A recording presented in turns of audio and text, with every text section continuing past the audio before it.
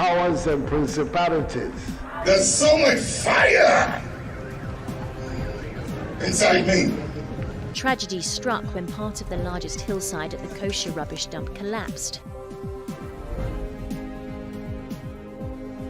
It's going to be fun to see how he goes about approaching this game.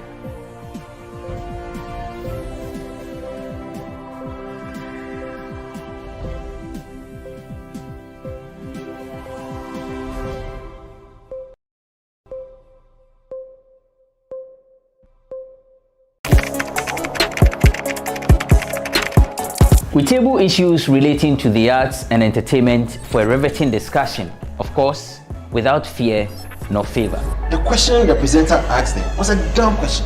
You need to speak the fact and move. Varied views. We agree to disagree. So I would disagree with everything you said. I think that he's a smart guy. I think what he did. No, but I also said he's a smart guy. Yeah. I guess that I'm waiting for the what next. Yeah, I don't think that we have to wait for what next. It sometimes gets confrontational, but that's the beauty of the game. Today you're denying funny face. It's not my brother. Today you're denying funny face. I don't know him. You don't know funny face. It's not my brother. You don't know funny face. It's a package. We meet, we sit, we dialogue, we learn, we progress. My name is Benefo Wabin Abrantepa, a proud blogger, and this is my forum.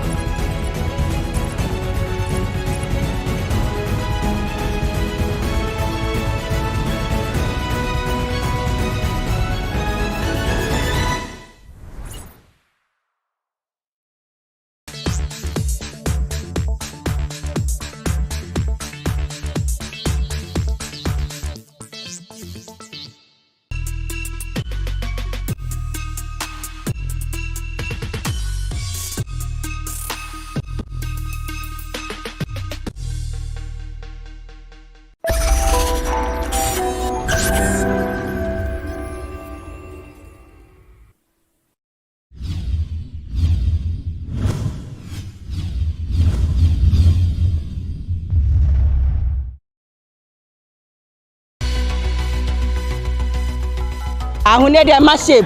Ama anointing so belima di ni hu kape na anointing aba. It differentiates between a man and a woman when they are in bed.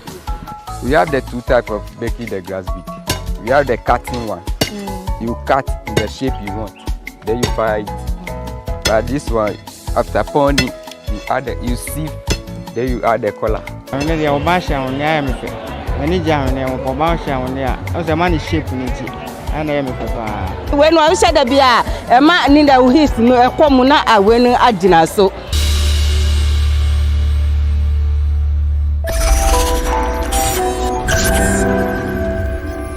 Lillian stayed on, not because she was stupid, but she stayed because of the children. If your boyfriend begins to beat you, or your girlfriend begins to nag and insult you right from the beginning of the relationship, please know that it will end in tears.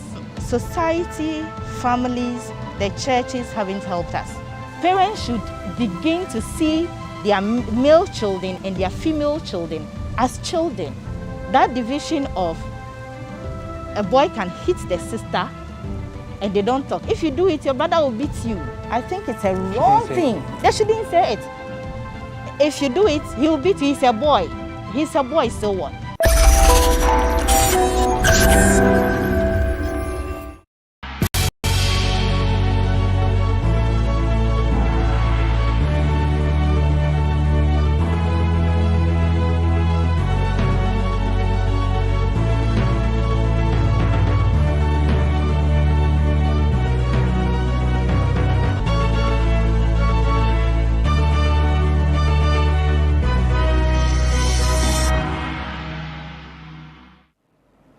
It's another edition of BizTech on GhanaWeb TV. And as usual, we are more than poised to keep you updated with the business news that made headlines during the week. And an exclusive interview with a professional shoemaker you wouldn't want to miss. My name is Na Oyokwote. This week on BizTech, my colleague Desmond Frimpong makes time with the brains behind Chaste Shoes, Daniel Odonko, who makes premium handmade leather product. Mr. Donko is passionate about the history of Ghanaian craftsmanship, hence his inspiration for quality shoes. Join the conversation with my colleague and the CEO of Chaste Shoes.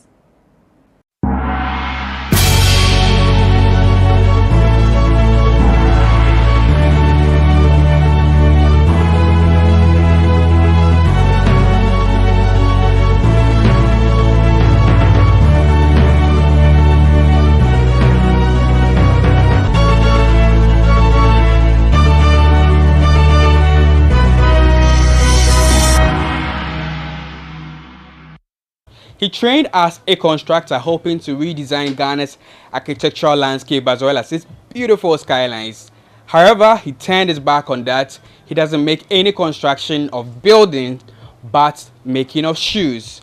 He's been able to build a brand that's pampering the feet of all social classes, especially the rich and famous. Today we meet Daniel Odonko, the CEO of Chaste Shoes. Come with me.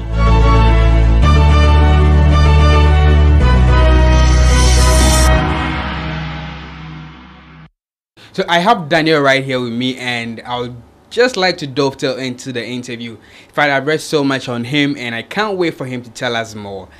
Daniel, I'm glad to have you on GhanaWeb TV. Thank you for having me. You know, even before I start this interview, there's something that struck me when I got in touch with you. And the fact that within the shortest possible time, we're able to book appointments and things were just running smooth. And today here we are speaking. I'm sure if this is how you relate with your clientele, and it's a really good boost for you. But let's start. How did you even find the niche, or how did you even get to think that, well, you know, shoes could be a great opportunity for me to explore as an entrepreneur? So I saw the opportunity, and I just ventured into it. I would say the role of an entrepreneur is to spot an opportunity and make it lucrative. So as young as I was, whilst I was studying in the university, I saw the opportunity, sold my laptop, and I put everything into it. Yeah. So I read on the internet that you did construction. Yeah. And I'm like, so right now, this guy is no more constructing a building for us. And now he's constructing things that we could put our feet in. And that's pretty much amazing. But that's quite a huge shift. Tell us about that.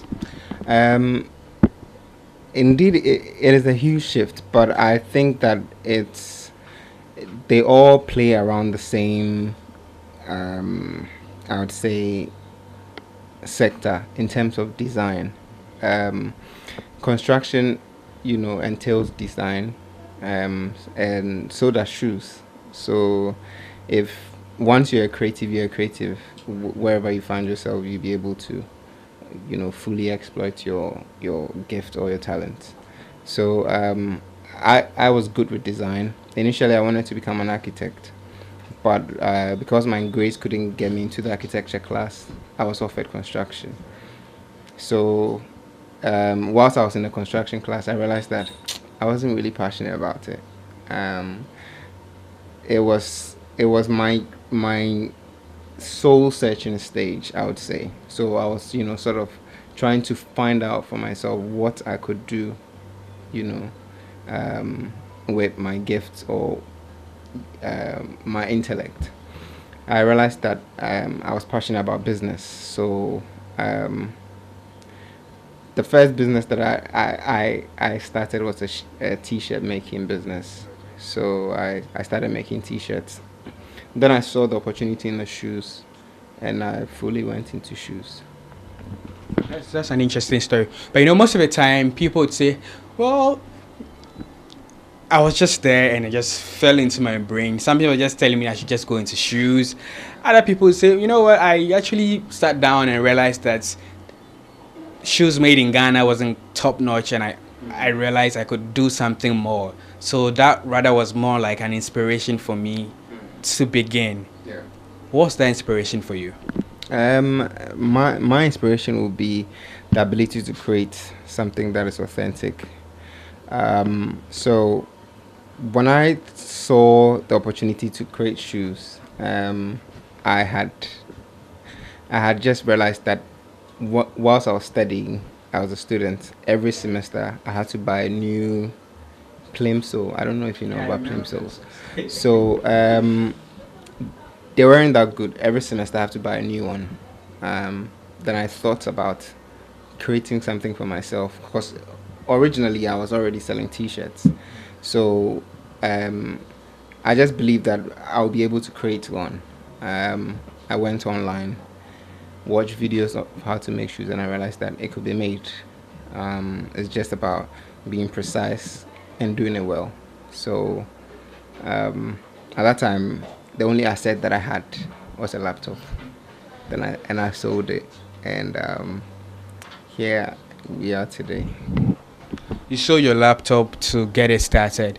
Sometimes too, I speak to a couple of entrepreneurs and they say, you know what, we made it, but at our first attempt or at our first try, we realized no, what we've made wasn't good enough, and then it makes them feel like giving up. Yeah. What was your own reaction when you made your first shoe? Did you like it? When I loved it. I loved it. But this was about 7 years ago. My first shoe, I was so much impressed with it. But today I wouldn't sell it because it's not. It doesn't meet the standard that we are currently producing. So with my first shoe, I loved it. Just being able to envision something in your mind and bringing it to life was the joy that I had. Yeah. Let's talk about another thing that a lot of people pretty much are interested. Pricing. How affordable are your shoes? It's affordable. Between 200 cedis to 500 cedis.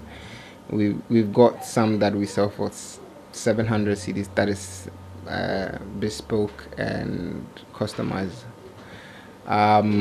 So if you do a conversion with $1, it's minimum $50 to $100. That's easy. It's not easy on the pockets of ordinary Ghanaians. That's why they say it is easy. We want to provide luxury at an affordable price for people. Most of the time when people are starting businesses, they talk about funding, capital, and has always been hell for a lot of people. It makes them even want to give up. Yeah. But how was it for you? It's the same. It's the same. I haven't had the opportunity to get huge funding by anyone. It's just friends and family and re-plugging back everything that we make back into the business. So that is how it's been from the beginning till now. Now we are opening up the business for investments. Let's say as an investor, I'll be really interested to knowing your production capacity, because before someone put the money in a business, they will want to know how many shoes are you able to produce in a day, a week, and your production targets and things like that. Can you walk us through your production capacity? I wouldn't want to give you exactly so that someone, I've already mentioned my price range. Someone will be calculating our money. So I can't give you specifics. Yes. But a few hundreds within a month. You know, sometimes people are doing great, they're producing a chunk of goods, but really, who is buying? So, as a producer, I would also, as an investor, these are areas of interest. Yeah. How's the market response to your produce, your products? Initially, we couldn't serve a lot of high-end people because of the misconception they had about made in Ghana products. But now we have people even coming to us to order for products for their weddings, for red carpet events, for work, you know, for special occasions, even as gifts, you know, because now people believe that if I'm able to purchase a shoe from Chaste, it is worthy to be a gift for someone. So now the reception is good, and it's growing, you know. Since we started producing majorly for men, now we produce at least flat shoes for women, and the reception it keeps growing, you know. I mean, Ghana is a big place, so we are still growing, you know, daily, weekly. So Ghana definitely is a big place, and you know, sometimes when you're also producing items, you may be thinking of global hitting the global markets as well. Do you export some of these products? Yeah, we do in other parts of the world, and we do export them. We've got a website where people buy from, so when you buy from our website, we ship it to you, and we use, you know, like the Ghana Post, we use DHL, you know, to ship to people. We've shipped, the furthest we've done is Australia.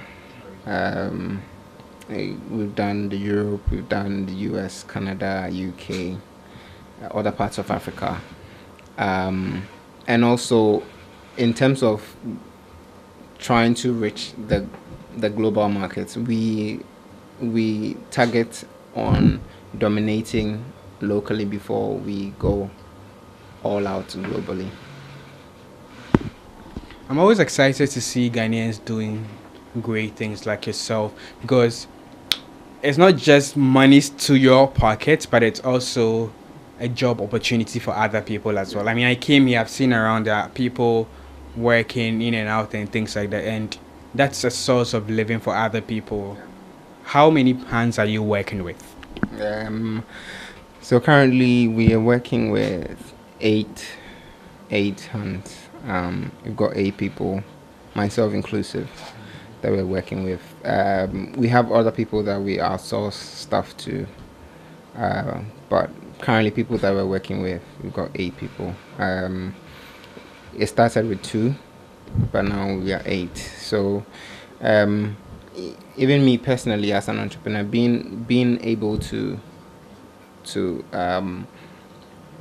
employ people gives me joy, because you know that at least there are lives that are dependent on you, and if you've been running a business over a period of time and you've been able to at least sustain the business and grow the numbers that you work with, you know, it's credit to you as a business owner.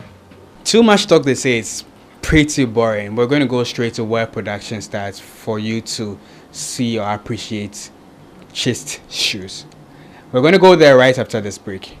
Don't go away.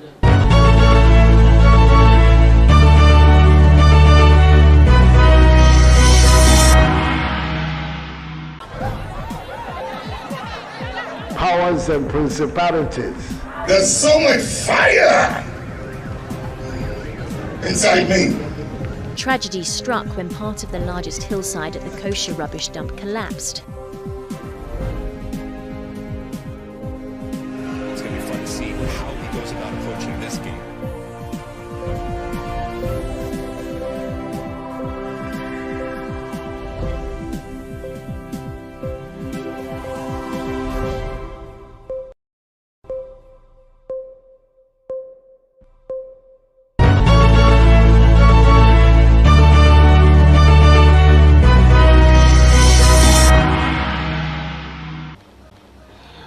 welcome back from that short break. So we are right here at the production center, and Daniel's going to take us through how the shoes are made from scratch to finish. Okay. So in terms of our operations, there's a man in charge? Yeah, there's a man in charge. So our operations manager, him being Prince. Prince will take you through what entails our production. So this is Prince, the biggest man in the production center. He's going to walk us through how Chaste Shoes are made. Welcome to GhanaWeb TV, Prince. Thank you so much. Before we get started, where do you even get your raw materials from? We outsource. We have our supply chain management from selected parts in the country and also from Europe. So about 50% of our materials are outsourced. The rest are actually used here with natural materials or natural things that make up the shoemaking process. And so we have materials such as velvets, leather, suede. We have croc. Yeah. So what's the first thing to do? So just as the velvet is, we usually pick a velvet, and then depending on the kind of shoe, say a loafer type, you want to make a loafer type, we have patterns which are available to make up a loafer type of shoe. So a velvet material is picked, and then we make sure that you trace out the pattern on the material. Are you able to do it now? Yeah. So there should be one. Yeah. So just so this is velvet. This is velvet. So this is the original makeup shape of the shoe, and so the pattern has been cut out on the material, and then some other materials added to it, and then glued, and then when again this is done, we take it to the stitching end. Okay. So that's the point where it is stitched according to the design of the shoe. So stitching takes quite a while because it has to be done with precision, and it has to be what we do is handmade. Okay. So it takes a lot of energy and effort and precision to make sure that the stitching is right. And then it adds up to the entire finishing process.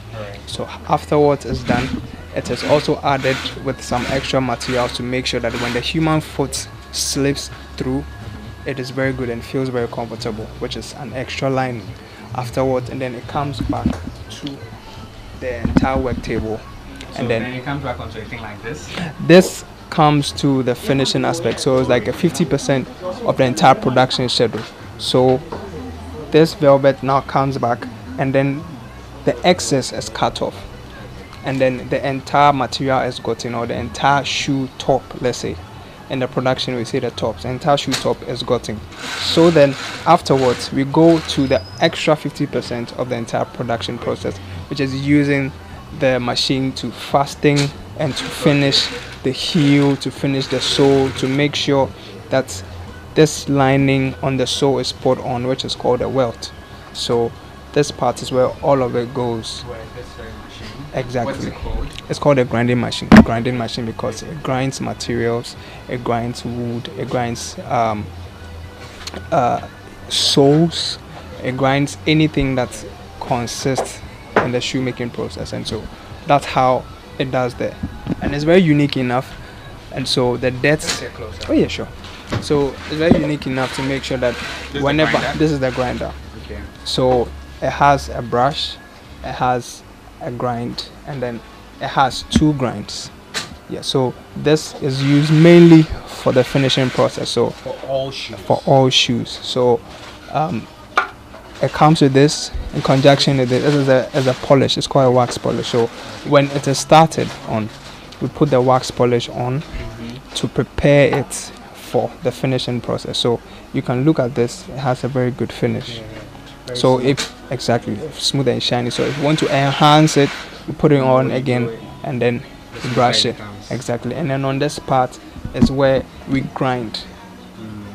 This part is where we grind. So with this, it has been shaved off to make sure that it picks the sole size.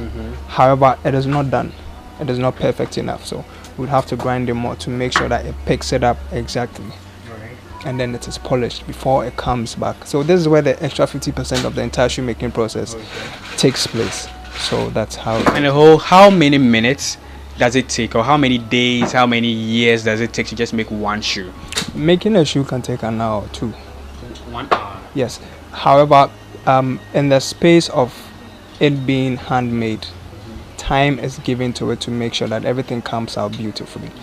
And these are equipment which fasten the process. These are equipment which fasten the process, and so a 50% of it could take about an hour, another 50% could take an extra hour. So roughly say 3 hours, we can get a shoe done completely. Okay, after getting the smoother here, going through that process to also make it finer or firmer, where do we go next? So it comes back to the work table, and then we start So it comes back to the work table, and then what was worked on from the stitching process is now placed on the shoe artifact. So the artifact is like the entire foot. We are imagining the foot of the consumer, they imagine the foot of the client. So it is put on, and then we start getting it together by the use of the glue. And then just as you can see here, we have started. It's in a continuation process to make sure that it is glued together to the shoe artifact, and then the hue is added onto it. So the latter part of it is the finishing process, to make sure that all the details, all the marks, which is possibly to even show, is cleaned. It is put in a very good condition to make sure that before it gets out to the consumer, it is meets up the standards, and it's so fine. Prince, you're the biggest man here in the production room. What's the vision of production? Let's say a year, 2, 3 years. You know, as a business, I'm sure there are certain things that you forecast. What is it? Firstly, we would like to be very productive, and so in our quest to be very productive and very responsive and increase real-time outputs, we have made sure that we are meeting the demand that is coming in head-on, and as a means to know or metric your growth as a business, and so also to make sure that the hands to make the shoes are a lot enough to meet the demand that's coming in, because our vision is to become the most preferred shoe brand from Africa. And so in that case, we have to make sure that we become a household name. Wherever the name Chaste goes, it is attached to the shoemaking brand that everyone would like to wear. And so in that case, we want to make sure that from Ghana, we liaise with other brands, or we liaise with other entities in different aspects of Africa to make sure that the business or the shoes reach everyone. Because if someone is in Tanzania should want to wear a shoe, it should be Chaste rather than wearing a Gucci. And so that is the aim within a space of a few years. And day in and day out, we are on the quest to be the biggest brand from Africa in terms of shoemaking. And so it is very possible to achieve that. Prince, thank you so much for walking us through the processes involved in coming out with an amazing shoe like what I'm holding. Thank you so much. You're welcome. Indeed, the lifestyle world can be somewhat lucrative, and it's evident in the work of Chaste Shoes. My name is Desmond Frimpong, and I did this for the Business Desk.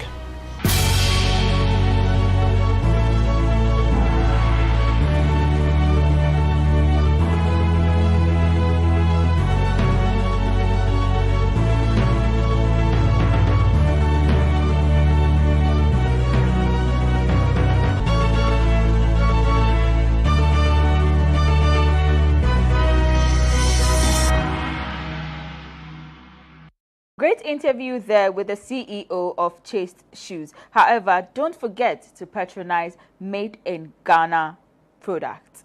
Anyways, our friend Jefferson Seniaja is on standby to assist us with some helpful internet tools.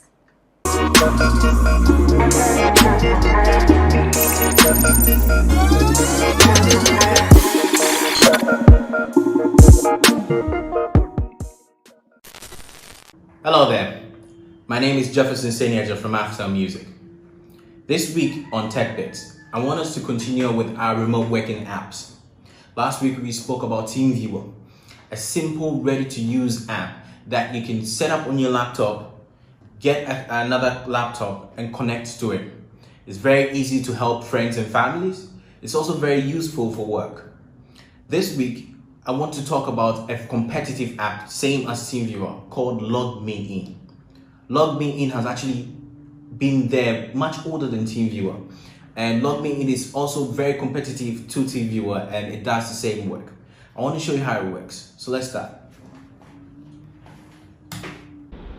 So, back on our drawing board, what we have is Log Me In. It's spelled exactly the way it's pronounced. That's Log Me In. And logmein.com is where you need to go. And this software company has been around for a couple of years now, and even much older than TeamViewer. And Log Me In is great for a lot of things, from collaboration, team collaborations, to remote access support, and as it says here, identity management. Their products have helped a lot of businesses around the world, and it's a great recommendation that we should all have a look at.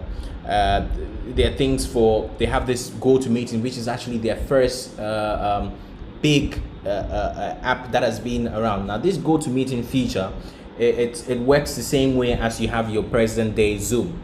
They have been in the game much even longer than Zoom, before Zoom even took over. But Log Me In is a great feature, and you can even download the software just like TeamViewer has. So they have GoToWebinar, GoToTraining, GoToRoom, Grasshopper, GoToConnect. So it's a great tool that I would really advise everyone to do. And they even have LastPass. LastPass is a software for password management. They've been around for a couple of years now. It's something that I will talk about in a different series of password management tools. So take note of that. Log Me In is a great advantage that you should all try out. For those of you that didn't actually enjoy TeamViewer, Log Me In will be the answer. Thanks. So that's it for this week. I hope you enjoyed the match of the remote working tools. I'll see you again next time. Bye for now.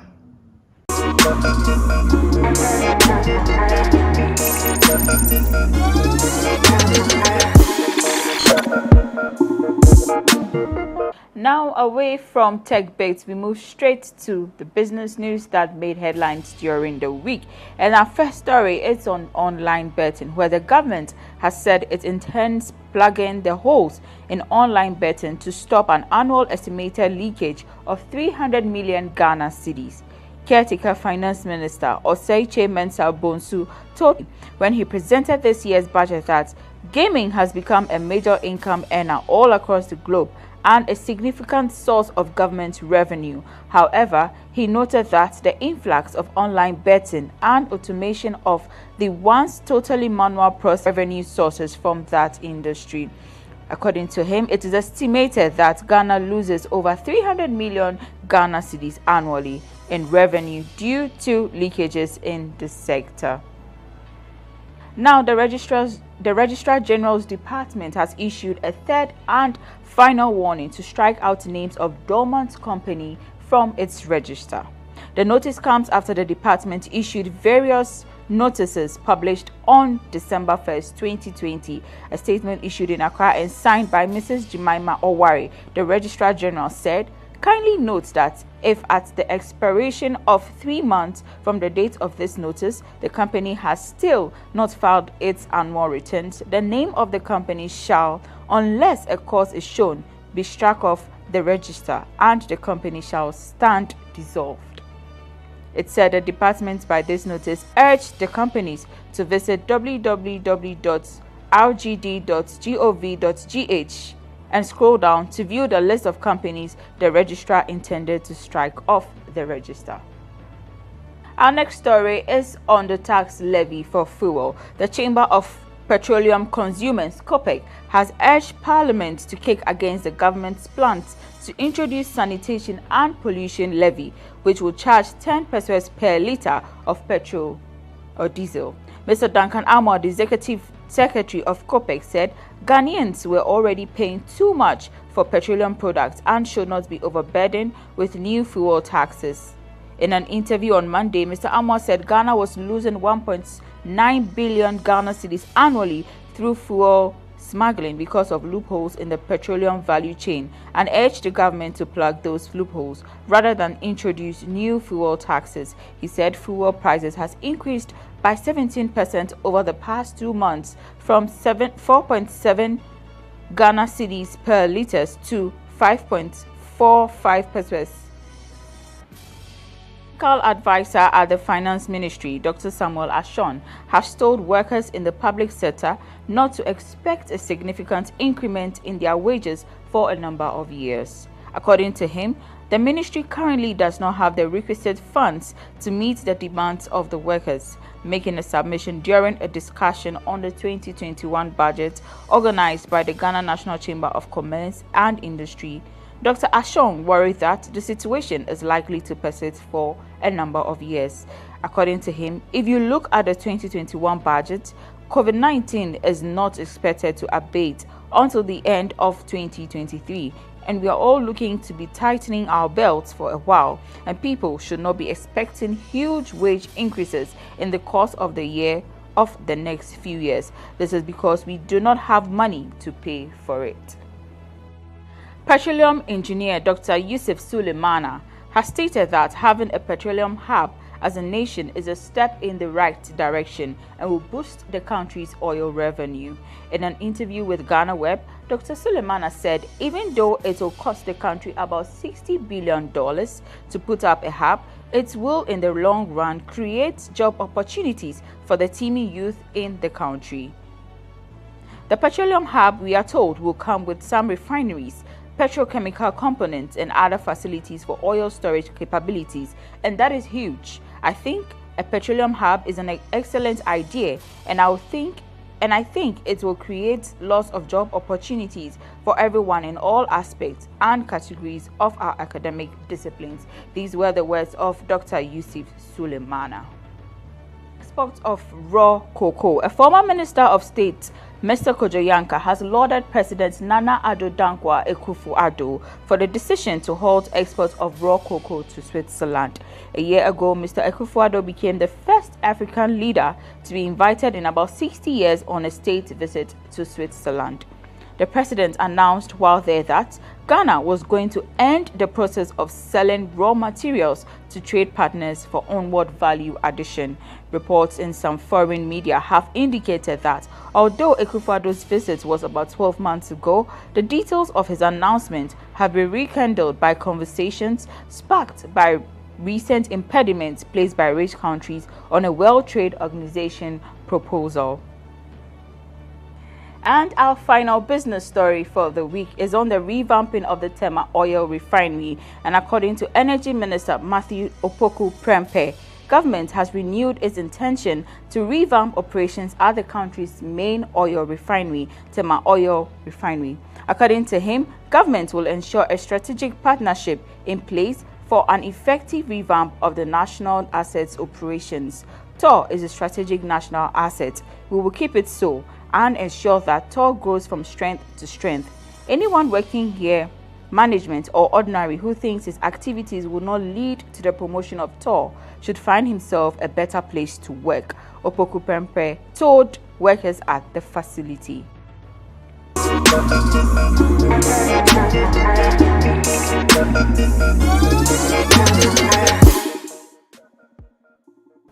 That's it for BizTech on GhanaWeb TV. Visit www.ghanaweb.com for more of our stories. Don't forget to subscribe to our YouTube channel, GhanaWeb TV. Also, get interactive with us on all our social media platforms, Facebook, Instagram, and Twitter. We are at the GhanaWeb.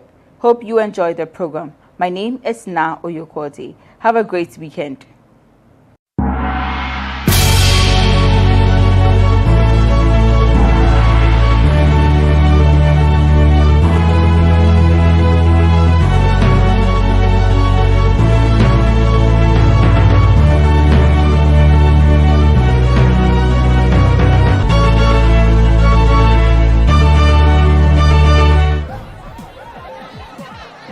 Powers and principalities. There's so much fire inside me. Tragedy struck when part of the largest hillside at the kosher rubbish dump collapsed.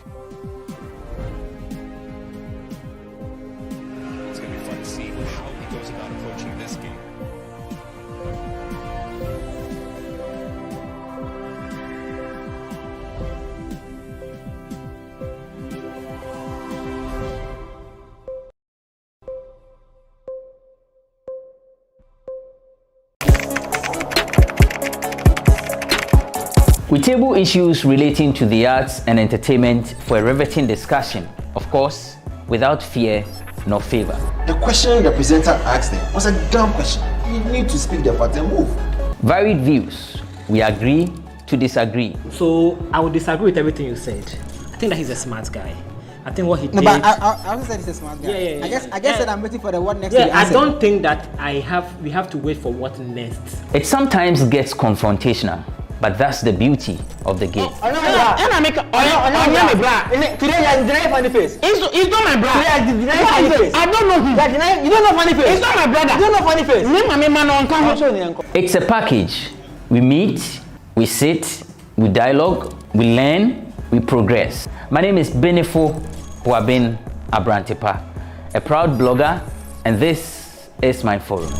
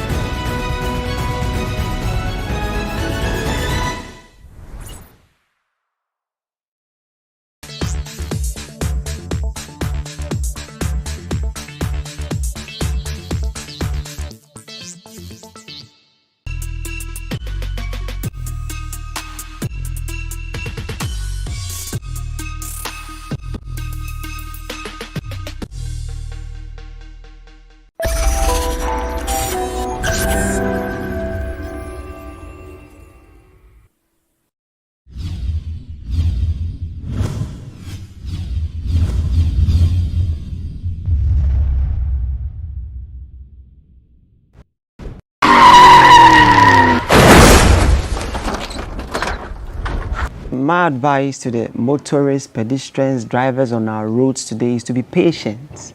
Patience. Even the Bible says, let patience have its perfect work, that you may be complete and perfect, lacking nothing. If you have patience on our road, be patient enough to cross the road when you're about to cross. Be patient enough when you're driving and you get to the zebra crossing. Be patient enough when you're using the motorbike, when you get to the traffic light. Be patient. Be patient on the motorway. When we are patient like that, we'll get to our destination safely and we will lack nothing. No soul will be lost. No life will be lost.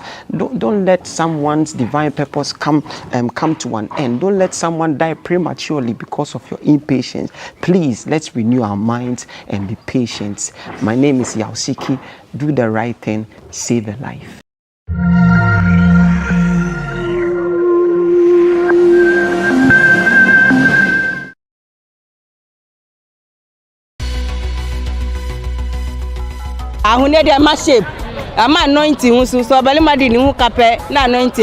It differentiates between a man and a woman when they are in bed. We have the two types of baking the grass bead. We have the cutting one. You cut in the shape you want, then you fry it. But this one, after pounding, you sieve, then you add the color.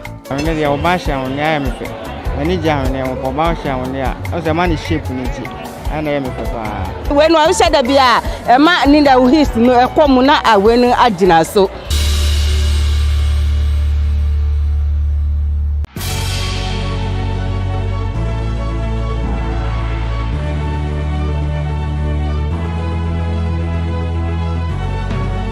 From the dawn of time, people have engaged in several businesses. With the onset of technology and innovation, life has relatively been made easier. By using debit or credit cards, mobile banking. Thank you. And your favorite, mobile money? Tech has indeed married business. On BizTech, we spend time with faces behind known and upcoming businesses in the country. Learn more about the new technologies and innovation, as well as find out about the trending issues in the world of business. Join us as we serve you with a variety of compelling interviews, projects, and others right here on GhanaWeb TV.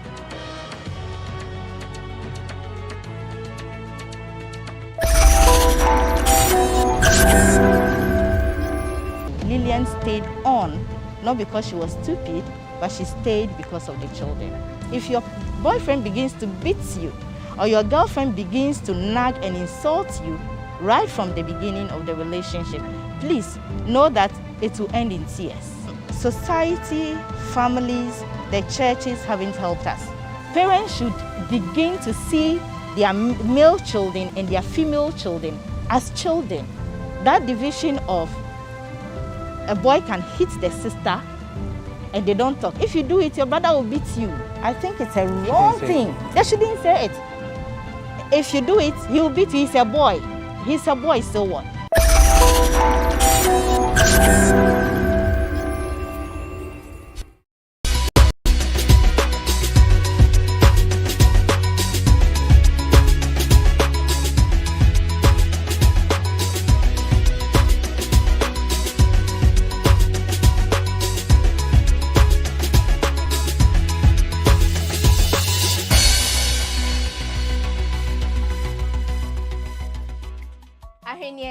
That's how it's called in the Akan language. For Ewes, they call it Jonu. In Ga, it's known as Ashino. And here in Somanya, they call it Moy. So some people use it as a spiritual totem. Others use it during special festivals or for cultural display. Ladies would usually use this around their waist as an adornment. And for some people, it's just a fashion statement. So today we are looking at bead making and everything that goes into it from start to finish. Thank you for joining us in this edition of People and Places. My name is Wanda Amihagan. You can see some young men behind me working hard. That is the start of a whole process we are going to go into right after this break. Welcome aboard.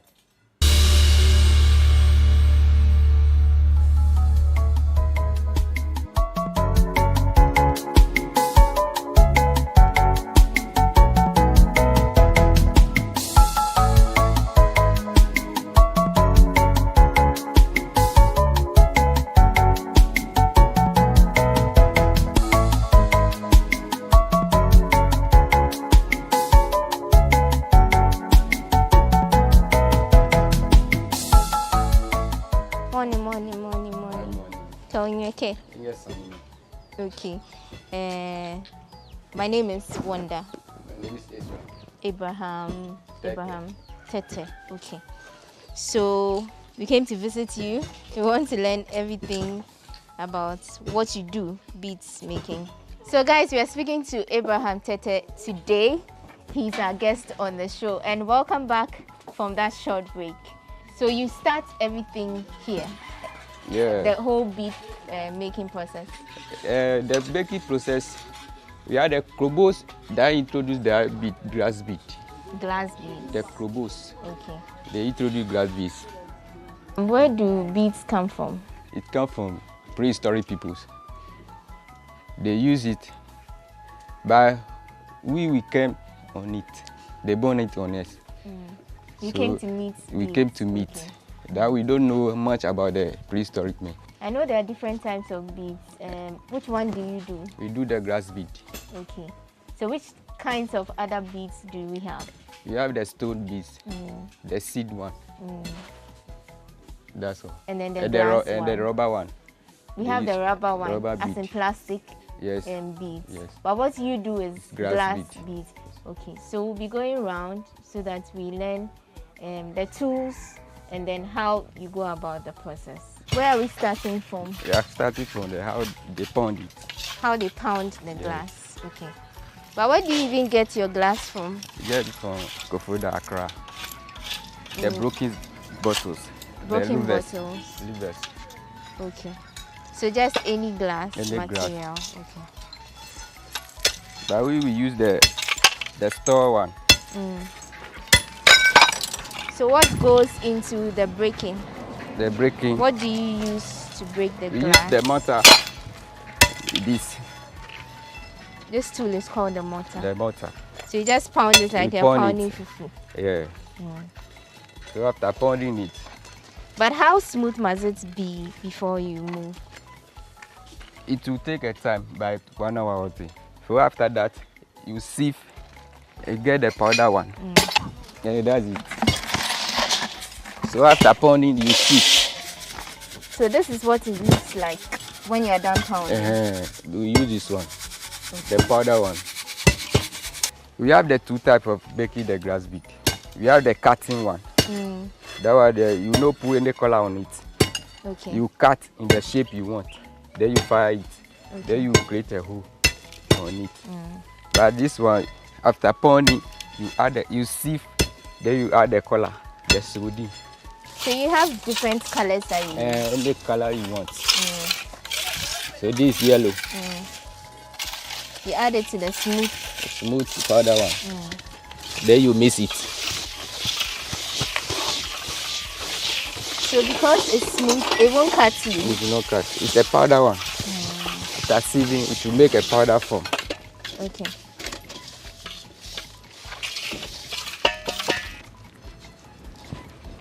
Additional, we finish.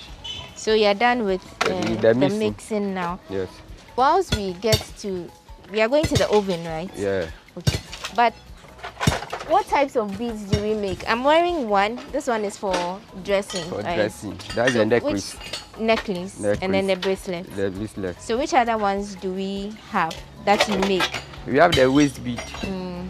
The smaller one. The smaller one. That one there is the white man who do it.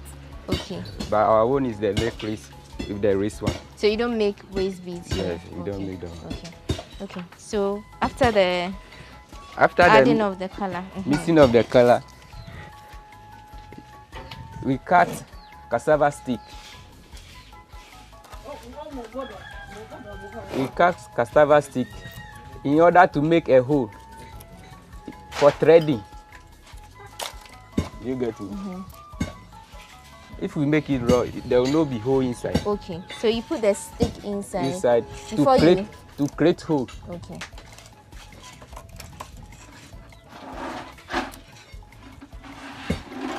What is this thing called, by the way? It's the mold. Okay. But you use clay. So you do it yourself or you buy it? Ourselves, we You do do it. it yourself. So you use clay to mold and then you put the holes in inside. yourself. So after cutting the cassava stick, then you pour the powder into it. Oh, okay.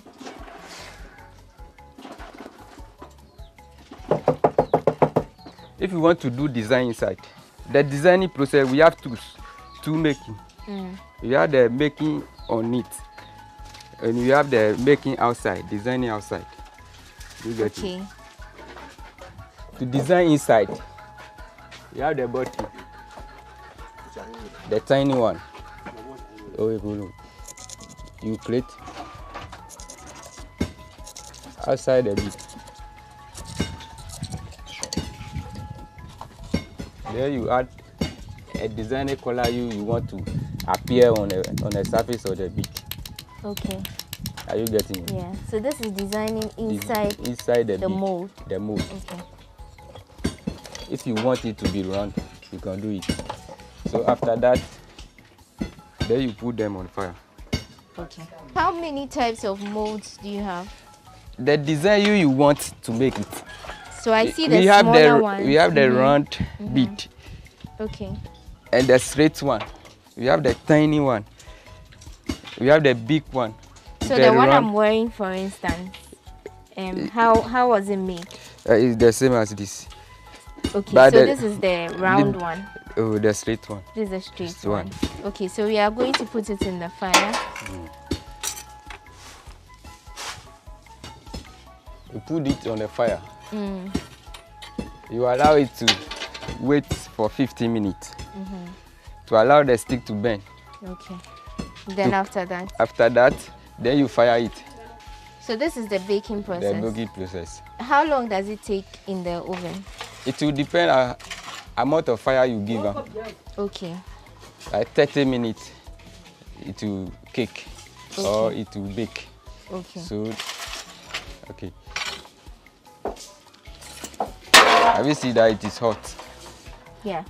And it has formed a color, a shape. Yes. So after this thought, it will be like a melting.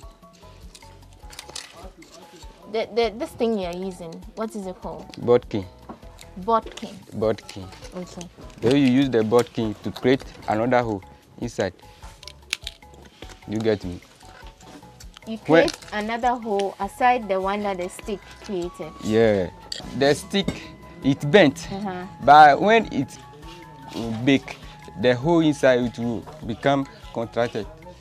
Like it will come together or smaller so shape. So you have to expand it. That's why you use the bodkin. Okay. To make another hole or to expand the hole inside. And then you press it. You press it. The pressing, this one we want it to be round. That's why we press it. So if you want it to be straight, you just leave it like that. You leave it like that. Okay. So Abraham, let's hold it here and take a quick break. We've been learning about the bead making process. He's taking us through a number of steps already. There's still more to come, and then we'll be having a conversation about who buys what, how expensive or lucrative this business is. We'll be right back. Do stay.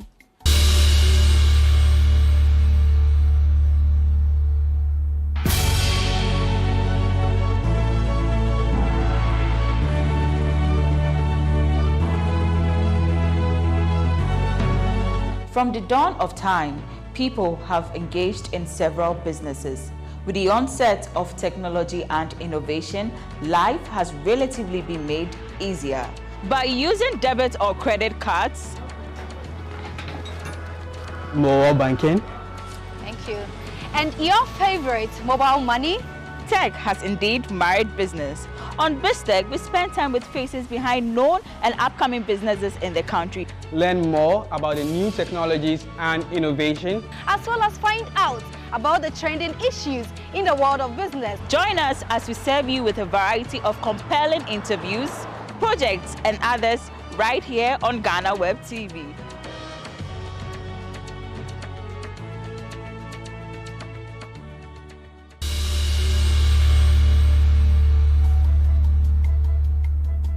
Welcome back from that break. Thank you for staying with us. We are at Abraham's workshop here in Sumenya, and we are learning all about bead making and the whole process, how we get our beautiful beads. This is still people and places. So I see a lot of fire. You mentioned baking. Doesn't it hurt you? There's smoke and the fire and everything. It's hurt by the protection of God. But it's all good. So how long have you been doing this, for example? 25 years now. 25 years with fire? Yes. Are you married? Let me just ask. Yeah, I'm married. Okay. Doesn't it affect your health in any way? Yeah, it doesn't affect. It doesn't affect your health in any way at all. So you have children? Yes. Okay, that's great. So before the break, you were talking about baking and then cooling. Cooling. So the cooling will take about how many minutes? 30 minutes to 40. And then after that? You remove them for it to work. Sorry, before you go, you don't. This one, this equipment. It's a bar. What is it called? A bar. A bar. What you use to pick the bead. Can I try one? Yeah.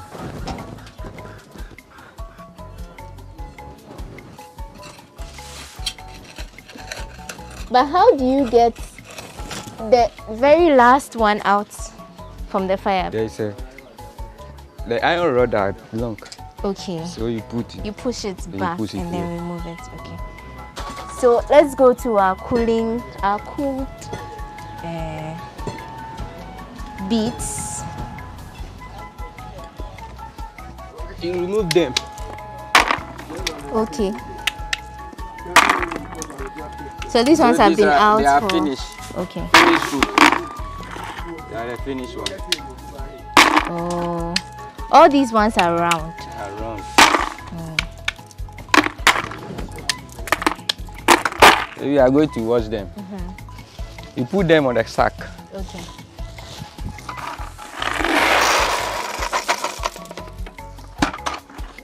Then you add sand. Sand. Sand. Why? Why are we adding To remove sand? the white. Have you seen that there is a white clay kaolin? Yeah, the clay. the clay We have the particles. kaolin, the white clay. We use on the mold. Okay.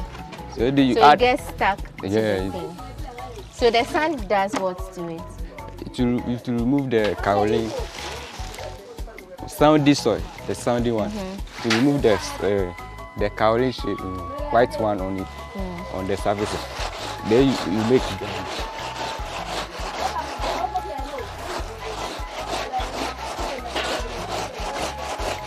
I see. So the sand you put inside will wash the. You wash the white clay off. on the surface. Okay. You finish the washing. Have you seen that there's no whitish So the clay? sand. The sun remove everything on it. So these beads, for example, were used. The yellow color was used. Yes. For This is the good one. gold. Good. Okay. So from the From the- rinsing part, we are going to do what? Threading. Threading. Okay. So do you like have somebody who does everything, or you do everything? Like, Someone who do you thread. have team members? We have. So someone who pound the glass. Yes. Somebody who Thread. Someone. thread. Somebody who fire it. mold. Okay. Yes.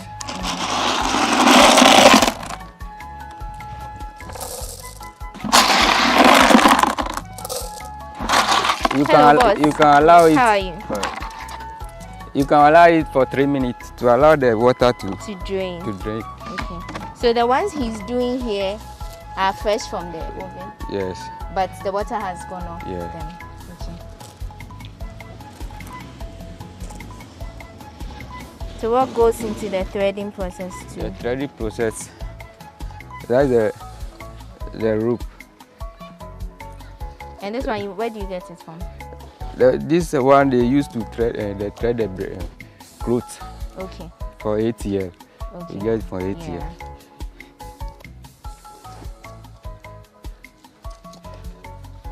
Then you thread it. Yeah, what are you using to thread it? Copper. Okay. Okay. This is the stick we use is the one who create the hole inside. The cassava stick. Have you seen that there is a hole inside? Okay, but whilst you are threading, let's have a conversation. What kind of beads do people come to buy here, and what do they use it for? Which kind of people do you have coming here to buy your beads? We have some, they come from who? Away people. They love this one. Okay. And this. We call this one Zagba. Zagba. What does it mean? I don't know about it. But which language is it? Maybe the Away people, their language, Zagba. So they this come one. here, the Ewe people come here to buy. Buy it. Aside them, aside the Ewes. The Fonty. The accounts. Okay. We have the market at Kofuda, Galaway. So you sell in wholesale. Wholesale. So what you are doing, for example, is how much? It's 5 CD. For the bracelet? Yes. So one bracelet like this? 5 CD. 5 CDs. And then this, the necklaces? It's 10 CD. 10 cedis. So how often are you able to sell the beads you make? It's amount how you are about to produce, you can sell. If you go to the market, some order you, they can order you to make it. And some also, we go for the market, we display it. If you come there, you select the one you want. So you take your beads to the market? To the market. Which market? GhanaWeb, we have the park there, a market there. Some at Agomenya, some at Mokola, Accra. Go there. So you have people come and buy and send it there. Send it. But do you have foreigners we have buying?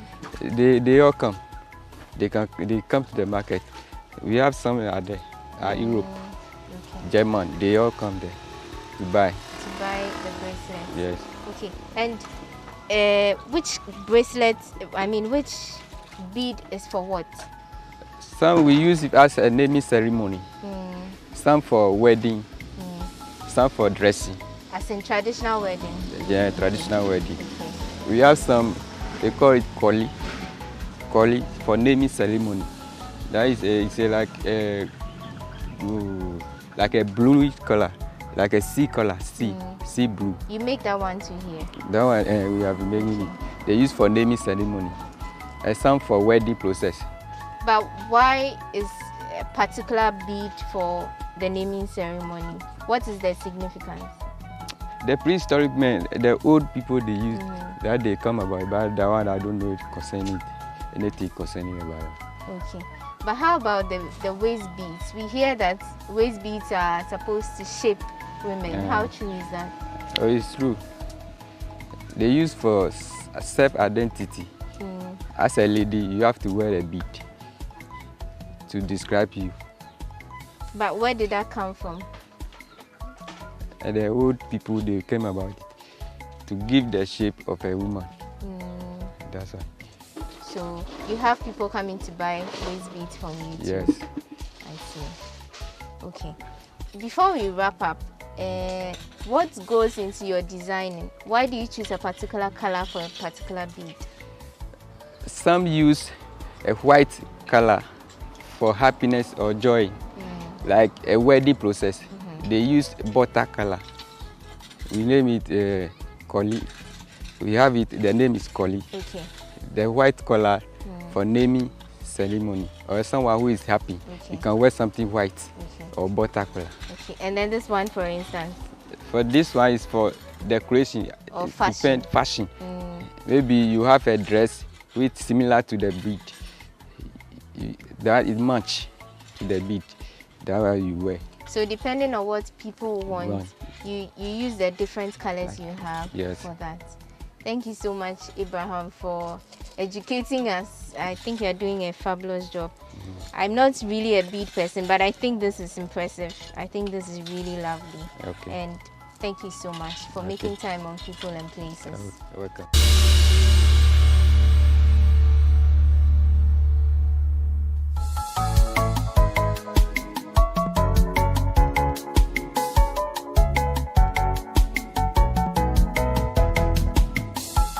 Welcome back. This is still People and Places. The conversation continues, but we want to look at the subject from all angles. And so we are at the heart of Accra, specifically at the Mokola market, and we want to speak to some traders who major in bead selling. We want to find out how business goes and which kind of people come to them to patronize beads. We will be starting with Madam Grace Tete. Good morning, ma. Good morning. Let's say. Mpacho ye. Mfiahi ena waton ahwenie no. Oh, ya ton more than 20 years. Dinti na uchisu say, nyama bebre wo hwa obetimi aton. Dinti na uchisu say obeton ahwenie. Na ni mi mami ni first born. Onu na oton ahwenie. Enti oton ye no, onu ye hu say market ni e good. Enti ye nyina yes, so Muse Beye, and Tia Buswan for Bibri, a motor ahunier. Kofo Bensa and a yaw motor ahunier. Oh, ahunier dear, no pabibri, Obia, or no more any day ahunier, any home fast one, or motopa, ahunier de topa, min candada. Impanifo che obia yawu enge obele makrapo yawu nngre ko yamu ye che ni na toma enti obia tumi che usha wa wu krapo wu dampa kusakra ye sha wu beats type bensa na wo ewa han ya ni na beat ya wa no different ya wa titidie ti say anu ya titidie ni na ya ye fa ni Krista no first na Krista no mba ni titidie no na ewo ho no obia tumi shebi pankasa ahuni papa we ne bo din say new ones no more aba no say dia ni na we mu bo titidie no bon ni bo anya din but we mu no ayeti say ni the China for die anu ani na ya di free amanom ni na ya di ba Krista no na ewo mu no anu na ni bo ya din na yeto na ye di ahuna kakra bia frame na ye di ye enti we mu no ababawa fo no na premanfo no omo na mo pepa ti say nu 7 cedi no pa kun pa wo cho ahun no se onis ko betimi ade ama no 5 cedi ye ton wa hanu ebi wo 15 obi wo 10 but wo ko shopping mall mo crap mo ton 20 Ghana obi ai ni prices if ade ni efe no obi a nso ani ni design or the yanti design no na ema prices ni we mo ye de to ye waist o ni ye de to ye komu o ni ye de to ye nsema na ti say cry ye 9 there ya ye ni 9 there na obet anklet we nso ye de to nsa we mu ye nsa there but ma sha ni bebre ye de to nsa engagement for wedding for so they are memory and person dress omu use say no ma dressing fefe white no so ni le obi a waka baby mo na egbo am here na me ka wo hale ene ke abanya ke ye betumi di bia ahye ni nsane ha na ha ye betumi di bi nso ahye ni nantuo wenu omu di she omu ta di she efun o to we na wo di ahye ni ha na wa to we mu bi tituano we mu bi onu so na wo di aka ho na wa to we nsu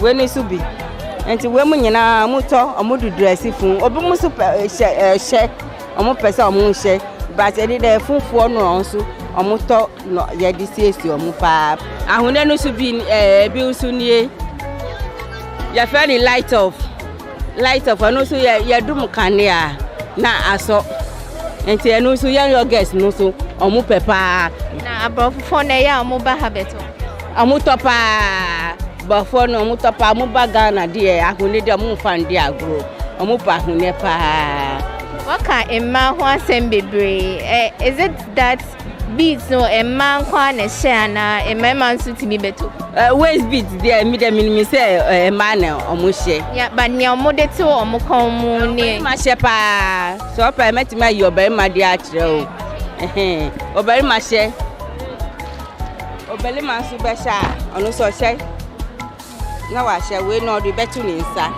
nti obe share fine we ni ya ni kente form enti tuma bia o di be shabia na ni no di no ko ni nsa we ye be ma de na obele ma de no mu ye du kakra che oba de we ni sudodo enti e ba de na ya ye no nkuma kakra di amom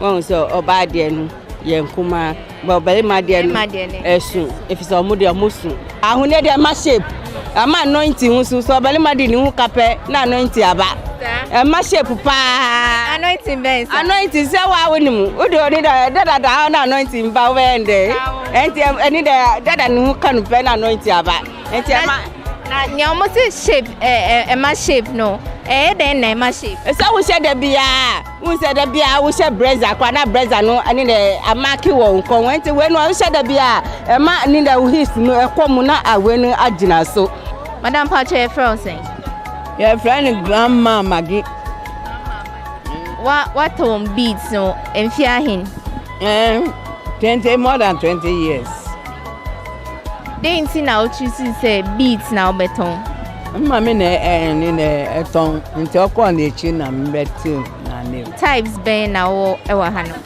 Me wo ekon die. We say friend na ade agba. We no ye friend no one symmetry. Yen kran for ye friend no modwe. We no life die. We no ye titi die. What as we no nyayo. Okay, yeah, influence. Okay, yeah, inflow. We no better. Any amount see engagements. Business na yeah, causing. Business there in and off. We do a whole year. It is so and yet now to meet my fee. Say Uba. Nyamana yeah, okofa fihi. Nyamani yaji brain. Come in your fee comfortably. Amoye wo ekwase nti adwa danu no mo jaba Confodia market wo yes aketu aba beats ne doso e wa hanum but type ben pa na nkofo etato amo to shiny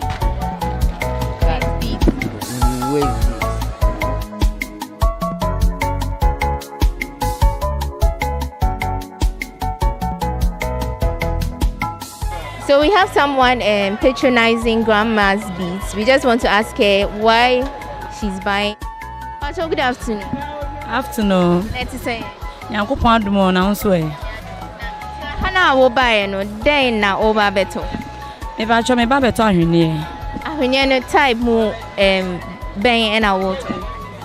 Ade agba. Wo de koye den ti na wo to. Me ba cho me mani se Friday Nyankopon ya aduma mo ye culture bi o school mu nti na mo pese o mu siesie o mo ho te se o mo krom traditional went no mento ahwene ne ne man femre no. We have a gentleman interestingly buying one of the beads and we want to engage him a little. Let's say. Your friend saying? I'm a bright watching. It's bright. Oh better din na anka se ahwene de emadio. I will never me fit. Well, bound why I'm fit. Me person, me or na me so or shy I am fit. And me person me turn the one. Into all better be a mawere. Okay. Type bensa na water. Me pet type I correct. Calabia different calabia. We are at the shop of Auntie Harriet. She has a wide variety of beads, local, foreign, and there's a lot here. We want to engage her and find out how business is going and everything she knows about what she sells. Good afternoon, ma'am. How are you doing? By God's grace, I'm fine. How long have you been selling beads? For the past 30 years, I've been in this business. 30 years? That's a lot of years. Okay, what actually convinced you? I mean, there are a lot of other businesses. Why beads?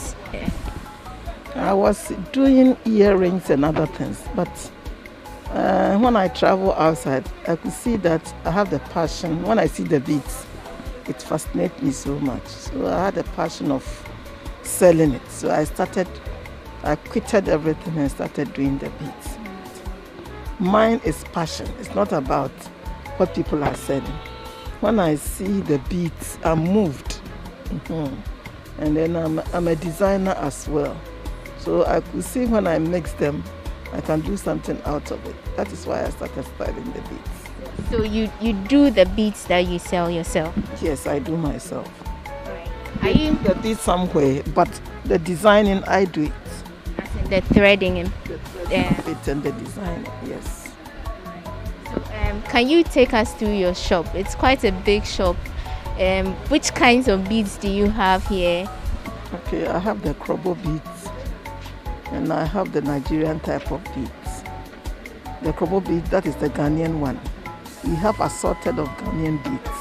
We have that of the Eves and some from that is the one from the Volta region. And then we have the one from Somenya, the eastern part of Ghana. And then we have some other places. We have the northern type. The northerners have their type of beads. Yes, I'm selling all, and I have the Indian beads as well.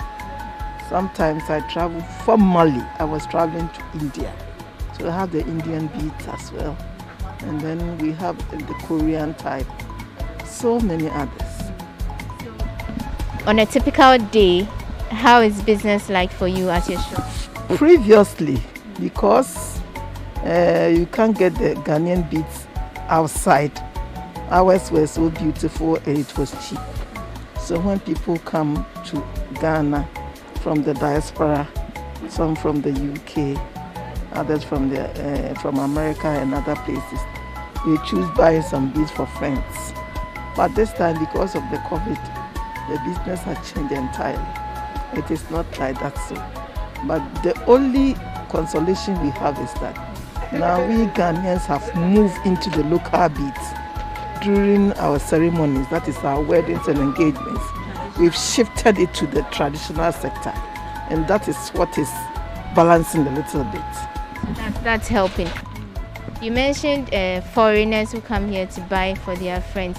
When people come to the shop, how do they describe what they want and what kind of beads? They see the beads, they like it. Our kente goes with the beads. So they choose to buy some of the kentes and then the local design beads. And somehow it depends on how you design it too. If you are artistic, you can combine the colors and it will be more of attractive. So they choose to buy the beads and then it's not expensive too. When people come here, they tell you, maybe I want beads for my neck and my hands, or I want waist beads. Just want, what do I say, some souvenirs for friends to show that I've been in Africa. So you recommend? Sometimes I recommend, sometimes they know what they are about. About 5 years coming down the line, these hand beads for men and women have been more of what people like. So just buying one bead for the hand, I think will not cost too much and will not give you any traveling, what do I say, weight or something when it comes to flying. So they choose to buy the beads because it's handy. So, would you by chance know the significance of some of the different types of beads you have here? Waist beads, it's for a different purpose. You see, from this side to this side is the waist beads. And these waist beads, you know, for those days, past days gone, our mothers used to use it as like a type of scale that they can determine whether you are increasing weight or you are below weight or something. So it has been the system, but because of the colorful touch that are coming, people are patronizing more. And this now they are even taking it outside. Yes, they sometimes wear it even on the dresses. It's not under, yes. After they finish wearing their dress, they put it on to showcase some sort of something like belt or something. When the man sees it, it attracts them, you know. So it makes a woman, it differentiates between a man and a woman when they are in bed. It shows who is the woman and then it shows who is the man, because normally it's being worn by women. But do you have men coming here to buy beads? A lot of them. The hand one, for instance, that is what I told her since about 5 years ago. It has been a system for men putting on beads. Almost every young man, you see, will put some beads with some brass inside. So it is the fashion of the day. That is what I can say. How would you sell beads out to people out there? As someone who sells beads, what would you say to get people to patronize more? I can see ever since they started wearing the beads for engagements and weddings, it's colorful. It makes the whole thing nice. Previously, it were only these pin mothers who used to use it. But now, because of the change, now everybody is a queen mother. You can dress it anyhow, and it's very nice. When people from outside sees it, they like it. It's attractive. It's nice. It portrays our culture. Exactly. Portrays our culture. Just before I end with you, you mentioned that you design the beads. Can you just take us through a typical? I see my sister here. My daughter threading it. Beading.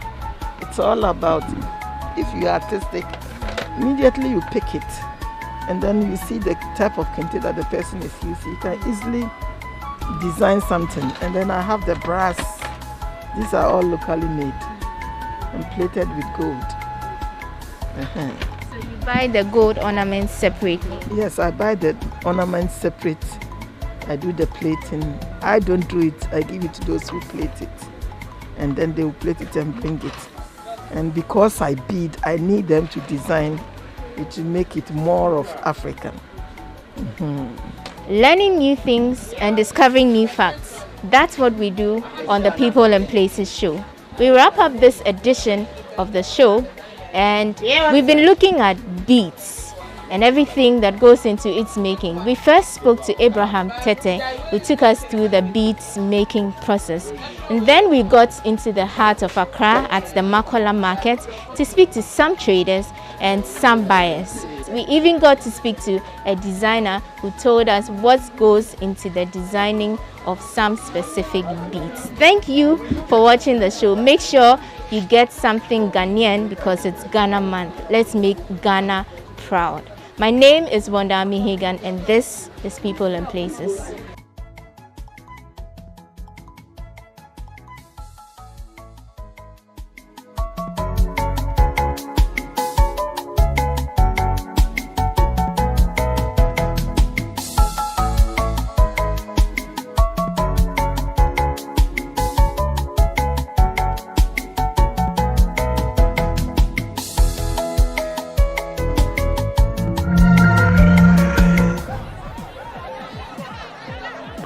And principalities. There's so much fire inside me. Tragedy struck when part of the largest hillside at the kosher rubbish dump collapsed. It's going to be fun to see how he goes about approaching this game.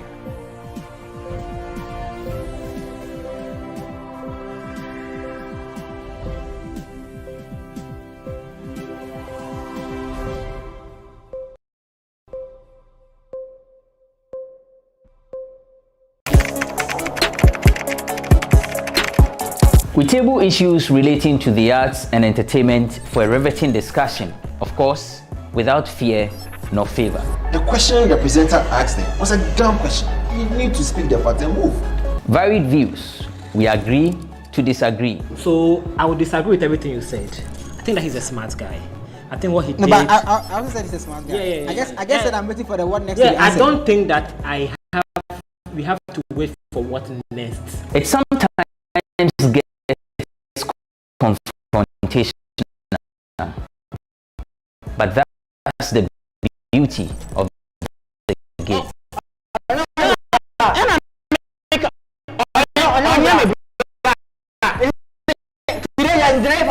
It's not my brother. I don't know. You don't know funny face. It's not my brother. You don't know funny face. It's a package. We meet, we sit, we dialogue, we learn, we progress. My name is Benefu Abrantepa, a proud blogger, and this is my forum.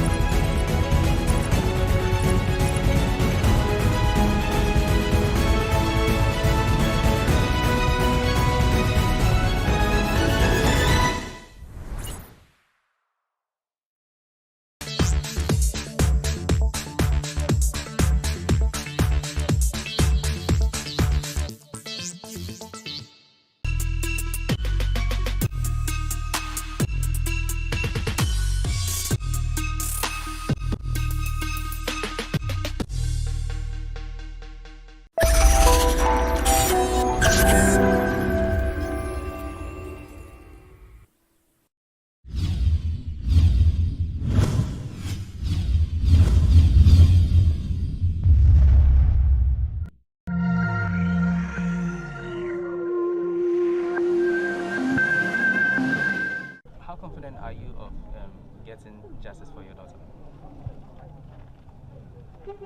I'm believing God that justice will be served. That's all I will say. We see that there's been a lot of support in various forms of the media. Yes. What do you make of it, and how is everything panning out for you? I guess the reason there's so much support is because domestic violence is condemnable anywhere, any day. Shouldn't happen.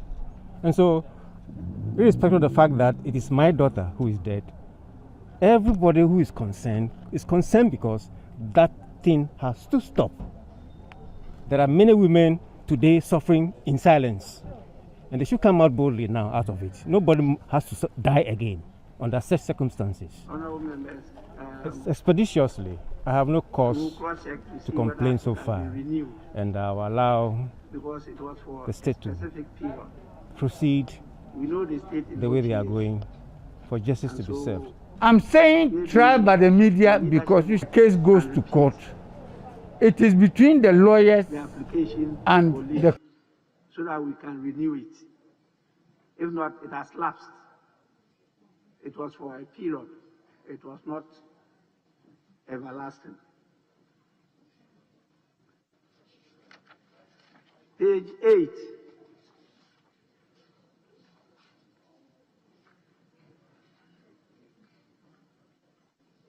Page 9. Yes, Honorable Blackwa. Thank you very much, Right Honourable Speaker. Right Honourable Speaker, please, the fourth paragraph of item number 6 at page 9, the last line, the word article is missing. Article 1242 of the Constitution. As Table office, take note. Page 10.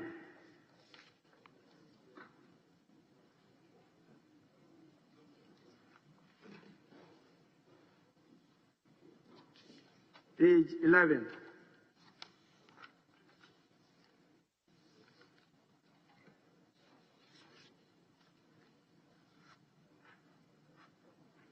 Page 12. Yes, Honorable Fojo. Thank you, Right Honourable Speaker. On page 12, item number 4, under paragraph 2, my surname has been spelled wrongly. The right rendition is on page 8, item number 18. Thank you. Table office, take note. Item 2, Roman number 4. Reference name. The same name is wrongly spelled. Fojo is wrongly spelled. Page 13. Yes, Honorable Blackwell. Please, Right Honourable Speaker, item number XX. Our colleague at the Ministry of Foreign Affairs and Regional Integration, the name is Joshua, Mr. Joshua Jomina Ajekum. So it should be captured accurately. Thank you, Mr. Speaker. Table office, kindly take note. Page 14.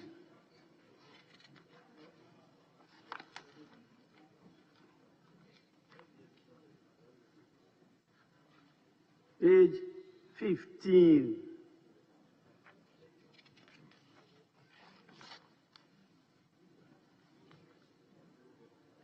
Page 16.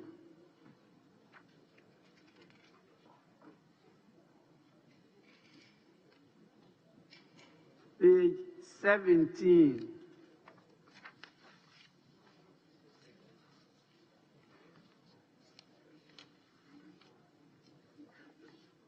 Page 18. Honourable Member, are you up on your feet? Yes? Yes. Honourable Speaker, please, sorry to take you back a bit on page number 10. Item. Honourable Member, kindly approach the table office with that correction. Okay, thank you. Page 18.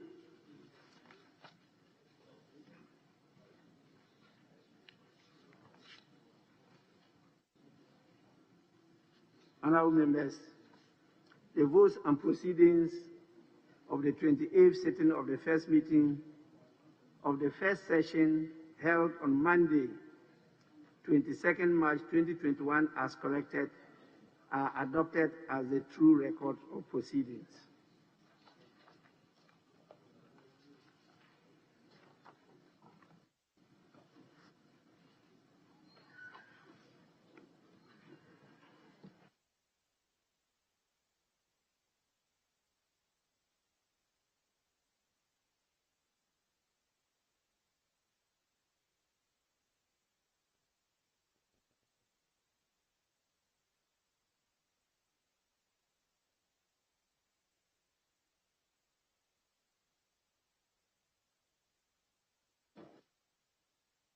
Honorable members, official report.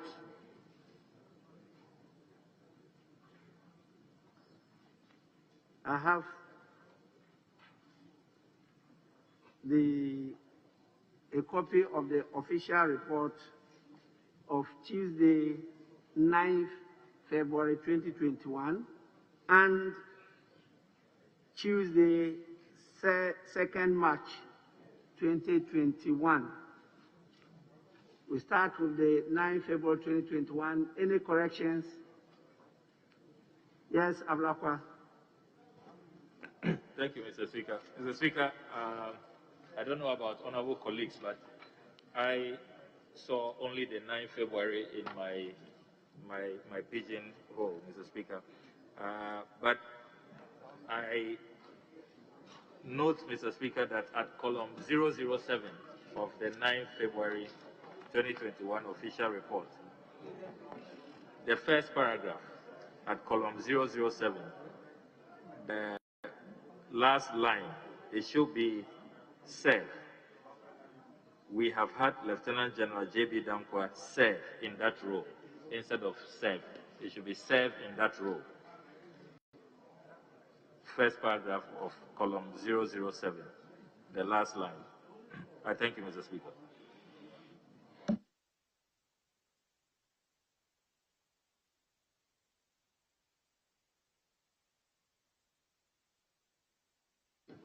Table office, I'm sure you got the correction. It's not past tense, no. Serve. Any other correction?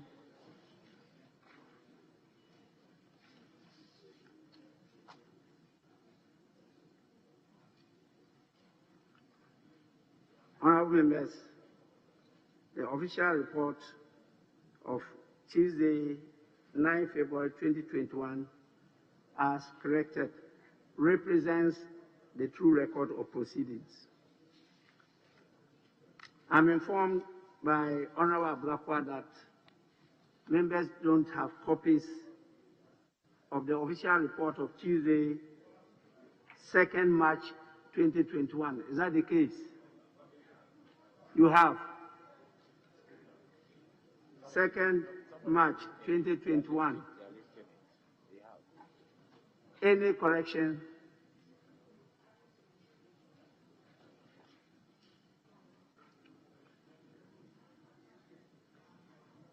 Honorable members, in the absence of any corrections, the official report of Tuesday, 2nd March 2021 is hereby adopted as the true record of proceedings.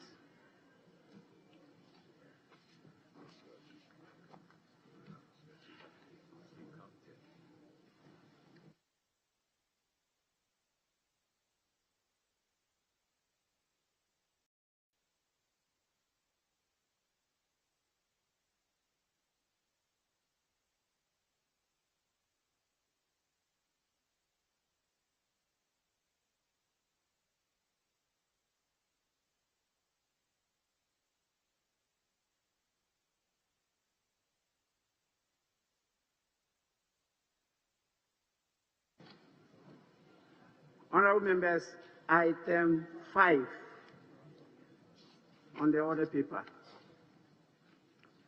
At the commencement of public business, item 5. Yes, Honorable Majority Chief Whip. Speaker, thank you.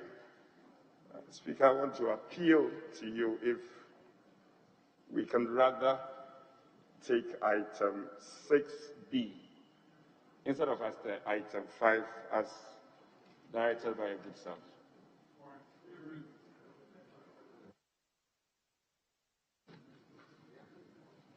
Honorable Member, the reason for that,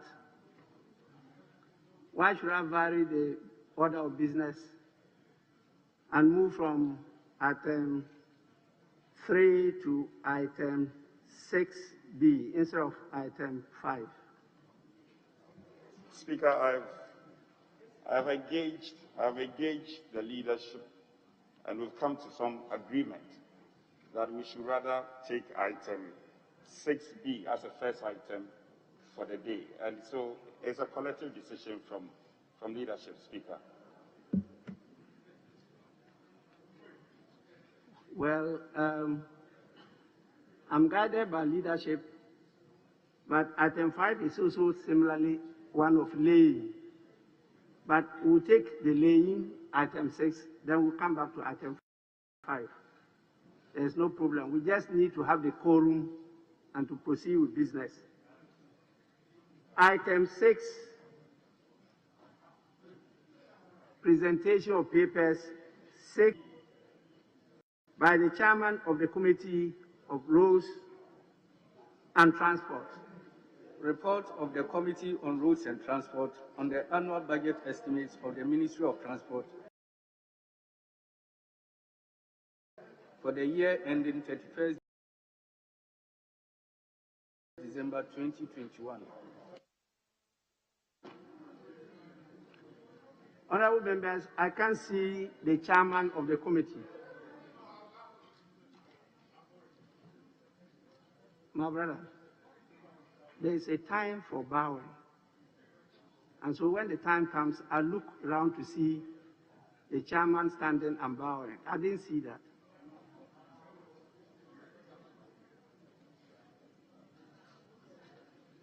Honorable members, the report has been laid accordingly and is for distribution to members of the House.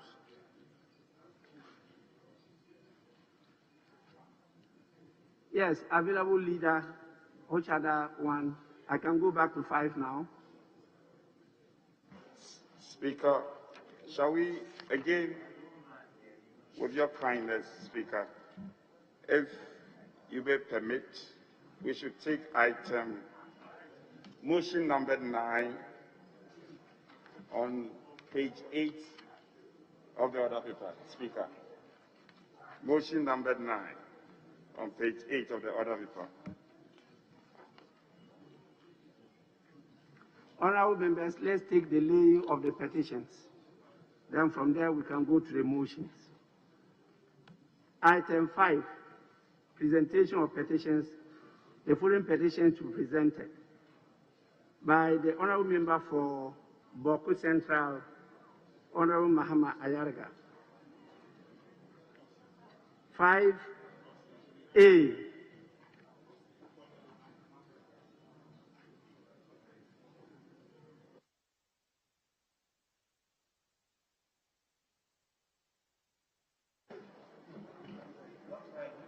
Thank you very much, Mr. Speaker. Mr. Speaker, pursuant to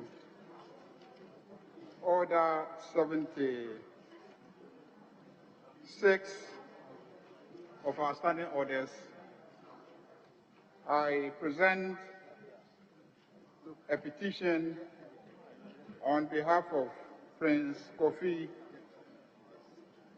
Amuabeng, Mr. Speaker.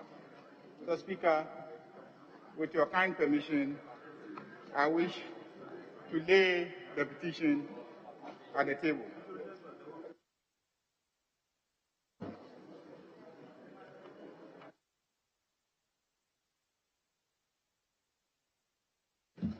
Petition of Mr. Prince Kofi Amuabeng that Parliament 1 investigates the conduct of the Bank of Ghana and the Ghana Stock Exchange for the revocation of UT Bank's license and delisting the bank with without due regard to the rules of administrative justice guaranteed under Article 23 of the 1992 Constitution. 2. Direct the restoration of the banking license of UT Bank Limited by the Bank of Ghana and the remedying of the harms done to the shareholders' properties right as a result of the conduct of the Bank of Ghana. 3. Gives any other directive that Parliament may deem appropriate. Yes, Honourable Member. Thank you, Mr. Speaker. Mr. Speaker, may I refer you to Standing Order 75-2 and Standing Orders 93-1. That Honourable Member, 75 deals with papers. Papers. What we are talking about is petition. Yes, Mr. Speaker. They are not the same. Very well. Then I'll hold my horses there. I thought he was presenting a paper. No. I didn't hear the petition. It's petition. Very well. Then I'll come back when we get. You come back properly. Now, Mr. Speaker, I'll come back, finish reading those petitions, and ask you to consider, if, Mr. Speaker, may I be guided, if he's finished reading those petitions as contained in paragraph number 5 of today's order paper, whether the table has finished reading those petitions. Honourable Member, please kindly read Order 76 properly. What the Honourable Member opted to do is to go under 76(1).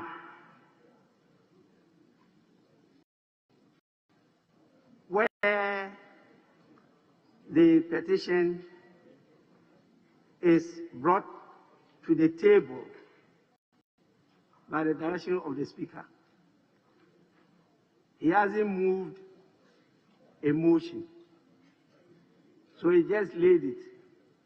I will now proceed to tell the House how are we going to handle the petition. Do we set up a committee to go through it and report to the House? The motion will be moved, and then the consideration will then begin from then. But now a citizen has a concern, and the citizen thinks that he should petition Parliament, and that is what the citizen has done. And so when by our rules a citizen is to petition Parliament, it must be done through a member of Parliament. And so when you go through the member of Parliament, the member has two options. One, to come through the direction of the Speaker and lay it, or two, after the admission of the Speaker, to go through the process of a motion. And so he opted 76(1). I now put the question before you as to how we should handle that petition. We set up a committee to go through it and report to the House for consideration. Our rules are quite scanty on that, and we have to work out the process and procedure of handling petitions. I think we are trying to do it with the new standing orders, but as at now, the rules are quite scanty. Yes, Honourable Member. Mr. Speaker, I respect and will always abide by your guidance. Mr. Speaker, especially when that particular matter is a subject matter of litigation in court, which everybody knows about. That is my only one, so that it doesn't become a backdoor. That is Order 93, and that is when it comes for debate.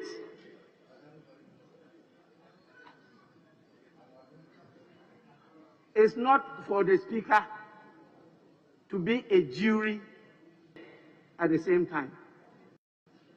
The Speaker doesn't take the decisions in the House. It's the House that takes the decisions. And so when we get to that stage, and you look at the chapter, the part under which 93 falls, on that. It has nothing to do with admission of papers or petitions or statements. It deals with the proceedings on the floor of the House. And when we get there and the issues are raised, the chair will be in a better position to rule on that.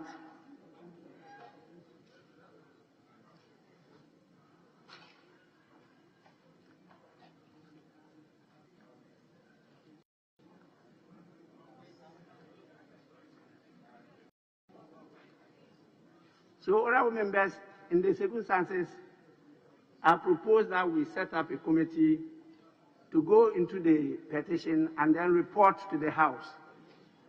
And then the House will then have the opportunity to deliberate on it, because the report of the committee will come in the form of a motion, and then we can debate it. If at the end of the day, we get the sense that there's a matter pending, we will be guided by the contents of the speeches that members will make on the floor, and that is the time that we can now apply Order 93. I'm very clear in my mind about this.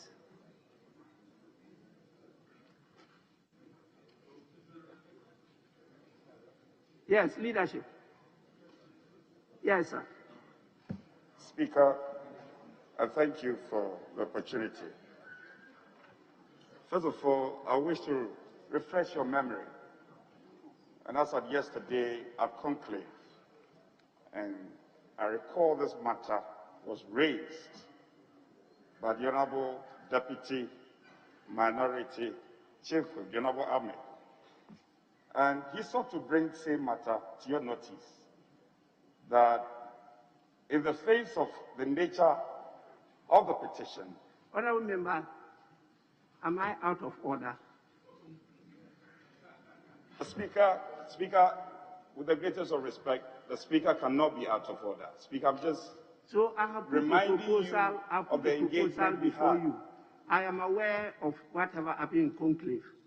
It has nothing to do with admission by the Speaker of papers and petitions. It has everything to do with the debate. Mr. Speaker cannot guillotine submission of papers and petitions. My discretion does not extend to that. You can read the constitutional provision 296 and read our standing orders. I don't have that power.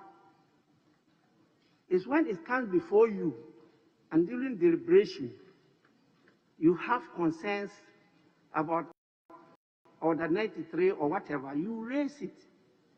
But as of now, I cannot prevent people from bringing petitions or this. No.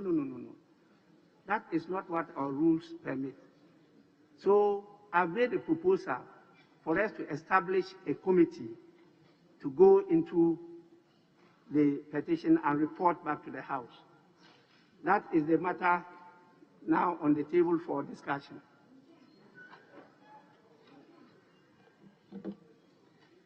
Yes, Majority Chief Whip. Speaker, I'm not seeking to impede progress of work of the House.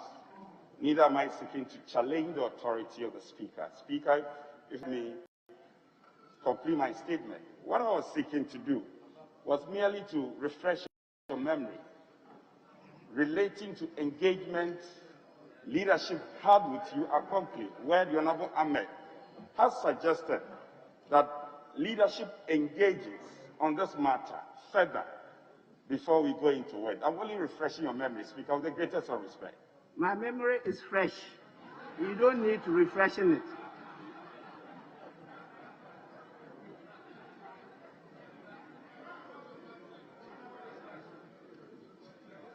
Majority Chief Whip, I say my memory is what? It's fresh. So you don't need to allow this matter to be in the hands of leadership for a long time.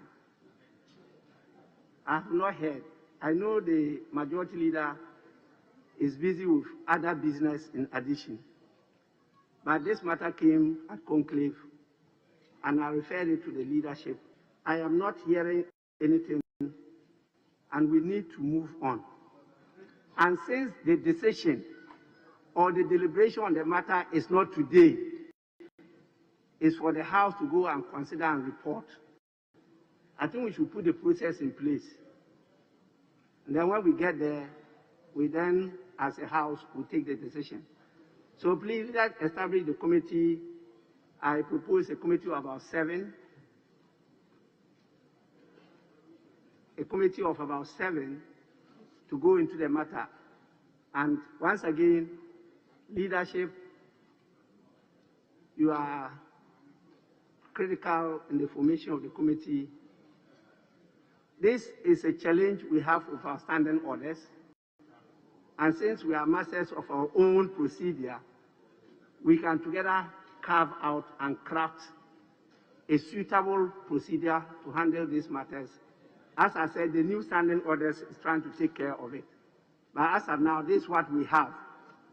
So please, we need a committee of 7 to handle this matter and report to the House. Minority Chief Whip. Thank you, Mr. Speaker. Mr. Speaker, thank you very much. Once, Mr. Speaker, you agree that a 7-member committee be set, Mr. Speaker, I'll only be grateful if we could add time limit. Time limit. Because as we may know, we'll soon go on recess. And if we are not bound with time, it could linger maybe forever. And since, like you yourself rightly said, this is an important issue that we need to look at it. If time could be, all of us will work within the stipulated time. Thank you, Mr. Speaker. Honorable members, we are trying as much as possible to get civil society and Ghanaians to participate in the work of the House. These petitions were directed to the Speaker. And I have to guide them to know that by our rules, our standing orders, you don't petition to the Speaker. The petition is to the House through a member of Parliament. And that was done. I went through the petitions. I went through the standing orders, through our laws and our constitution. And I saw that the only way I could handle this is to bring it to the House to take the decision. I cannot use my discretion to refuse to admit them for the consideration of the House. They are petitions to the House. I only have to admit them. And by our standing orders, when they are so admitted, either by laying, like he has done, or through a motion, which motion will have to be seconded, and then the clerk will have to read through. But he opted for the first one, just to lay it. And so after that, it's before the House. It cannot just remain at the table. The House will have to consider it. And that's why there's a need for a special committee or ad hoc committee to handle it. Or if the House decides that because of the subject matter, you refer to a subject matter committee to handle and report to the House, so be it. And that is why I'm guiding the House for us to carve out the procedure of how to handle it. I heard the majority leader on air, but as I've just explained, I strongly and vehemently disagree with the position he held. And I think that this is the way we should go. The new standing orders will take care of some of these challenges. But as at now, the House will have to put this matter before a committee.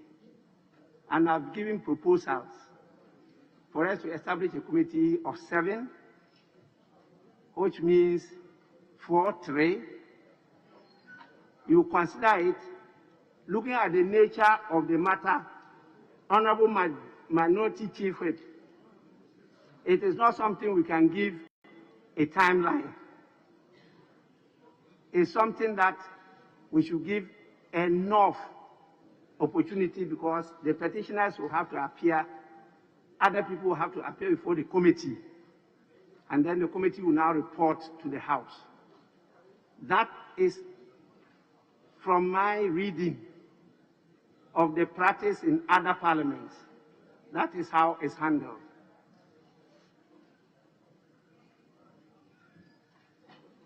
Yes. Thank you, Mr. Speaker. Mr. Speaker, sorry. Clearly, maybe I was not understood, or maybe I didn't put my request clearly. I'm talking about the time for this House to set up the committee. The timeline for the House to set up the committee so that it doesn't linger forever. That's what I was of the view, if that directive could be given. So that this House will have a limited time to set the committee, for the committee to start working. Thank you, Mr. Speaker. Leadership, how long do you need to be able to set up the committee?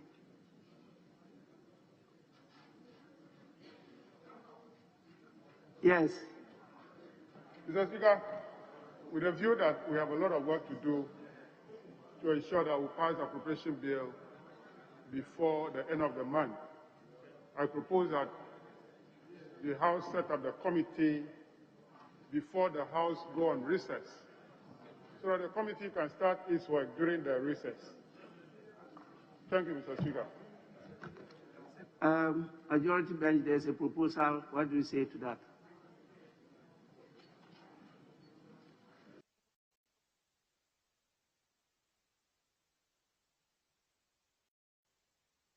Speaker, I just entered, and I've listened to you the brief period that I've been here, and you have related to some discussions that I had with outside the chamber, and you said you would disagree with the position that I took. I must also register that I disagree with the position that you want to take. But I believe that this is sub judice.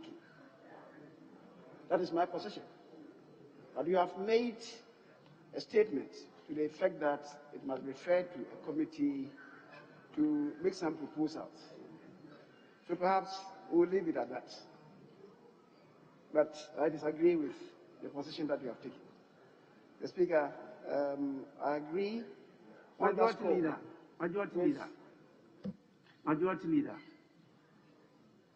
What I have done is to admit the petition.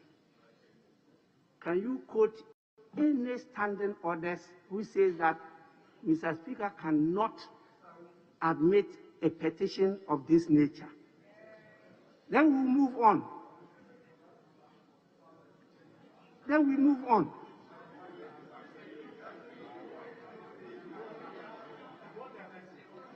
And when you disagree with Mr. Speaker, you know the right thing to do. I don't want to assume powers I don't have. By the reading of the standing orders and the Constitution, I don't have those powers to be disallowing petitions because I have the discretion to admit or not to admit. I must be guided by law, rule of law. The issue that you raise, when the report comes and we get to that stage, we will apply the standing orders that apply to contents of speeches. But you can't say that I shouldn't have admitted the petition. I don't have those powers. Please.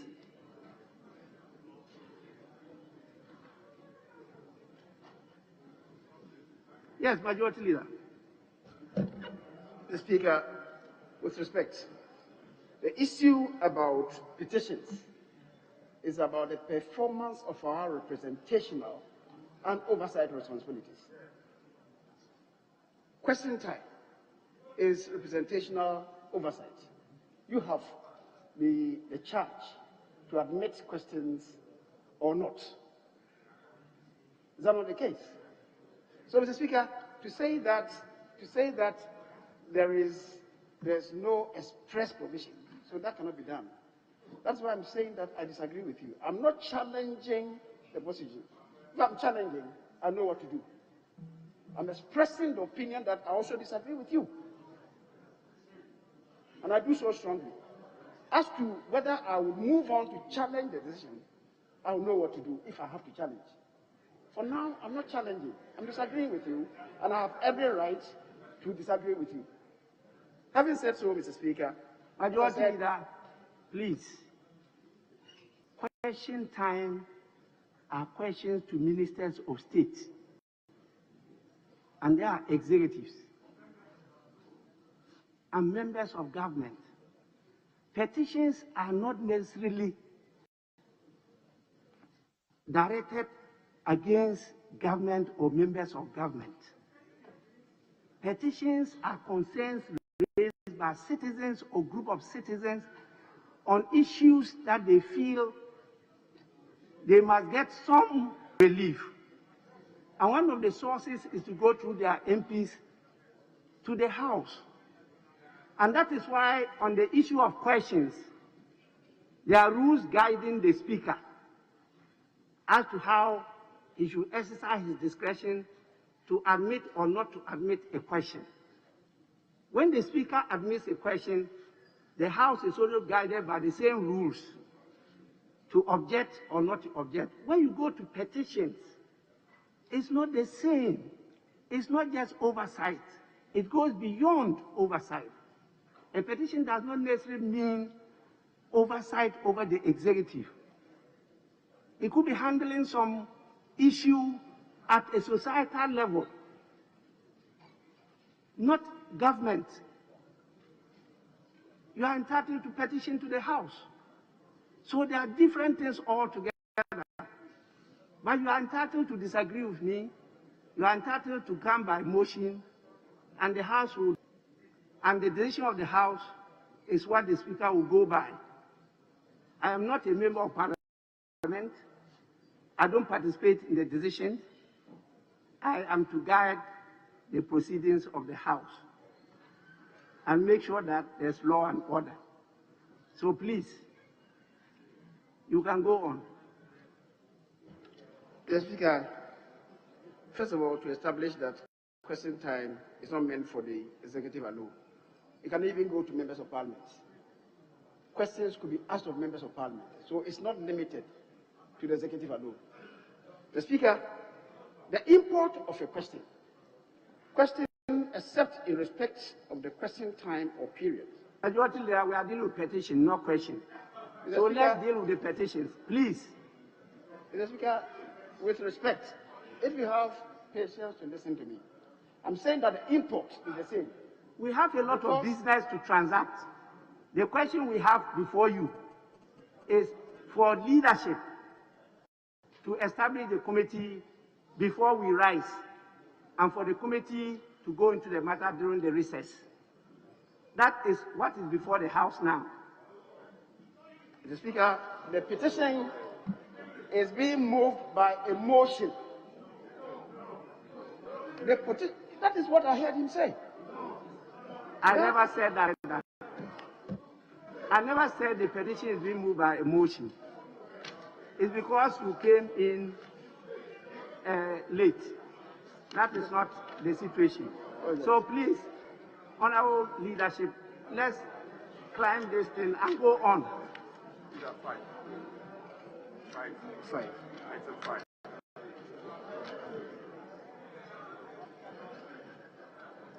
Mr. Speaker, I was just saying that bearing a petition into the House, now that is being done by a member, it will come by the vehicle of a motion.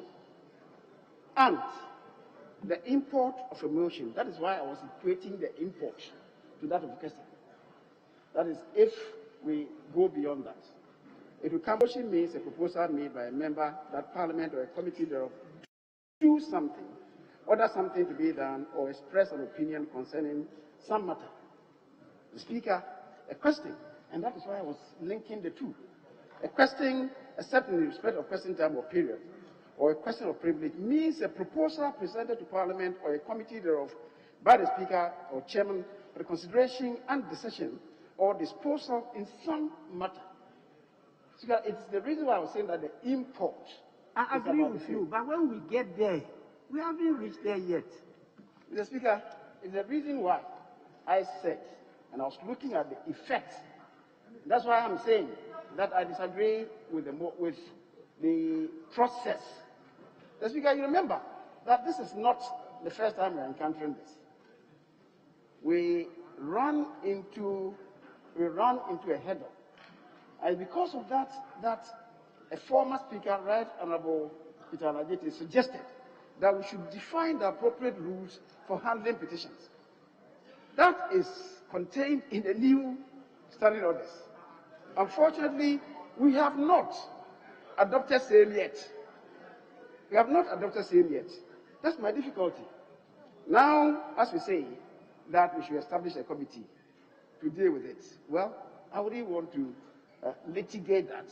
The Deputy Minority Leader has given an indication that we should form the committee between now and the time when we adjourn sine die. Perhaps we could explore that. And it would be for the committee to make their own observations and conclusions to us. And then the House will make a firm determination on that. But that is not to prevent my also registering my strong that this is subject. Thank you. Honorable Majority Leader, what I am doing is on the Order 6. All what you stated, I drew the House's attention to them. But Order 6 is clear. In all cases not provided for in these rules, Mr. Speaker shall make provisions as he deems fit. I told the House, I informed the House, and I repeated it a number of times, that the new standing orders will explain further and clarify these rules. But as at now, we have a petition pending, and we cannot wait until the new standing orders are passed. It's been on for some time. So we are providing for the rules and filling in the gap. And so please, the committee will be the committee of the House, not one side of the House. And that is why we said committee of 7, 4, 3. And then you report to the House, then we'll handle the report.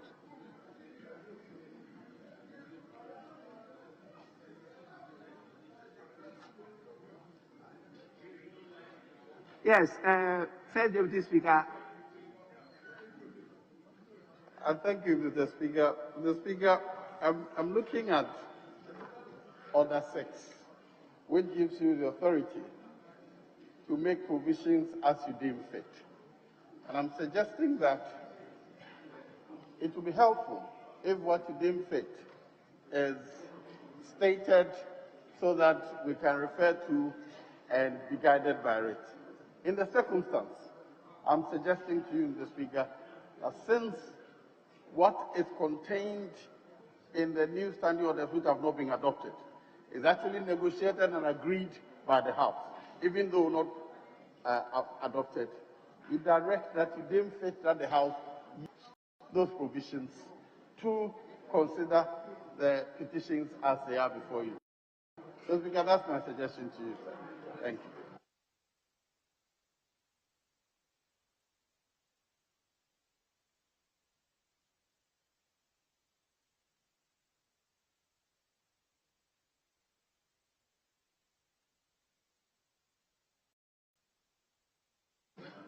Yes. Thank you, Mr. Speaker. Mr. Speaker, I was hoping that our colleagues on the majority side, especially the majority leader, was going to speak to the time for the committee to be set. But I realized that they kept adding on and with the new suggestion by the first deputy speaker. Speaker, I want to draw his attention. We've gone past that stage. Because Speaker has already used Order 6 to make a directive. This front and back is not going to help. We should rather proceed with what is before us. Like I was telling you between you and I, if you were seated there as the first deputy speaker, you could have used that Order 6 to order that we should use the new standard. But you're not the one sitting there. The one seated has already used a big to say that go from the committee.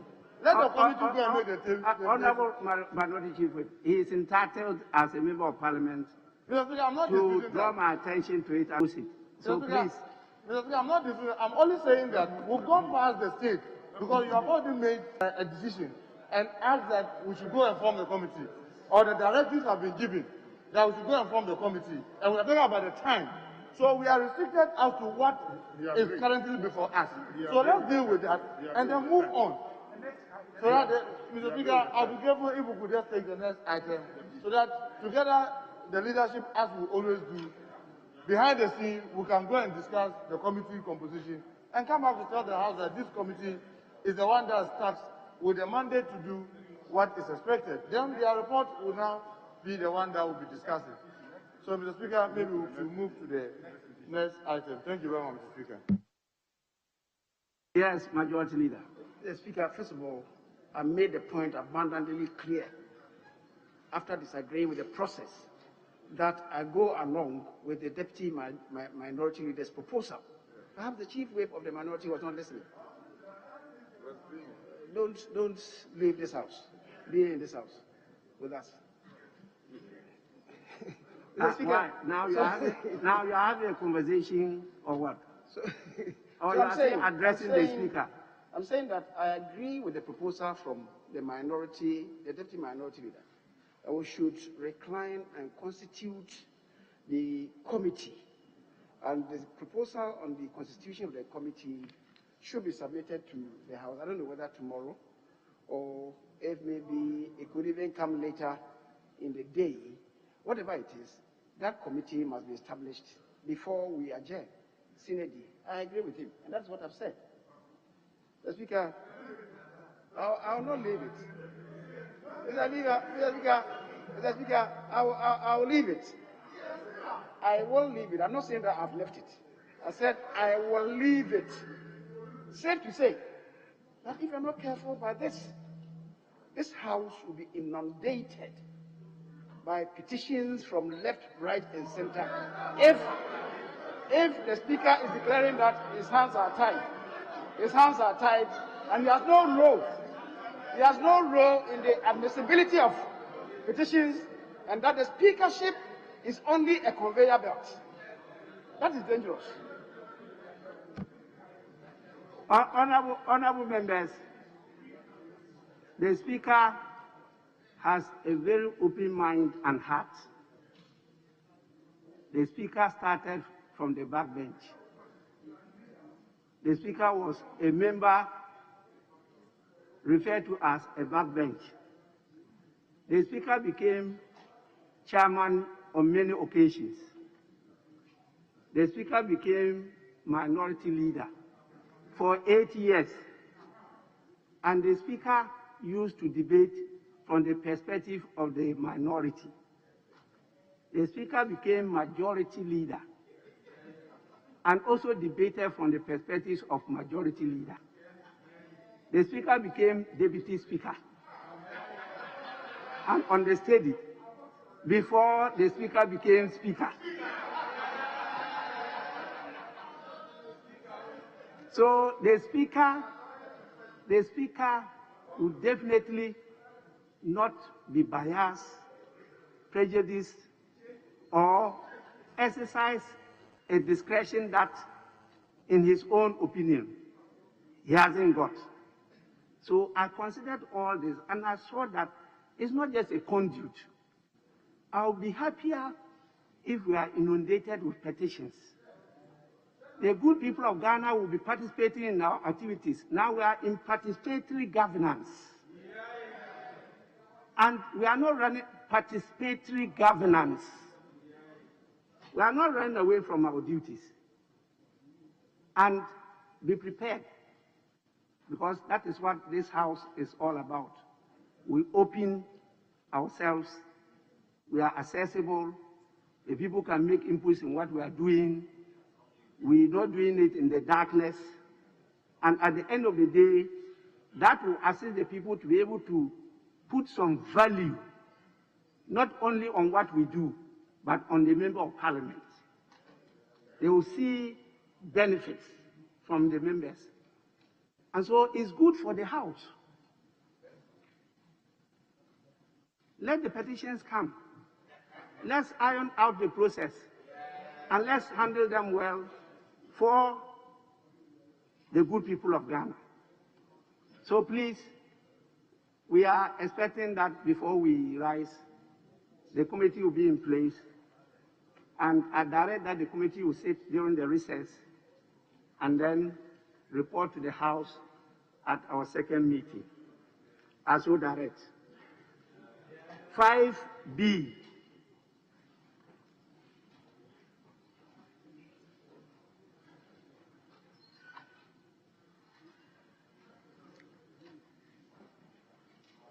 As the same honorable member for Boko Central, Honorable Mama Yarga. Thank you very much, Mr. Speaker. Mr. Speaker, pursuant to Order 76,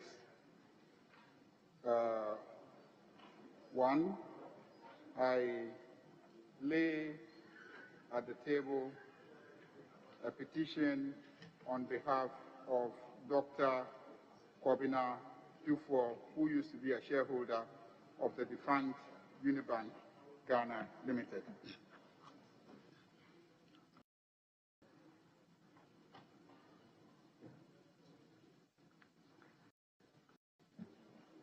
Petition of Dr. Kwabena Dufo that Parliament, 1, investigates the conduct of the Bank of Ghana in the takeover, appointment of an official administrator of Unibank Ghana Limited, and the circumstances surrounding the revocation of the banking license of Unibank Ghana Limited. 2, direct the restoration of the banking license of Unibank Ghana Limited by the Bank of Ghana and the remedying of the harms done to the shareholders as a result of the conduct of the Bank of Ghana. 3, gives any other directives that Parliament may deem appropriate.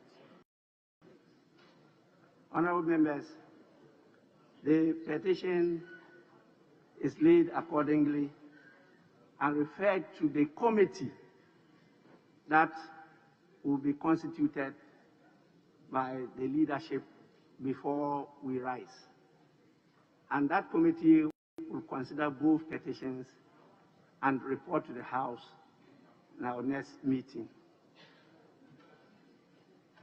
Thank you, honorable members. At least today has been a learning process. Could we now move to motion? That was the guidance I got from the majority side. Yes, Deputy Majority Leader. Yeah, Mr. Speaker, I heard you say the leadership to constitute a committee for the purposes of looking at the petitions that have... Honorable Member, I'm not prepared to go back. No, Mr. Speaker, I'm not taking you back. You were not around when we discussed this issue. You can't come and take us back. Mr. Speaker, I'm not taking you back, with Please, respect. we Mr. move Speaker, on to motion. Mr. Speaker, with respect. If Motion number 9, according to the Deputy Majority Leader. The Majority Chief Whip. Minister for Railways and Development. Thank you, Mr. Speaker. Mr. Speaker, I beg to move that this Honorable Minister, you don't have a seat. What I see here shows that you are not at your seat. And you are speaking for the Honorable Abina Osei Assad. We are having challenges. I'll get back to my seat, but I'm just yes, by please. my chairman. We are having challenges in this, and so please, speak from your seat. He's here with his chair.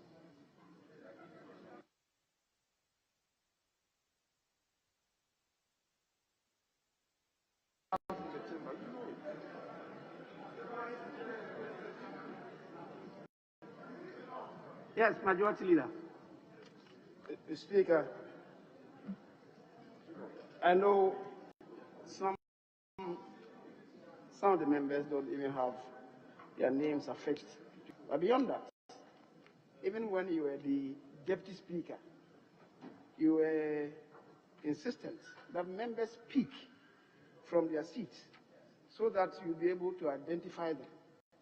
What I noticed is that you gather steam to make that pronouncement, and yet, as the day wears on, you relax the rules. I will encourage you to be consistent with this, so that everybody will speak from his seat, his or her seat. That it should not be relaxed. I will encourage you to do that. I thank you. Majority Leader, you are overruled, and I order that this be exposed. I have not relaxed the rules. That's why I'm applying it to him. On what grounds? Because you were sitting Honorable in this chair. Majority Leader. Yes, I hear you, Mr. Speaker. Your powers have not reached that. Mr. Speaker, I agree with you. Honorable Majority Leader. Yes, Mr. Speaker. Resume your seat. I will. Take this on board. Don't relax it. Don't relax the rules.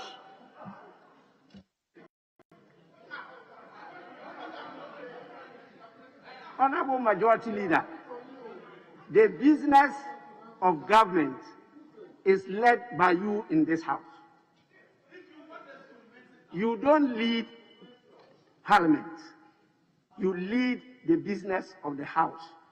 You lead the majority, and you lead government business. As to the role of the Speaker, you haven't reached there yet. When you get there, you do so. Please, you've been my very good friend for all these years, until I became Speaker. And everybody in Ghana is doubting whether you were really my friend. I received a lot of calls about that. And I said, you are my friend, and you are still my friend, but people are doubting it. Please, don't give credence. Honorable Minister, move the motion. Mr. Speaker, respectfully, I have not been your friend until you became the Speaker. You and I know that we are still friends. But we agree to disagree. We agree to disagree. Mr. Speaker, majority leaders don't only act as leaders of the majority caucus, and also when their government, their party is in power, as leaders of government business.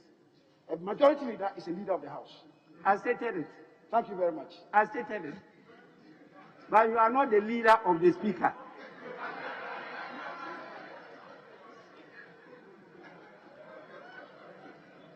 You know, the mode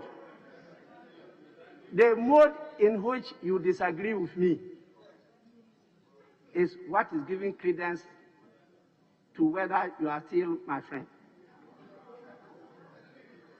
It looks like you are my former friend now. Before I hear you always on air disagreeing with me and so vehement that people are doubting, is this really my friend? So I'm just drawing your attention. If you want to continue to be my friend, then you know the proper thing to do. If I want to be your friend, or if you want to be my friend, it's mutual. It's mutual. You have to be my friend, not me being your friend.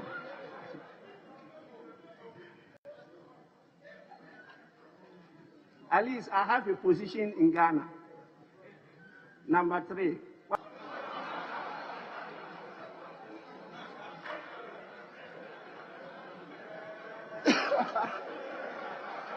Mr. Speaker, your number three is not in government. Your number three is not in government. No, I didn't say in government. I said in the country. That is what is your position in the country? My position, Mr. Speaker, is that my position is utility player. Number which may have much more significance than a player. Your number is what? We are waiting.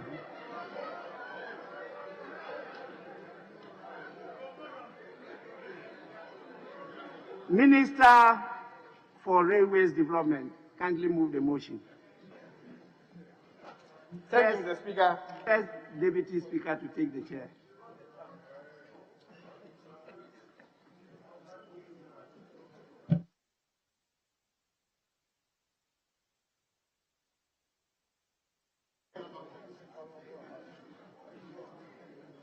Thank you, Mr. Speaker. Mr. Speaker, I beg to move that this Honorable House approve the sum of 512,575,692 Ghana cedis for the services of the Ministry of Railway Development for the year ending 31st December 2021. Mr. Speaker, the breakdown of this amount is placed under compensations, goods and services, and capital expenditure. The railway sector, Mr. Speaker, continues to be of a high priority area of government under the leadership of His Excellency Nana Addo Dankwa Akufo-Addo. To this end, the 2021 budget for the Ministry of Railway Development, Mr. Speaker, will be applied to activities geared towards the revitalization and modernizations of Ghana's railway system to facilitate efficient and effective movement of both cargo and passengers. Mr. Speaker, the focus of the Ministry's 2021 budget will therefore be utilized for the implementation of a number of key projects. Mr. Speaker, permit me just to mention one or few of these projects. One, the continuation of the ongoing development of the Western Railway line on standard gauge. Two, Mr. Speaker, is the continuation of the construction of works for the standard gauge railway line from Tema to Mpakadan. Three, Mr. Speaker, is to continue with the procurement process for the development of the Eastern line from Accra Tema to Kumasi through Bonkra Integrated Logistical Terminal. And finally, Mr. Speaker, not the least, is the maintenance of the operational sections of the narrow gauge railway network for the haulage of manganese from Nsuta mines to the port of Takoradi Shore, the provision of efficient passenger rail services on the Western and Eastern lines. Mr. Speaker, I beg to move that this August House approve the Ministry's budget estimates of 512,575,609 Ghana cedis for the year 2021 fiscal year. I beg to move, Mr. Speaker. Thank you. Motion moved. Any seconder? Thank you, Mr. Speaker. Mr. Speaker, I rise to second the motion, and in doing so, I would like to present the committee's report and urge the answer department to capture the entire report has been read, whilst I focus on. Honourable Member, you are the chairman of the committee. I want to plead with members to, since we are all fresh, kindly usually mention your name and the title, and if necessary, we get to know each other better. Thank you, Mr. Speaker. Mr. Speaker, my name is Honorable Kennedy Osei-Nyakon, MP for the Chairman for Rules and Transport Committee. Mr. Speaker, I will urge the Hansard Department to capture the report. I've already seconded. The report has been read in its entirety. Whilst I focus on some salient or key issues in the report, Mr. Speaker, I would like to focus on the observations and recommendations made by the committee on pages 11 to 13. Mr. Speaker, item number 8.0 about the observation of 8.1. Your committee met last Saturday to consider the estimate of the railway ministry, and we made some key observations. Mr. Speaker, the committee was informed that the ministry in February 2017 has been experiencing challenges with regard to limited office space. Apart from the limited office space, the ministry does not have the full complement of staff knowledgeable in railways. Similarly, the authority is faced with challenges of office accommodation and staffing level, which are having dire impact on the performance of the railway sector. The Speaker, Ghana Railway Company Limited is also faced with human resource challenges, especially with aging staff. It was particularly indicated, for example, that the Ghana Railway Company Limited current staff strength of about 1,122, a total of 706, which is about 67%, are aged between 51 and 60 years. 252, which is about 25%, are aged between 41 to 50 years, while 92%, which is about 5%, fall within the age bracket of 31 and 40 years. It is the considered view of the committee that all the interventions being made by the government to revamp the railway sector yield the needed outcome. If human resource factor is not properly addressed to enable the ministry, and for that matter, Ghana Railway Development Authority and Ghana Railway Company Limited, to have the full complement of staff with requisite knowledge. The committee again therefore urges the ministry, the Ghana Railway Development Authority and the Ghana Railway Company Limited to develop a comprehensive roadmap for the recruitment of the requisite staff. The ministry was also urged to have an arrangement with the Railway Training School to have some of the existing staff trained. Mr. Speaker, item 8.2, the committee noted that the current railway legal and regulatory regime is ineffective because the regulations are yet to be passed to fully operationalize the Railway Act 2008, Act 779, that established the Ghana Railway Development Authority. The committee viewed this as potentially a disincentive to private sector in the railway industry. Furthermore, Ghana Railway Development Authority, the regulator, is also a developer and an asset holder. This may compromise its independence and potentially makes Ghana Railway Development Authority a judge in its own cause. Since government is encouraging private sector investors to own railway assets, Ghana Railway Development cannot be viewed as an impartial arbiter, and the committee that the decoupling of the two roles to allow Ghana Railway Development Authority on its regulatory functions. Mr. Speaker, item 8.3, operational challenges. The committee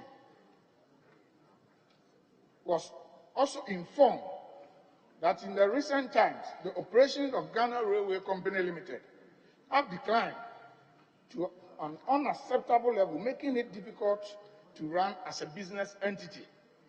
It was explained that in spite of the numerous government interventions to the sector still battles with the challenge of poor tracks, obsolete equipment, and rolling stock.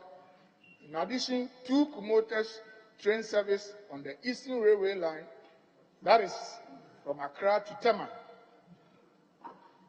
and Accra to Nsawam, had to be suspended in the course of the year due to COVID-19 pandemic.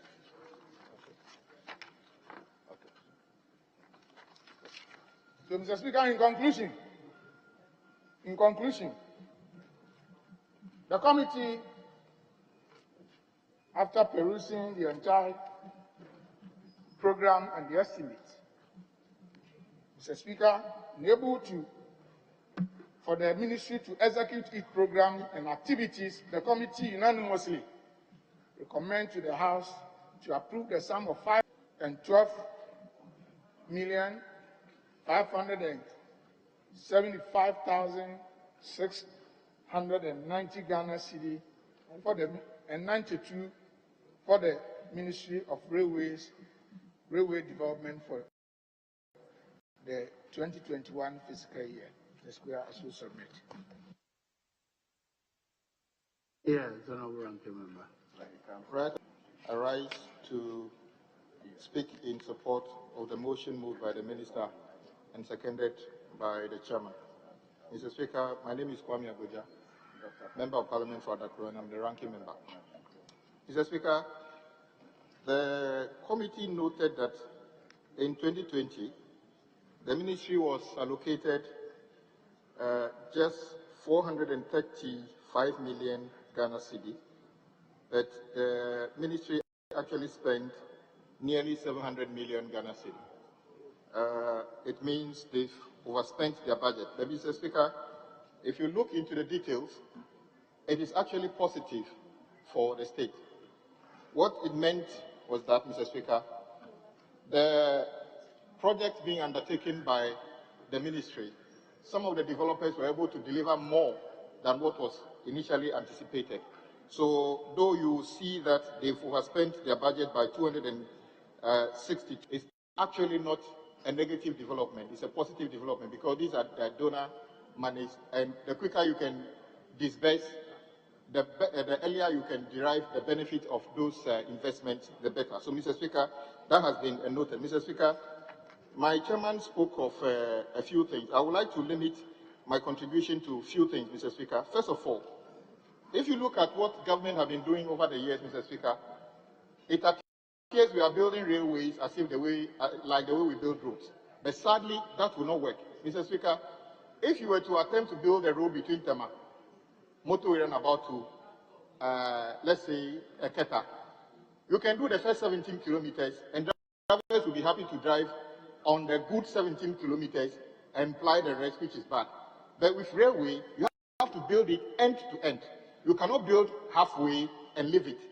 So there's the need for the government to actually look at the railway master plan carefully and see what we can do to derive the best benefits quicker.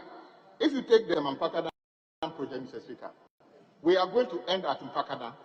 The question is, if the goods move from Tema to Mpakadan, what are we going to do with the goods there?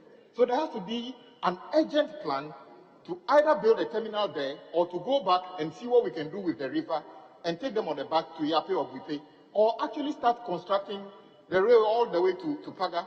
That is not any program currently. So, Mr. Speaker, perhaps by the end of this year or next year, we might complete the Mpakadan railway, but it will be of no use in terms of what, Mr. Speaker, the new minister must continue with what we started, and I hope we can help him continue. Mr. Speaker, the next thing I want to talk about is the project they are embarking on. Indeed, Mr. Speaker, in this House, we passed an agreement for the EPC contract with Amandi, 500 million euros. They are supposed to start work any moment from now. Mr. Speaker, on page 4, there's also additionally an EPC contract of $48 million have been signed with a company called Measures David Walter. Mr. Speaker, we are told that David Walter is a Ghanaian company. The funding is coming from GOG. So it is appropriate to do an EPC contract with them without coming to Parliament. But Mr. Speaker, take a look at the next one. EPC contract of $93 million with the same David Walter. Mr. Speaker, that is not a contract. And a government that even had a minister of procurement, I'm surprised that they keep making these mistakes. What you have here is not a contract. If somebody produces a term sheet for you, which is still lying at the Ministry of Finance, here as a contract, you do not have a contract with David Walter to build a railway. It's just a term sheet. So that means that this government must pay attention to this. Contracts have critical ingredients. You do not have the ingredients to form a contract on this particular project yet. Mr. Speaker, there's also something that we need to pay attention to. Mr. Speaker, it appears government have signed too many MOUs with entities who claim they have billions of dollars to build railway, and none of them is showing up to do the BOT that we are talking about. Mr. Speaker, everywhere in the world, the most successful railway networks are funded by the state, which is the track, and you can only lease that to operators. So when they lease a section to you, then you bring your rolling stock, you operate it for a period of time, you pay dividend to government, and you go off. Mr. Speaker, we cannot expect that a BOT operator in this country would bring $5 billion to build a railway to get his money back when? In 100 years? It is not that easy. So we are encouraging government. You would need to do the necessary investment in the short term to be able to do that. And we encourage the minister, encourage cabinet to give you more resources to put in the first investment has to be done by government. Otherwise, we've been signing this BOT agreement all the time. Where is any of them? In fact, the only ones that are outside are the ones that we took loans in this house. That should tell us clearly. People will tell you all sorts of things. Oh, we can do that 5 billion. They can't, because the turnaround time is too long, Mr. Speaker. So we encourage the new minister to be able to look at this and see how we can help build a better railway system. Mr. Speaker, like I said, the amounts allocated here for the ministry obviously can't do much. 512 million Ghana cedi, not enough to do anything. Government will have to look for extra money. In fact, when we listen to the president in the State of the Nation address, he hinted of a 2 billion they are looking for somewhere to invest.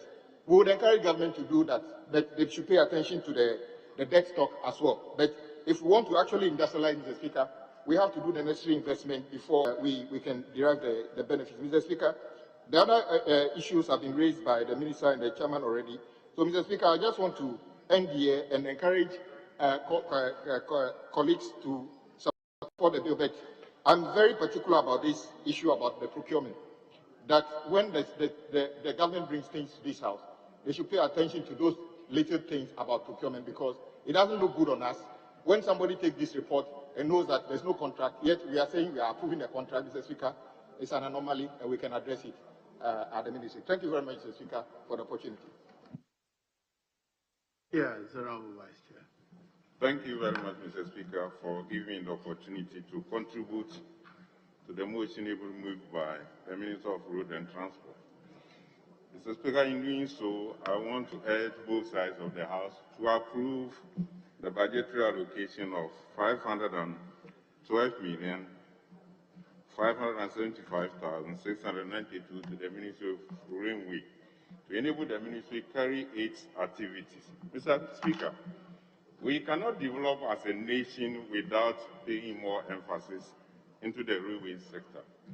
And if you look at the past government, much attention was not given to the railway sector until 2007, when then the President of the Republic, President Ofuo, started some allocation to the Minister of Railway through the Minister of Transport. Mr. Speaker, the Minister of Railway has clocked a lot of success from 2017 to 2020. And as my colleagues, the ranking member said, the allocation to the ministry was overspent by 160%. due to the fact that the President is more seriously in developing the railway sector. Mr. Speaker, if we want to ease the burden on our railway sector, our road, then it means that we have to find sources of funding for the railway sector. As the ranking said, you cannot develop the railway to a certain portion which you can't use it. And at the end of the day, it's a burden on Ghana. And as a nation, we have to look at elsewhere how we can get the resources to develop the railway sector. Mr. Speaker, in the 90s and 1995, when our parents had said Asafo, on our way, if you reach our house, you can see that one will be standing in the railway line, stopping vehicles pass by. And you can see that railway or range carry the cocoa and timbers from the western north to Takrady Port. But today, Mr. Speaker, as you apply Dunkwa to Awasu Road, you can see a lot of heavy trucks plying our road. And this is actually one of the areas that we need to look at it. And I believe that if much attention is paying to the railway sector, our road and the traffic situation in our urban areas will ease. Mr. Speaker, and yesterday, yourself, you admitted two statements from honorable members about the congestion and traffic situation in our urban areas. But I believe that as a nation, if we are able to develop our railway line, the traffic situation in our road, and also the much expenditure in the road sector will ease. Thank you very much for the opportunity. Yes.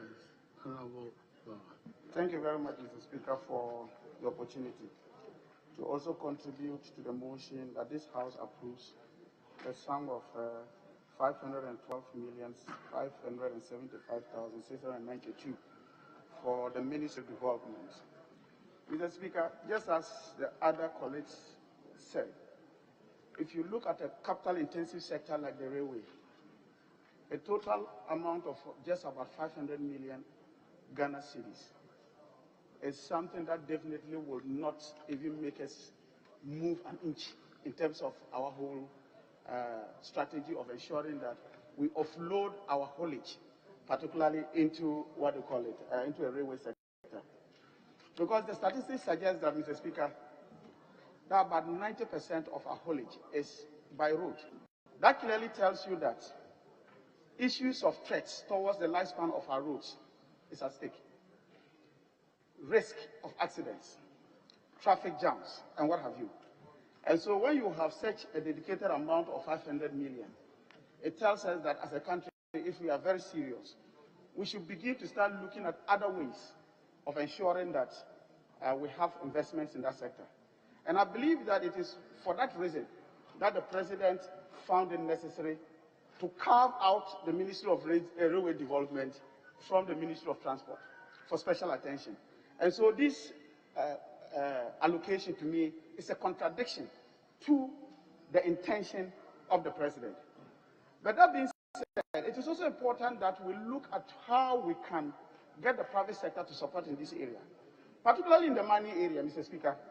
Is it possible that even the mining companies, you engage in either rehabilitation or construction of these railways, because they need the railways for haulage. Indeed, as a member of the Mines and Energy Committee,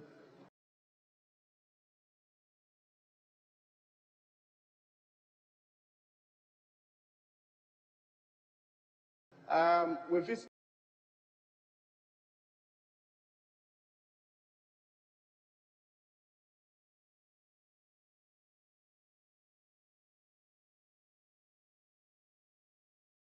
Takrady, and we visited the Ghana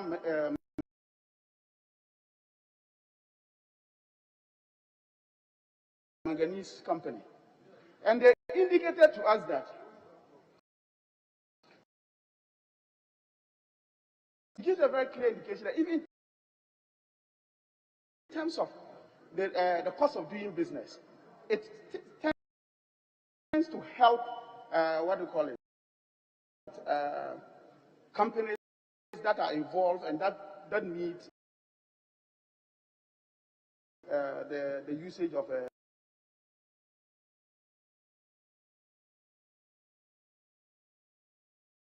railways companies.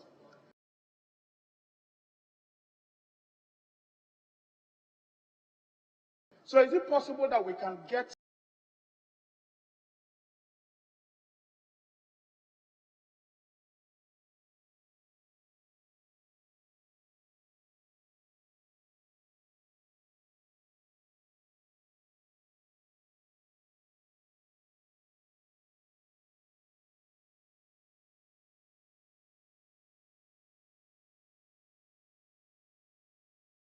there's a GhanaWeb manganese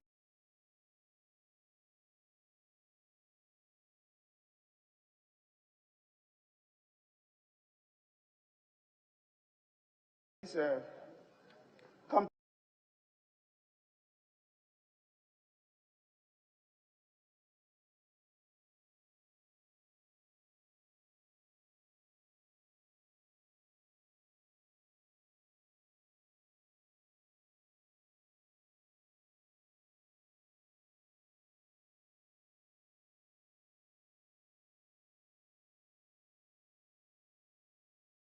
Never came.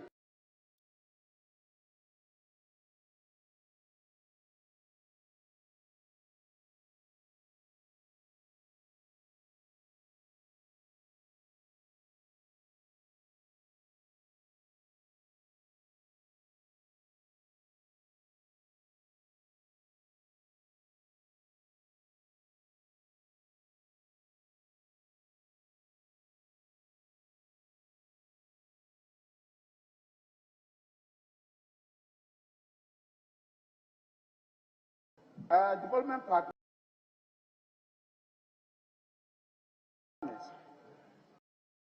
How good governance works.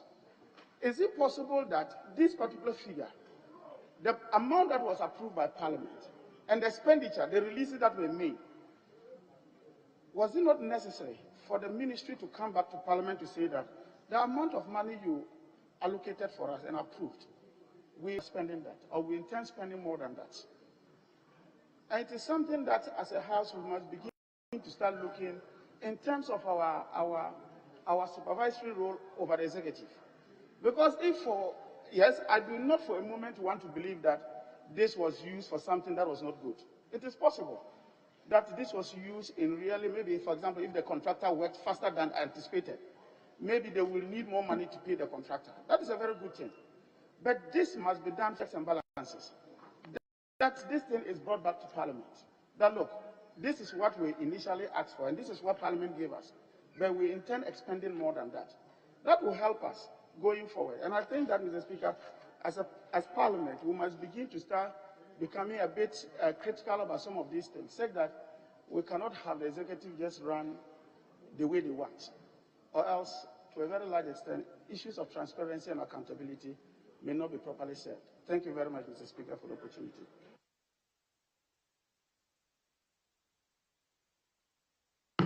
Yes, Dr. Marfo.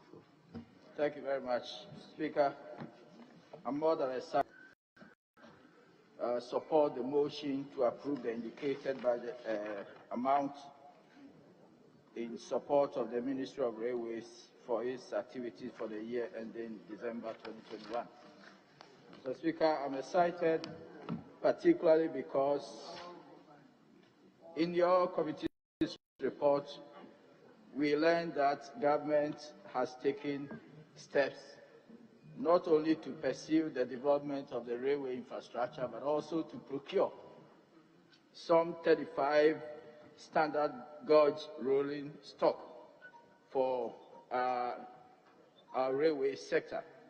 Because I've been wondering if we build all the infrastructure and it gets to a point where we need to now run the business and operate, and we don't have the trains to ply the railways, then all the investments that we have done might have gone to waste. And so I'm excited that efforts have been made to procure these in order to help us operationalize the railway development program that we have undertaken. Mr. Speaker, the made some observations that I'd like to draw our attention. The first is about the staffing. Again, if we develop the infrastructure, get the trains, and at the end of the day, we don't have the requisite staff and personnel to man the affairs of the railway, particularly the Ghana Railway Development Authority, we will not be doing ourselves good. And so the fact that we have almost 75% of the staff today almost getting to retirement very soon, I think it's important that we pay attention to making sure that we improve the staffing condition of the Railway Development Authority. Again, as we attempt to attract foreign investors in the sector, it will be important that we have an effective regulatory regime. And so the committees of that, we do not have the necessary regulations to support the enforcement and application of the Railways Act of 2008, Act 779, is also a source of worry. And I want to urge the ministry and government to expedite action in bringing an ally to the House so that it will incentivize private sector to also participate in the affairs of the railway sector development. And finally, Mr. Speaker, I'm also excited that the ministry pledged to take steps to ensure that the encroachment on the lands of Railway Authority, all lands belonging to the ministry, will be redeemed. Everywhere you go in this country and there's a railway, you see the stand of encroachment. And so it is important that as we have started developing the sector, we take steps to make sure that all lands belonging to the Railway Authority are properly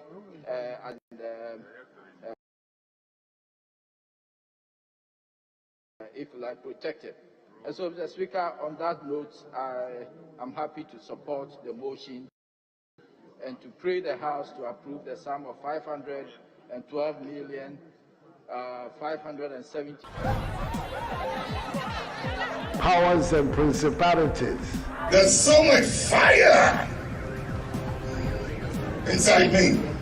Tragedy struck when part of the largest hillside at the kosher rubbish dump collapsed.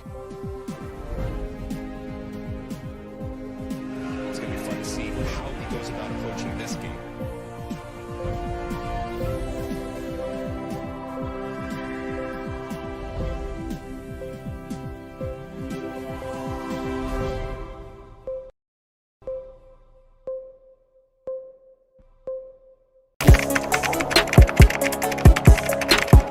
We table issues relating to the arts and entertainment for a riveting discussion, of course, without fear nor favor. The question the presenter asked them was a dumb question. You need to speak the fact and move. Varied views. We agree to disagree. So I would disagree with everything you said. I think that he's a smart guy. I think what he did. No, but I also said he's a smart guy. Yeah. I guess that I'm waiting for the what next. Yeah, I don't think that we have to wait for what next. It sometimes gets confrontational, but that's the beauty of the game. Today you are denying funny face. It's not my brother. You are denying funny face. I don't know him. You don't know funny face. It's not my brother. You don't know funny face.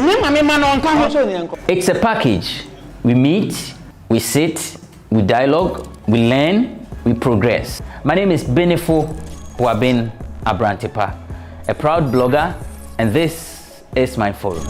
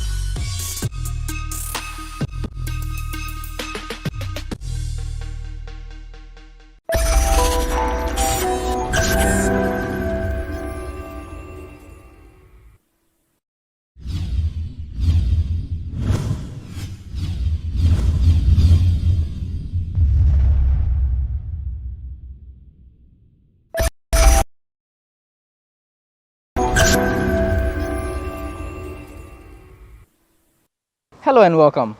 As you may well know, an incident from the past few weeks has rekindled the discussions about abuse in relationships and marriages, particularly violence against women. Today on Say It Loud, we are dissecting reasons victims of abusive relationships and marriages stay at the detriment of their well-being and how they can be helped. When we return, I introduce my guest. My name is Lord Harris Edwasari. Stay with us.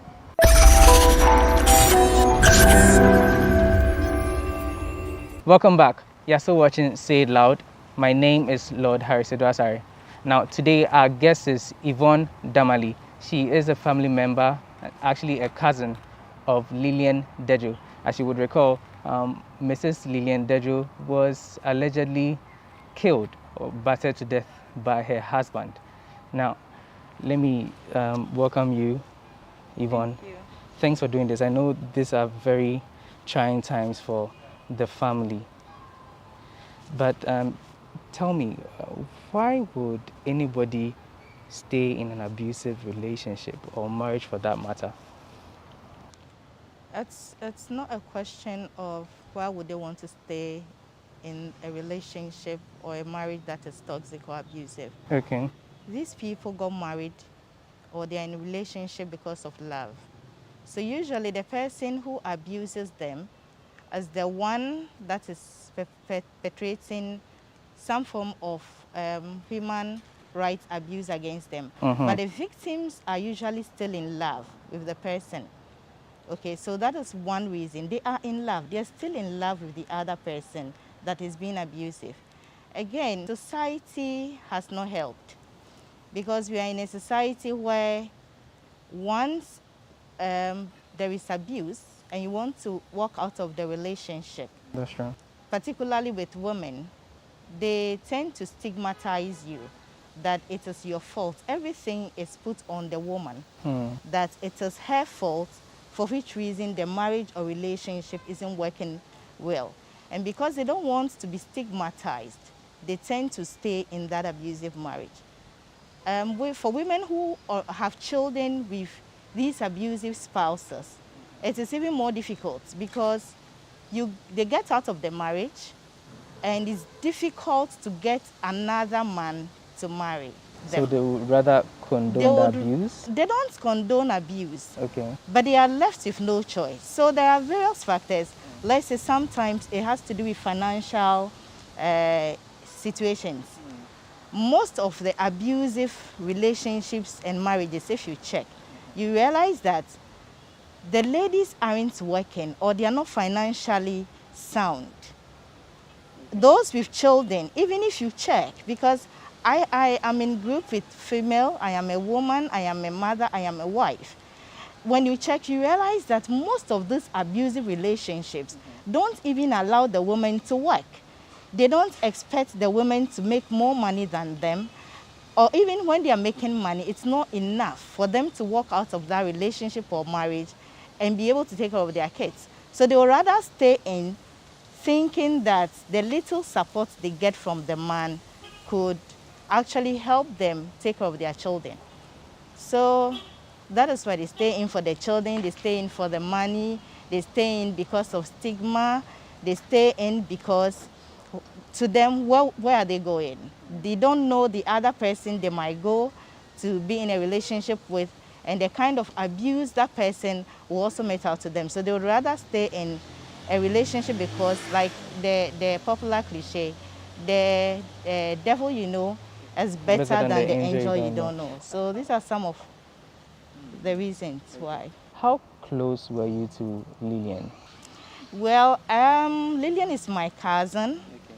I wasn't that close to Lillian, even though there are times we chat, exchange messages. Yes, we have that, but we're not that close. I am rather very close to my uncle, who is the father of Lillian. Okay. Yes. Okay. So because of your relationship, you may not have known about her abuse. Did she ever disclose or give you any picture? No, we never spoke about abuse. The fact is that Lillian is a private person. She would rather keep most of these things to herself. Why? Because, again, society, families, the churches haven't helped us. They will usually tell you when you are getting married that whatever happens in your marriage or your relationship stays with you. You are not supposed to go out and disclose it with family members. So, yes, she might have a few people that she speaks to, but let me say that it's not something Lillian, from what I know, will go out telling family about her relationship about things that happen. She's mentioned it to some of the siblings, not me. I know her father knows about some of the abuse, but that is even not too long ago.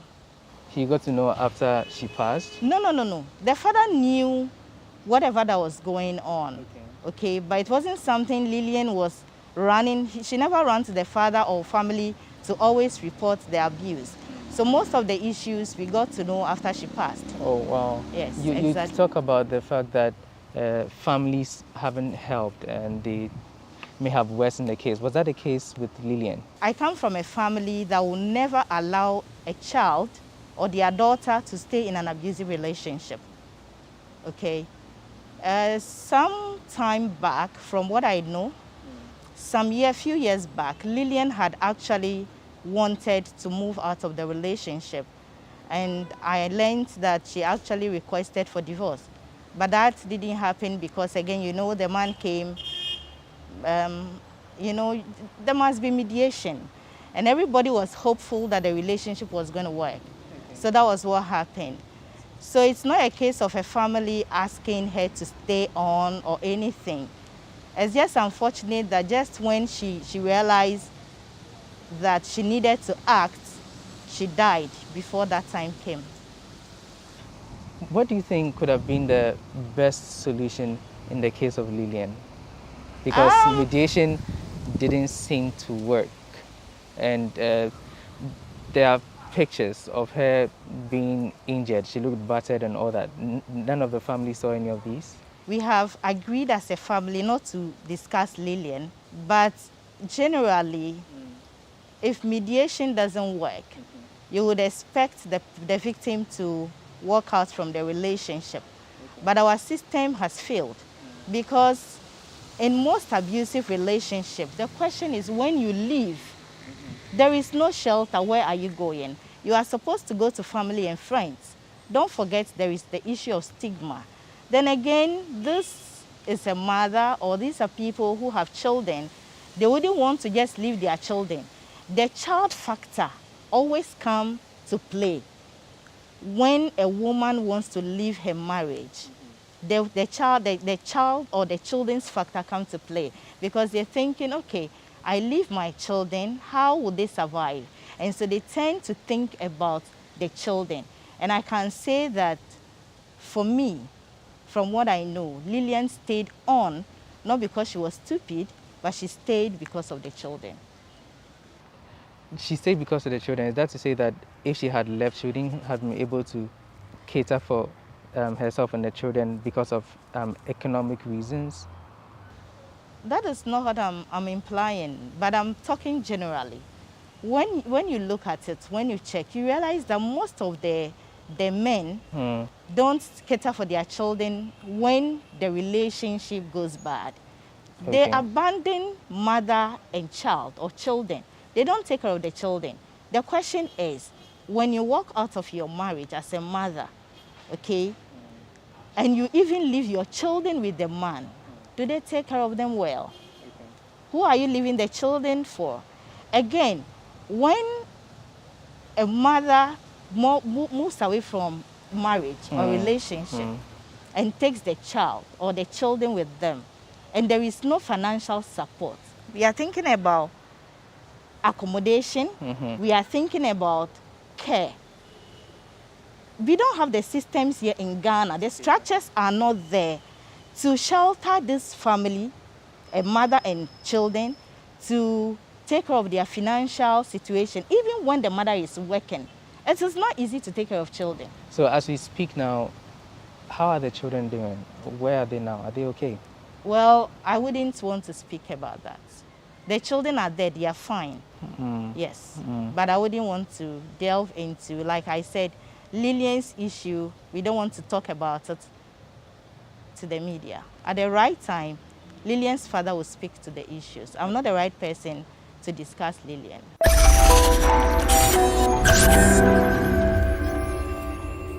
This is Say It Loud with me, Lord Harris Odasari. We have here father of the late Lillian Dejo, Mr. Charles Blasu. Mr. Blasu, how are you doing? I'm fine, as fine as I can be, by God's grace. These must be very difficult moments for you. Tell me about your daughter Lillian Dejo. Wow. Your children, what number was she? Was she first? She was my very first born. So, just like Adam saw Eve and said, "This is the flesh of my flesh, bone of my bones." The day Lillian was born, on the 28th of October 1978, when I first set eyes on her, I felt like Adam did. This is flesh of my flesh, bone of my bones.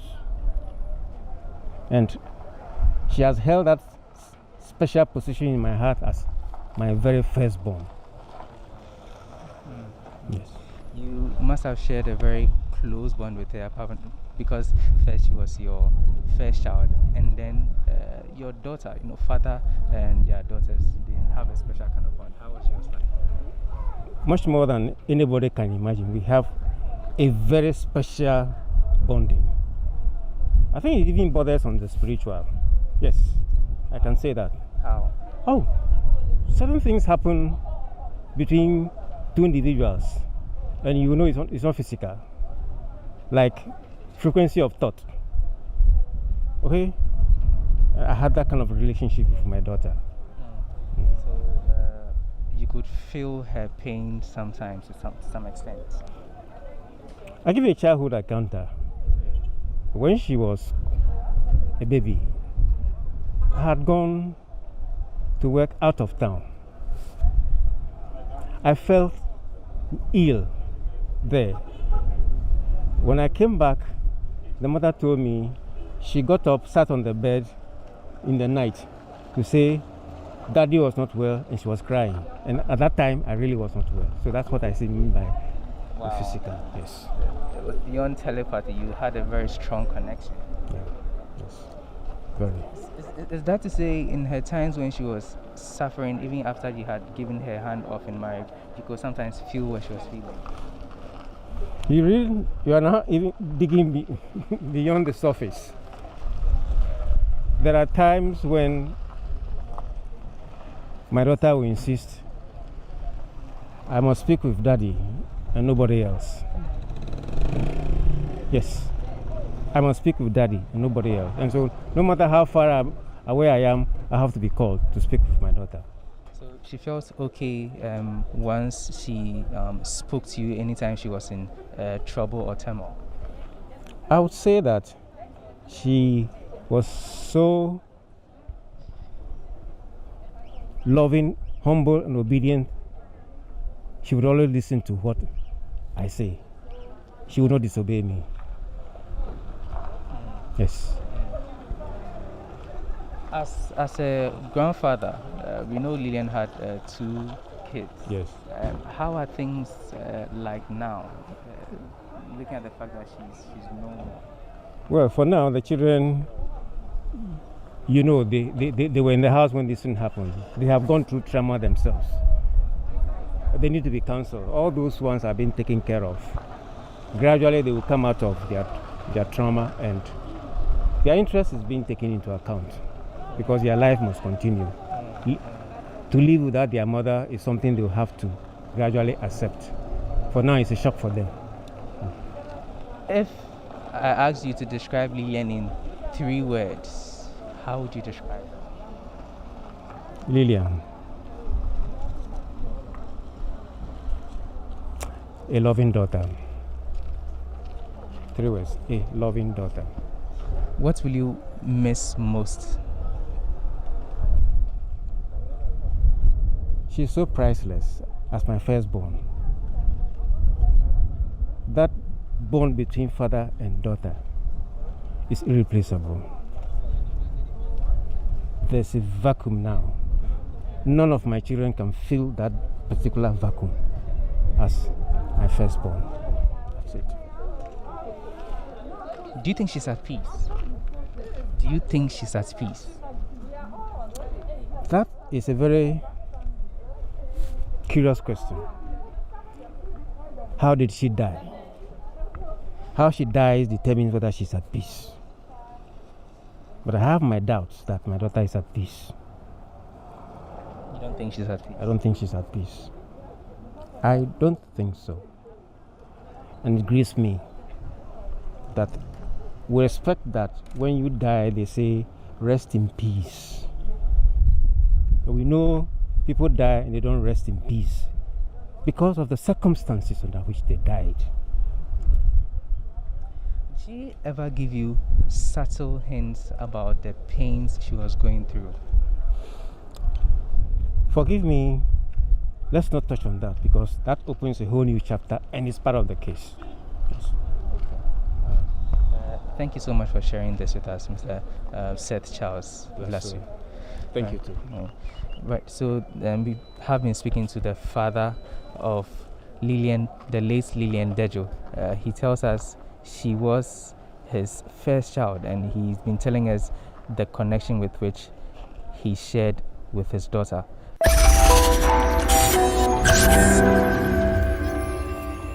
But in general terms, how does one identify an abusive relationship? There are various forms of abuse. We have the physical, which is the battery, the beating, the kicking. So you see scars and everything. And everything. We have the emotional one that, if you ask me, it's very serious, but a lot of people don't pay attention to it. We have the emotional, we have the physical, we have the economic abuse, we have the verbal abuse. And I don't want us to forget that when you are talking about abusive relationship or marriage or toxic relationship, most at times, or let me say mostly, happens to women. But some men also suffer yes, in both sexes. Yes, the same fate, where their wives or their girlfriends tend to abuse them verbally, physically. They do a whole lot of things to them, but mostly it's women that suffer this kind of abuses. How can women stand up for themselves without committing crimes or necessarily being abusive themselves? You see, I think that for a woman not to be abusive themselves stands from the fundamentals. It all begins from the foundation. I think we should begin as a society to redefine what marriage in particular is. Because, yes, relationships, but let's focus it more on marriages. Okay, so we take a quick break here. We are speaking to Yvonne Damali about abuse and violence in relationships, and by extension, marriages. Do stay, the conversation continues.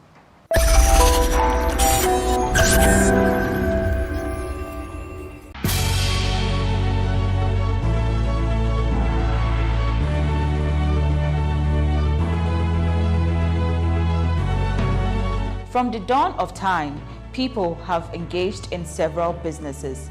With the onset of technology and innovation, life has relatively been made easier. By using debit or credit cards, mobile banking. Thank you. And your favorite, mobile money? Tech has indeed married business. On BizTech, we spend time with faces behind known and upcoming businesses in the country. Learn more about the new technologies and innovation, as well as find out about the trending issues in the world of business. Join us as we serve you with a variety of compelling interviews, projects, and others right here on GhanaWeb TV.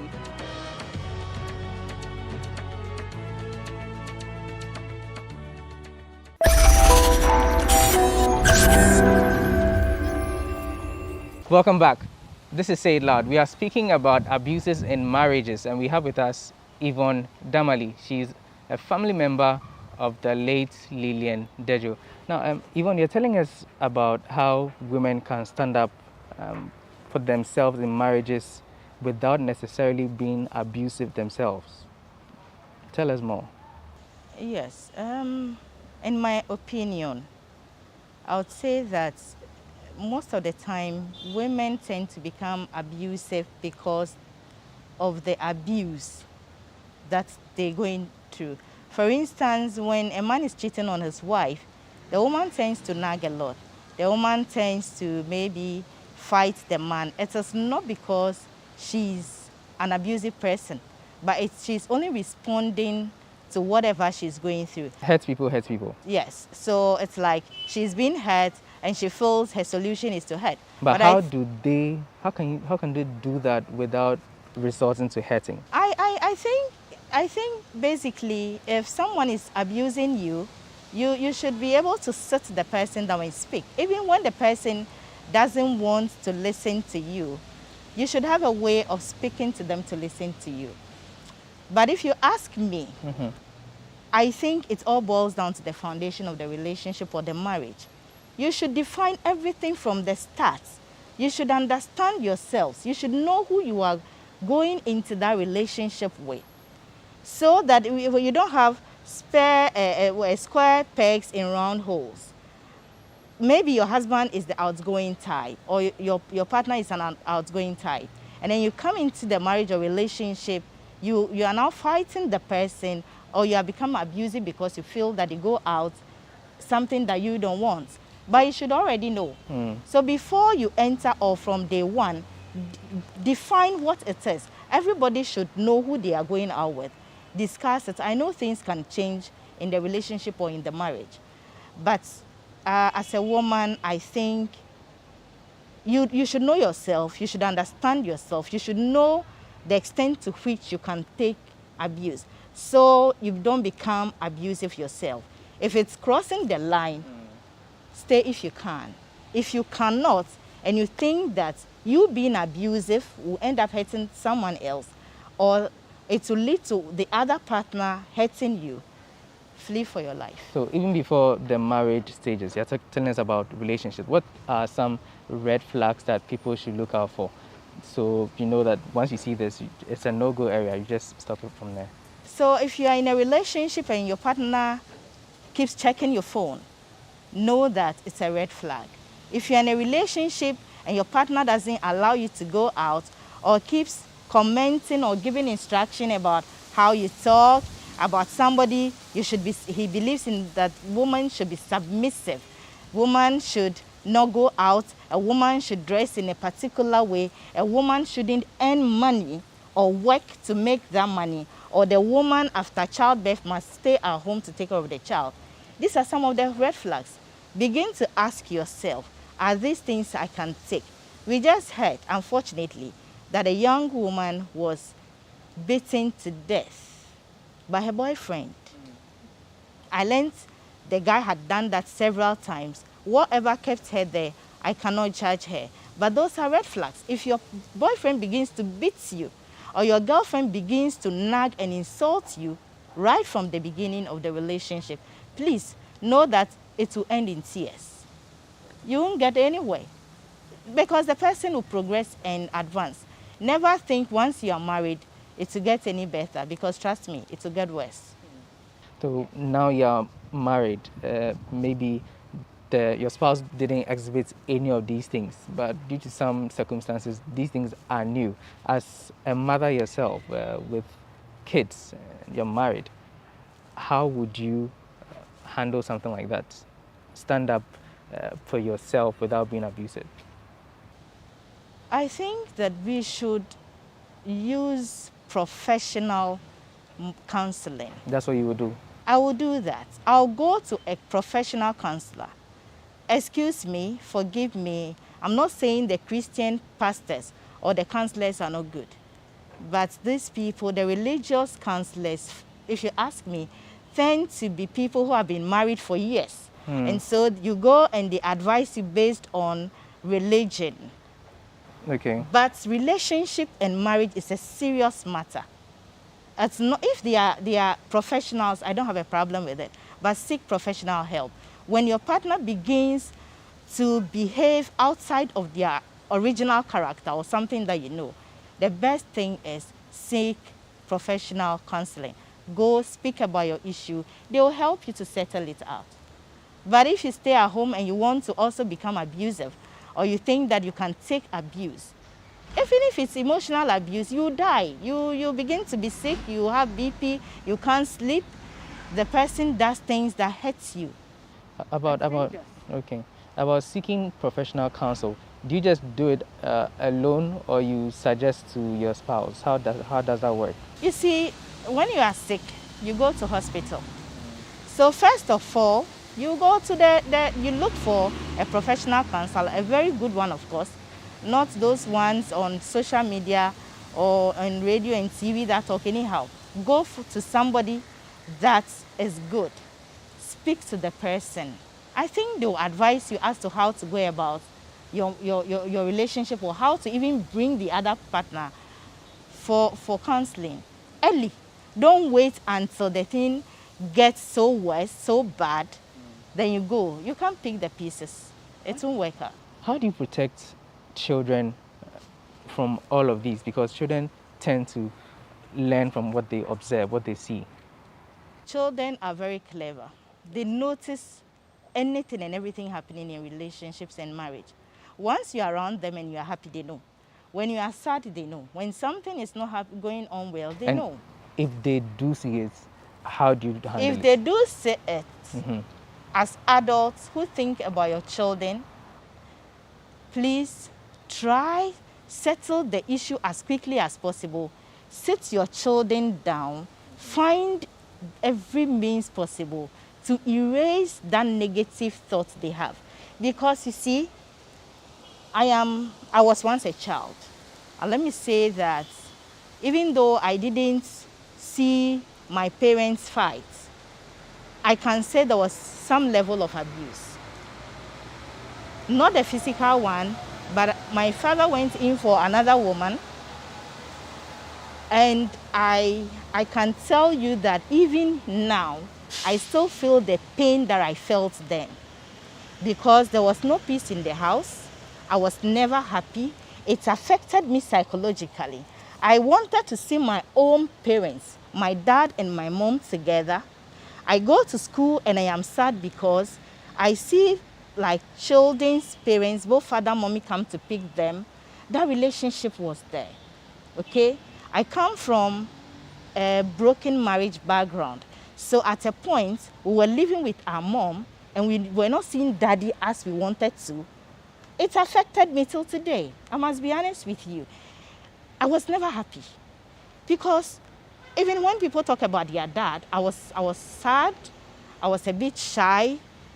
It affected me. So parents, people in relationship and you have children, always remember that whatever you are doing, you are not only abusing your wife or your husband or yourselves, you are abusing your children. Don't let them say it. No matter what happens, think about the children's mental, how do I put it? The mental state. The mental state. Think, because it has a long-term effect on them. It has a long-term effect on them. These are all negative things. And you mentioned that Lillian was a very private person.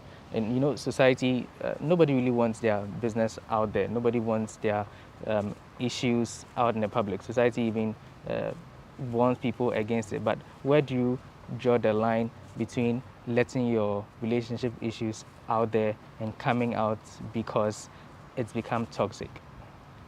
In everybody's life, you should have somebody you call a confidant. Okay. There must be somebody you talk to. Talking itself is even medicine to the soul. If you are hurting so badly, you should have somebody you trust so much to keep your secret. So you go to that person, you talk to the person, you free your mind, you free your soul, you free your heart. If you feel you don't have anybody from your side or from the man's side, talk to a professional. I would rather go for a professional. This confidant you're referring to, should the confidant be from your side or from your partner's side? What I know is that like when you're married, they tell the woman that whatever happens in your home, keep it in your home. If you need to talk to someone, talk to the man's family. And if, because you are now married, you are family, but talk to your husband's family. And if anything happens from the woman's side, the man should talk to the wife's family. So that, you know, when you go to your family, they will make hasty decisions and that will cause conflicts in the marriage. Okay, that's what happens. So you should be able to discern who is the best person to speak to. As far as when you have, yes, as far as I'm concerned. If you have to talk to anybody in the family, it should be somebody you're comfortable with, somebody who is matured, somebody who can keep the issues and help you resolve them. It's not somebody who will fly out there and then take your matter out or discuss it or go and destroy what is already getting bad. Okay. Your final words on this.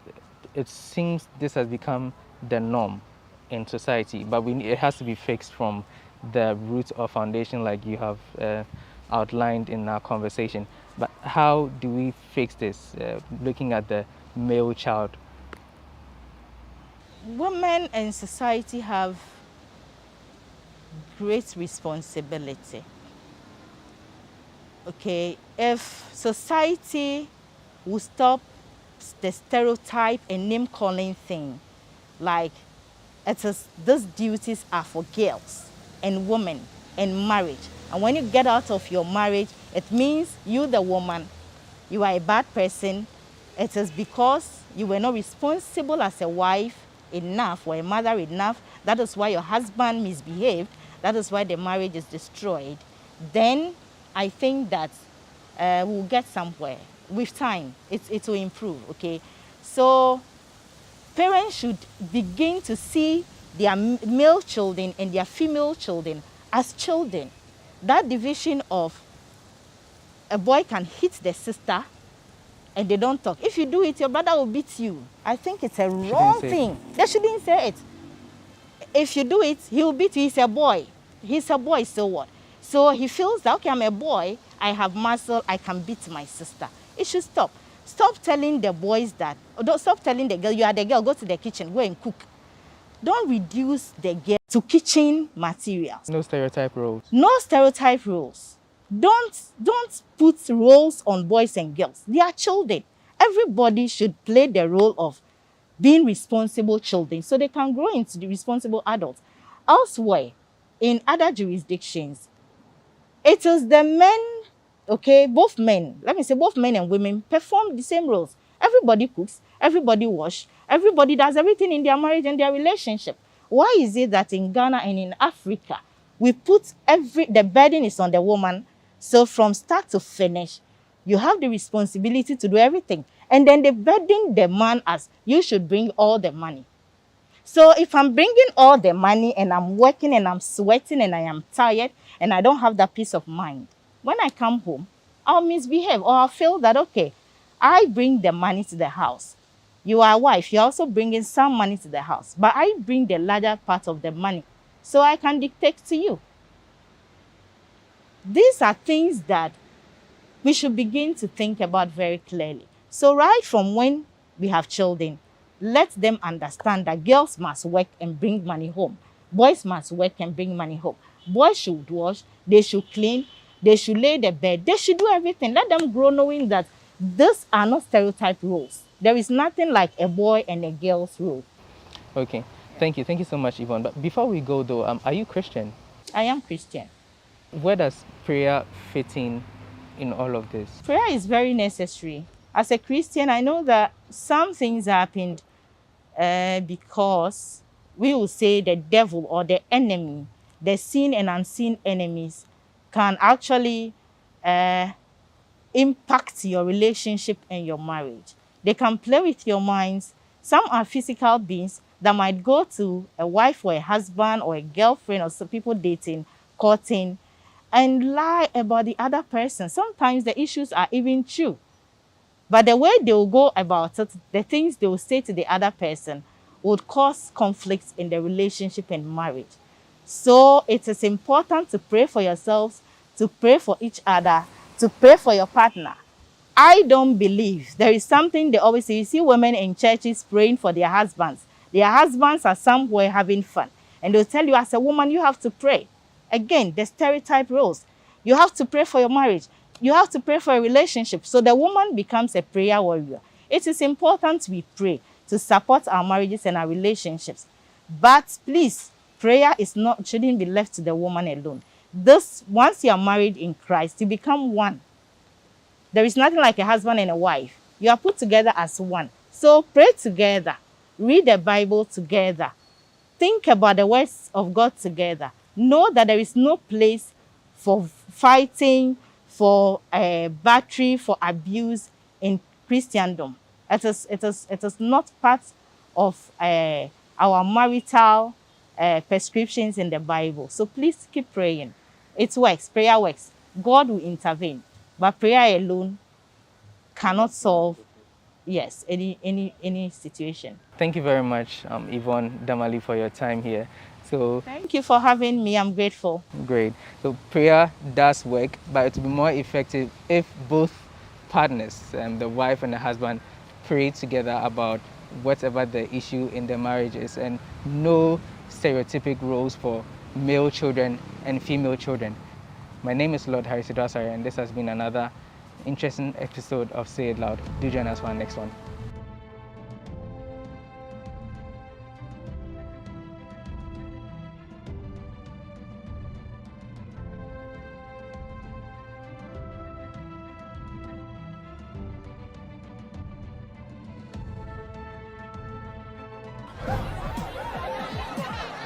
Powers and principalities.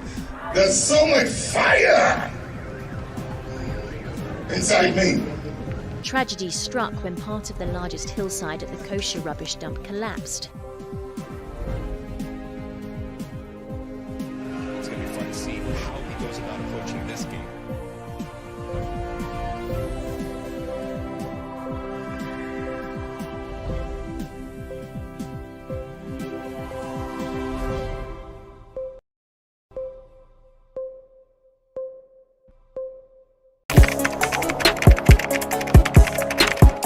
We table issues relating to the arts and entertainment for a riveting discussion, of course, without fear nor favor. The question the presenter asked them was a dumb question. Debate on how we are going to get sources of funding for the roads to enable the ministry carry on activities. With these few words, Mr. Speaker, I want to thank you very much for the opportunity.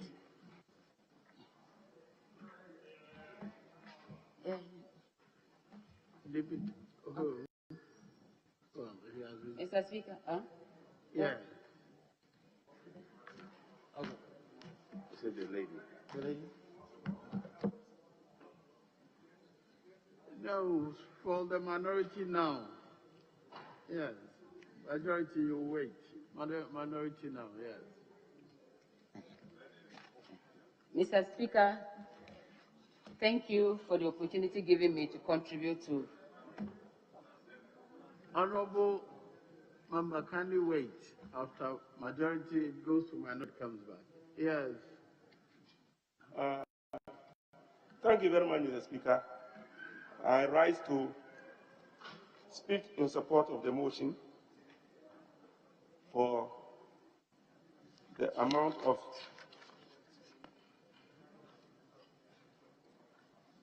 $1 billion.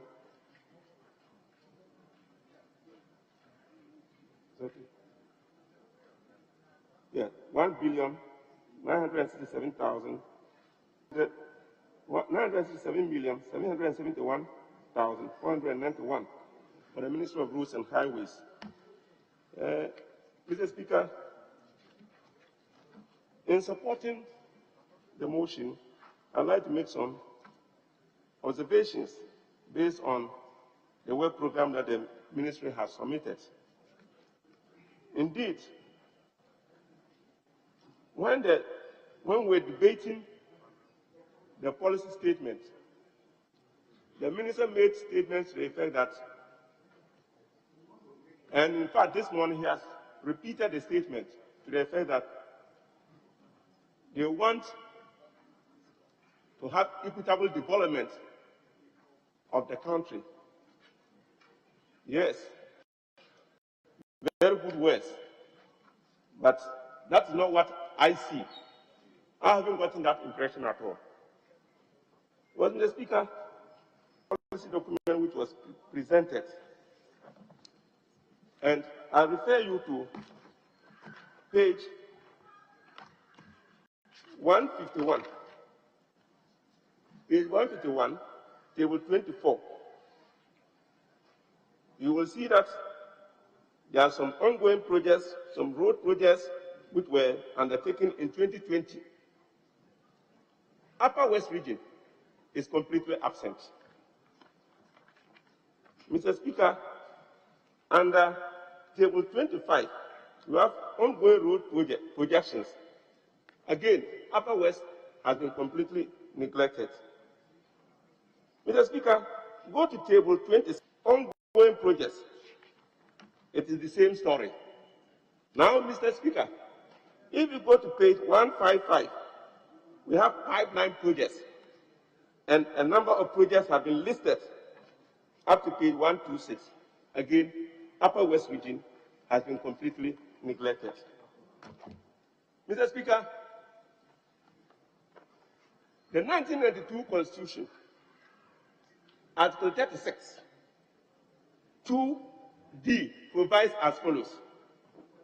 The state shall in particular take all necessary steps to establish a sound and healthy economy whose underlying principles shall include D, undertaking even and balanced development of all regions and in every part of each region of Ghana, and in particular improving upon the living conditions, improve upon the conditions of life of the people, blah, blah, blah, blah. That's how it goes. Mr. Speaker,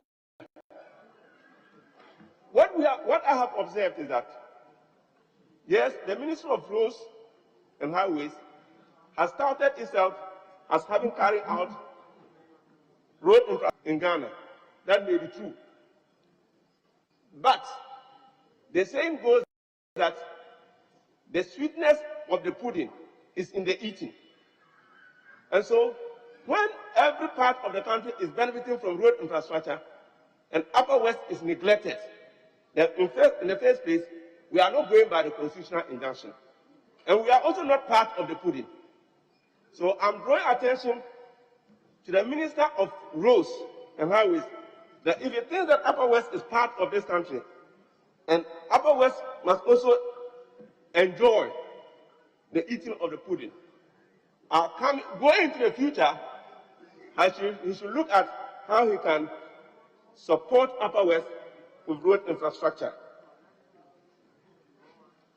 Mr. Speaker, I now want to deal with the specifics. As I said, Upper West generally has been neglected. But even more painful, Mr. Speaker, is my constituency in particular. That is the Laura constituency. Mr. Speaker, in 2016, two important road projects were awarded to two different contractors. Mr. Speaker, when there was a change of government, those two road projects were terminated. And one of the road projects is the Laura-Hen stretch, which is an important road. It was terminated. The other one is the Tiza-Dumini-Nandom road. Mr. Speaker, I've got the letters regarding roads here. And since their termination, they have not been re-awarded. Mr. Speaker, I think that it's important that the Minister for Roads takes note of this, because at the committee level, when we went to a committee meeting to consider the estimates, he indicated that they did not intend to handle new roads. But if there was a case for any new roads, then he will consider that particular case. Mr. Speaker, these two roads I've mentioned are very important roads. And they link Laura to Hen, to Tumu, and then to Sicily, and then to Upper East. The other road from Tiza through Dumini through Nandom and to Hamley links out to Burkina Faso. So they are very important roads. And I'll urge the minister, if it is too late to reconsider those particular roads, he should take note so that in future, going into 2022, there will be enough provision for those roads to be brought on board. Mr. Speaker, the other matter I want to deal with is with the Depay Bridge. The Depay Bridge, the Honorable Minister, he came to Laura with His Excellency, President Nana Akufo-Addo, to cut the sword with I don't know how to describe it, but it was such a big occasion. Yeah, prompt and pageantry. It was such a big occasion that billboards and then whatnot, they had to commission the solar project and took the advantage to cut the sword. When he left, we thought that the contractor would stay. After 1 month, the contractor vanished. Mr. Speaker, up to date, the contractor has not surfaced, and the road is not being done. Mr. Speaker, it is true that some provision has been made for the works to start. Mr. Speaker, there is a problem. On the day of commissioning, His Excellency Nana Akufo-Addo indicated that the road project was supposed to be done within 24 months. Within 24 months. And that it will cost about 26 million euros. Now, Mr. Speaker, if you look at the detailed estimates which were submitted at the committee, I observe that it is now taking 4 years for the road to be done. Because they made provision for 2020, they made provision for 2021, 2020, 2021, 2022, 2023, 2024. In other words, it's going to take 4 years. But even so, the road will not be complete, Mr. Speaker. Mr. Speaker, we want the bridge to be completed. The bridge. Mr. Speaker, the bridge. Mr. Speaker, my ranking member talked about railway construction and indicated that railway construction is not like road construction. That you can go and do 10 kilometers and then go and do another 10 kilometers and go and do another 10 kilometers. Mr. Speaker, with bridge construction, you either construct a bridge and complete it or you don't construct it. How can you use 4 years and over to do one bridge? When are we going to have the benefit of the bridge? So, Mr. Speaker, I'm drawing attention to the Minister of Roads and Transport. He should go back and then reconsider what the President himself said on the day of the cutting of the sword, that the bridge will be done in 24 months. And we want the road to be done in 24 months and not in 72 months. In fact, beyond that, because if you compute with 12 months every year, I don't know, 36 and some other months. So, Mr. Speaker, we want the road to be the bridge to be completed within a period of 24 months as promised by His Excellency. I'm sure that he meant business when he did so. Thank you very much, Mr. Speaker. Now, the last thing I would like to talk about, Mr. Speaker, is about asphalt. Mr. Speaker, we have heard the Minister for Roads and Highways talk about so many kilometers of asphaltic overlay. We don't know those areas. We don't know where he is covering. But I know for sure that Upper West is not one of the areas that is going to benefit from any asphaltic overlay. Yes, I know that Watown roads, we have got some asphalt on Watown roads. The other day he mentioned Laura Town roads. Laura Town roads have no asphaltic overlay at all. And so the Upper West, we don't have even 1 kilometer of asphaltic overlay 1 kilometer on any of the trunk roads, except for the Wat Township and probably some other 1 kilometer somewhere. Mr. Chairman, Mr. Speaker, Upper West is part of the country. If they are providing asphalt. Now let's return to the budget. You've had enough of. Very well, Mr. Speaker. Right. Mr. Speaker, thank you very much for indulging me. Yes. Thank you, Mr. Speaker, for the opportunity given me to contribute to this motion so that this House would approve it for the Road Ministry. Mr. Speaker, roads form an important part of our lives, and I'm happy to associate myself with the road that leads from Walwale to Wa. This road is very important because it links 3 regions. Walwale Road links to Fumbisi, which is in the Upper East region. Walwale Road links from Wa to Walwale and Kasinkia in the Northeast region. So we have 3 regions that would benefit from this road. Mr. Speaker, roads, I want to say everybody, every honorable person in this House needs a road. And I want to commend the President. Nana Adedanko Akufo-Addo, His Excellency, have done more roads than any other government. Why am I saying this? In my constituency, since time immemorial, since independence, we have never seen any road being constructed.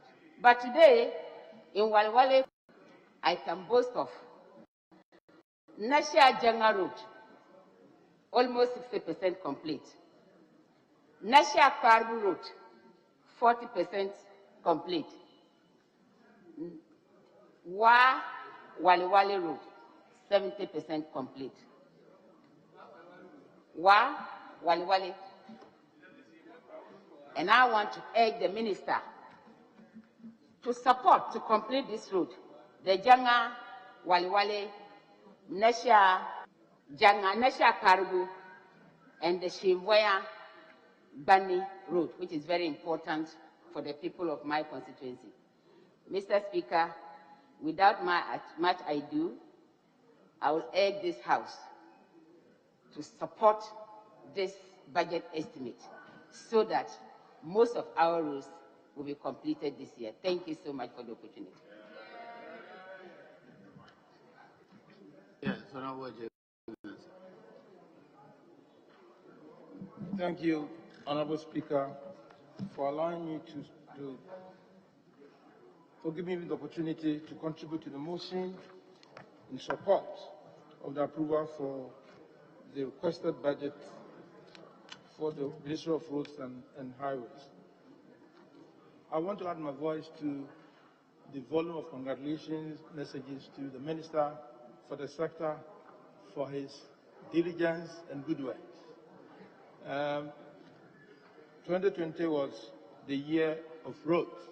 Honourable Member, hold on. Honourable Members, having regards to the state of the business of the House, I direct that the House sits outside the regular sitting hours. You may continue. Thank you, Right Honourable Speaker. 2021 is also going to be touted the year of roads, the second year of roads. In the committee report, we realized some commendable indicators. And in page 6.3, it's read that there are some commencement certificates issued for critical regional roads and inter-regional roads as well. What is lacking is that we don't have the clarity. It's about 2,237.5 kilometers. What is the regional distribution of these roads? Are they the same roads that we have them? Because it is costing us, and I'm told that contracts have already been awarded, costing about 7.839 billion. And so we need to give some clarity, Mr. Speaker. Now we need to know what is the regional distribution for these projects, over 2,227. We need to know which of these roads are feeder roads, which of them are highways, and which of them are urban roads. And do we have the likelihood of having these same roads existing? Because if you see page 6, table 2, we have a lot of roads in there that have been on the drawing board for some time now. Are these parts of the roads that cover the 2,300 and something roads? We need to know. It is also worrying. We have some outstanding roads, Mr. Speaker, that needs to be cleared out of the box. And the typical one I'm much concerned about is the table 2, Bolgatanga, Boko, Polmakon Road. And I think it is very appalling. Still, we have stage completion. The question is that, are we not going to complete these roads before we take on, other roads as well? Are these roads still part of the 7.8 billion, road that commencement certificates have been signed for? And it's also important that whilst we are congratulating or thanking the minister for the good work done, we need to know what is the funding source for this road, because we've signed the contracts, commencement certificates have been given, so we need to know the source of funding. Mr. Speaker, we also need to know some timelines. Most of the time, we have good plans and so on. We are consulting this road in road year 1, road year 2. Where is the source of funding for these roads? I think it is important that we assure ourselves. If you get to know this, it is not going to be the normal message that you are doing this, you are doing that. Right, Honourable Speaker, then on the Sino Hydro project, we see that there is, on page 7, table 3, which reads under the Sino Hydro Master Facility, the following ongoing projects at various stages of completion. I'm wondering whether, if a contractor is mobilizing, it forms part of completion. Because you see Accra Inner City roads, the contractor is mobilizing. The Kumasi Inner City roads, the contractor is mobilizing. And of course, Thermal Interchange project is 60% completion, which is commendable. In Takoradi, we have the PTC interchange. Contractor is mobilizing. We are aware the contractor, cut short last year, somewhere last year, December, and still the contractor is mobilizing. I think it is hard time we put timelines on these projects, because if you have all these laudable projects, we cut short for them, still contractors, and you don't have any timelines for that. Mr. Speaker, I still want to congratulate the minister for his diligence and efficiency in the ministry. We need to support him going forward. But these are some of the concerns relating to clarity, the concerns relating to the fact that people will be assured. I overheard my colleagues saying that what is happening to some specific roads in Wa and other areas. Mr. Speaker, it is important also to note that there is also indicated in the report major pipeline projects. We have Volivo Bridge. We are aware of the funding from JICA. As far back as 2015, this Volivo Road is still sitting in the books as being specific or critical projects in the pipeline. So I think that it's high time, Mr. Speaker, we gave timelines to some of these projects so that we don't keep repeating them. Thank you, Mr. Speaker. I just will still want to thank the Minister for his work and also urge the government to provide the ministry with the necessary support. As has been said by my previous speakers, the bill, the arrears, the debt bill is growing and growing and growing. And these are areas that I think that the government will have to quickly support the ministry to get them out of the books. Because the state, the bank charges keep rising and rising. Mr. Speaker, with those few words, I add my voice and urge the House to approve the budget as requested by the ministry so that they can go on with their jobs. Thank you very much. Leadership.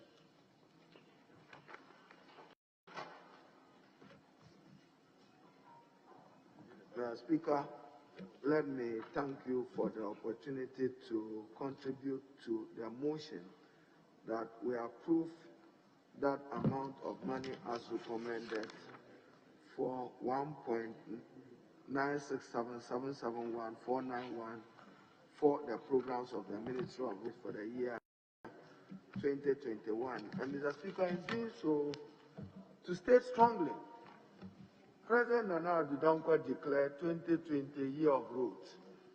He has repeated it that 2021 year of roads. My presumption is that it means it failed in 2021. That is why he's rolling it back. It failed in 2020. That's why he's rolling it back to 2021. Because if it was successful, it will not continue. It also can be that the magnitude of the problem of the road sector is huge, and therefore he was unable to do enough to do justice to what he pledged in 2020. Between these two, Mr. Speaker, the budget statement as presented to Parliament is done pursuant to Article 179 of the Constitution in the name of the President. Mr. Speaker, if President Nana Addo Dankwa means well for the road sector, means well for 2021 to be year of roads, he should end the capping of the road fund. Nothing more, and he will achieve his objective. So as President, your mic, Honour you. Mr. Speaker, so my first appeal to the President is that end the capping of the road fund. I listened to the chairman, I listened to the ranking member. 1 billion. You release only 1 billion, keeping 800 million. There's no justification for it. So the Ministry of Finance, I'm serving notice, Minister, when you come, you will not get our support further to cap the road fund. We will not give you that support because we want contractors to be paid. We want the road minister to retire arrears in the road sector. We want him to start new projects because all of us here, Mr. Speaker, including you in Bekwai, there are challenges of roads that must be done. So, Mr. Speaker, I'm serving notice that we won't support the Minister for Finance going forward to cap the road fund. We will not support him because he has freed the resources for the Minister for Road and the Ministry of Roads to execute those projects. Mr. Speaker, I further listened to the colleagues on the sector, and I don't want to be selfish. The Minister have mentioned some roads, and Mr. Speaker, I'm supporting the Honourable Member for Wale Wale.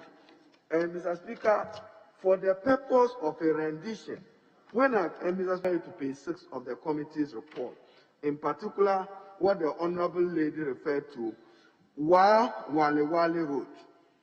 Anybody who picked this report would have been wondering which road is Wale Wale Road. Unless you have heard her, then you appreciate it. So the proper rendition should be Wale Wale Fumbisi Pasimpe Wa Road. Then we will know the road we are talking about. If you say Wa Road, we all know if you are from Wa and you are going to Bolga, you pass through Tumu, Sandema. That is what we know. But the Sicily Kulupon area has even become a tourist attraction area. There's now a beautiful resort built in that particular area.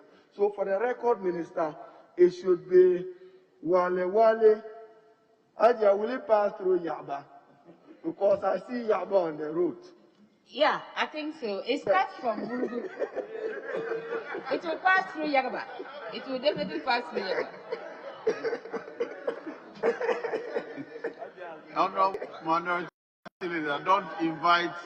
Don't invite other members into your position without reference. No, please continue with your contribution, but leave her out. Mr. Speaker, that is noted. But the Minister must appreciate the passion with which the Honourable Member for Wale Wale is speaking. In her corridor there, over the last 2 decades, not much have been done. Whether it's Wale, Nalergo, Kambaga, around 2016, some work started 2015, you've completed it. But from the corner, going through Bunkurugu to Yonyo, connecting on to Gushegu, to Cherpune, to Saboba, is not the best in terms of shape.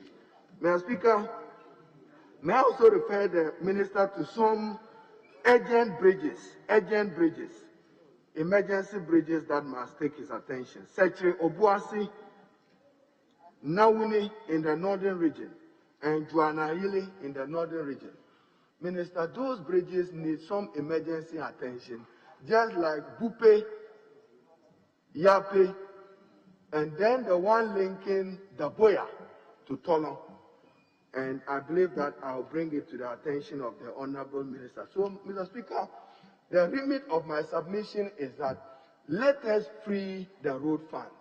And I say so because at the time in 2015, I had the privilege to be on the economic management team. And when we were carving the energy sector levies at 2015 at 899 to the table, you will find road fund levy 40 Ghana cedis per liter on petrol and diesel. The words we used at the time to support road maintenance. Now, road fund, I still recall at the time, even the Minister for Roads had his own thinking on how to get revenue for the road fund. Now, this was done. Mr. Speaker, the understanding then in 2015 was for the Minister for Roads to use at least 60% to retire and pay for road fund accumulated arrears and generate new projects of 40%. Now, this was initiated under President Mahama in 2015. The money have come. Now, finance is sitting on the money and now deciding to give a certain quantum to the Minister for Road. That is in breach of his respect for this Road Fund Act. If we wanted levies for the Minister for Finance, we would have said so. But we said that dedicate road fund levy to the road fund. So, Acting Minister for Finance, I'm further demanding that you come to this House with how much money have accrued to the road fund since 2015, accruing from the 40 Ghana cedis per liter on petrol and diesel, and its accompanying. We want to be adequately informed as a House. How much money have accrued? How much have you spent the money? Because, Mr. Speaker, I've been in some ministry where, and I hope I can share this, Mr. Speaker, and then end it there. The government of Ghana, and when I say government, last 2 decades, we are not promoting the private sector of Ghana, particularly those in the construction industry. Government is responsible for their premature deaths, and government is responsible for those hypertensions many of them are getting. And when I say just this government, that's why I say last 2 decades. When you go and borrow money from a bank, 20 million, then for 2 years it is not paid. Put 20% of, we are those killing the contractors softly by the ineptitude and lack of speed of payment. I don't think that is an acceptable thing. Mr. Speaker, I was going to say that the Ministry of Roads must belong to those roads where when you don't have budgetary allocation, you don't start a project. But I'll be unreasonable if I did that. I recall 2-3 years ago in 2016 where the Honorable Chairman stood when our colleague, the Honorable Inu Sabuseni, was at road. His position was that you have awarded contracts exceeding your budget allocation. I heard him here. But what the Honorable Chairman must understand with the road sector is that if they allocate a road in Bekwa or Ejusu amounting to 50 kilometers of roads, it may take the contractor more than, because of 1, we don't pay adequately, 2, there's no resources to mobilize early inside. So even though it's 50 kilometers for a year, it may span over 2-3 years to get it completed. What, Mr. Speaker, again, I will recommend, whilst commending the Minister for Road, is that some of the roads, for instance, when you take Nyankpala Kumbungu Road, about 15 kilometers, unmotorable. You take Mbana Ayele Pachi Road, unmotorable. If you come to my Tamale South constituency, Kapa Ayele and Vitin area roads, and done over the years. Mr. Speaker, there's a relationship between good roads and good livelihood or quality of life. I always tell my constituents that when that road is done, a pregnant woman will get to the hospital faster than a head. And I put my position that tomorrow I can be that person on that stretch who needs to be rushed to a hospital. So, Mr. Speaker, we are strongly recommending to Acting Minister for Finance, advise the President that if he truly means that 2021 is year of roads, decap the road fund. Avail the road fund resources to the Minister for Roads to retire, as I listened to the chairman, you said 2.1 billion arrears. How is he going to retire the arrears? How is he going to start new projects in the road sector? So, Mr. Speaker, I've also mentioned those emergency bridges, particularly Nawuni. You know, Nawuni has a relationship with Kumbungu, and it has to do with the volta of the water. They need a bridge. If you are traveling to Tolong from Damongu or from Bole or from Sola, if the bridge is done in the Deboya area, you don't need to travel all the distance to Tamale to tend to be able to do it. So those emergency bridges would also need our attention. Mr. Speaker, in concluding, the Honorable Kwame Agoja, Mr. Speaker, mentioned the fact of PPP. Minister, you now have the benefit of a Public-Private Partnership Act 2020, Act 1039. We want the initiative, whether this express road, Cape Coast, Winneba, Accra, or Accra, Tamale. And Mr. Speaker, I support dualization of roads because if you look at the state of accidents in our country, it's largely collusion on the roads. So if you dualize, you are likely to minimize and reduce collusion as an accident symptom or consequence in our country. So yes, let's dualize, but let's come within the public-private partnership. The Honorable Ranking Member referred to Tema Motorway. We have discussed it extensively. Scope of work have changed, but let it sit within the meaning of the Public-Private Partnership Act. Is it build, operate, transfer? For what period? How much investment is the person bringing? That will determine the duration of the public-private partnership. As for road tolls, Mr. Speaker, yes, increase it. But the Minister for Roads, let this House know that road tolls doesn't feed the road. What you get, no matter the increases. 70 million, that's there for one construction in the Swami area road. That will be enough for just one road. Swami going to Tafu, if you want to do the road work. So road tolls. But I agree that, Mr. Speaker, I support it. But Minister for Roads, if you are to be successful, do the road and bridge constructions as we have mentioned. Justify yourself in cabinet that you don't want further capping. We will not support any capping of the road fund further. Mr. Speaker, with these words, I support the motion. Thank you.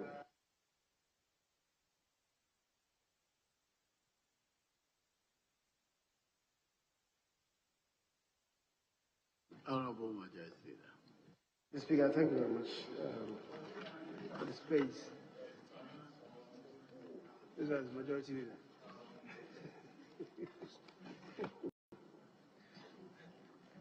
Mr. Speaker, the Minority Leader posed a question with the magnitude of the challenge in the road sector. We must admit it's huge. It is indeed huge. You recollect that the Honorable Hussein Musa, when he came to this House, admitted to us that every year it should be possible for any government to expand the road network by about 4,000 kilometers. It is not possible to do that in practical terms because of the lack or the paucity of resources. So the 8-year rule of the NDC, they were only able to expand the road network from 69,000 to 73.9 thousand. Let's say 74,000. They increased by just under 4,000 kilometers. What it is that has been done under this regime from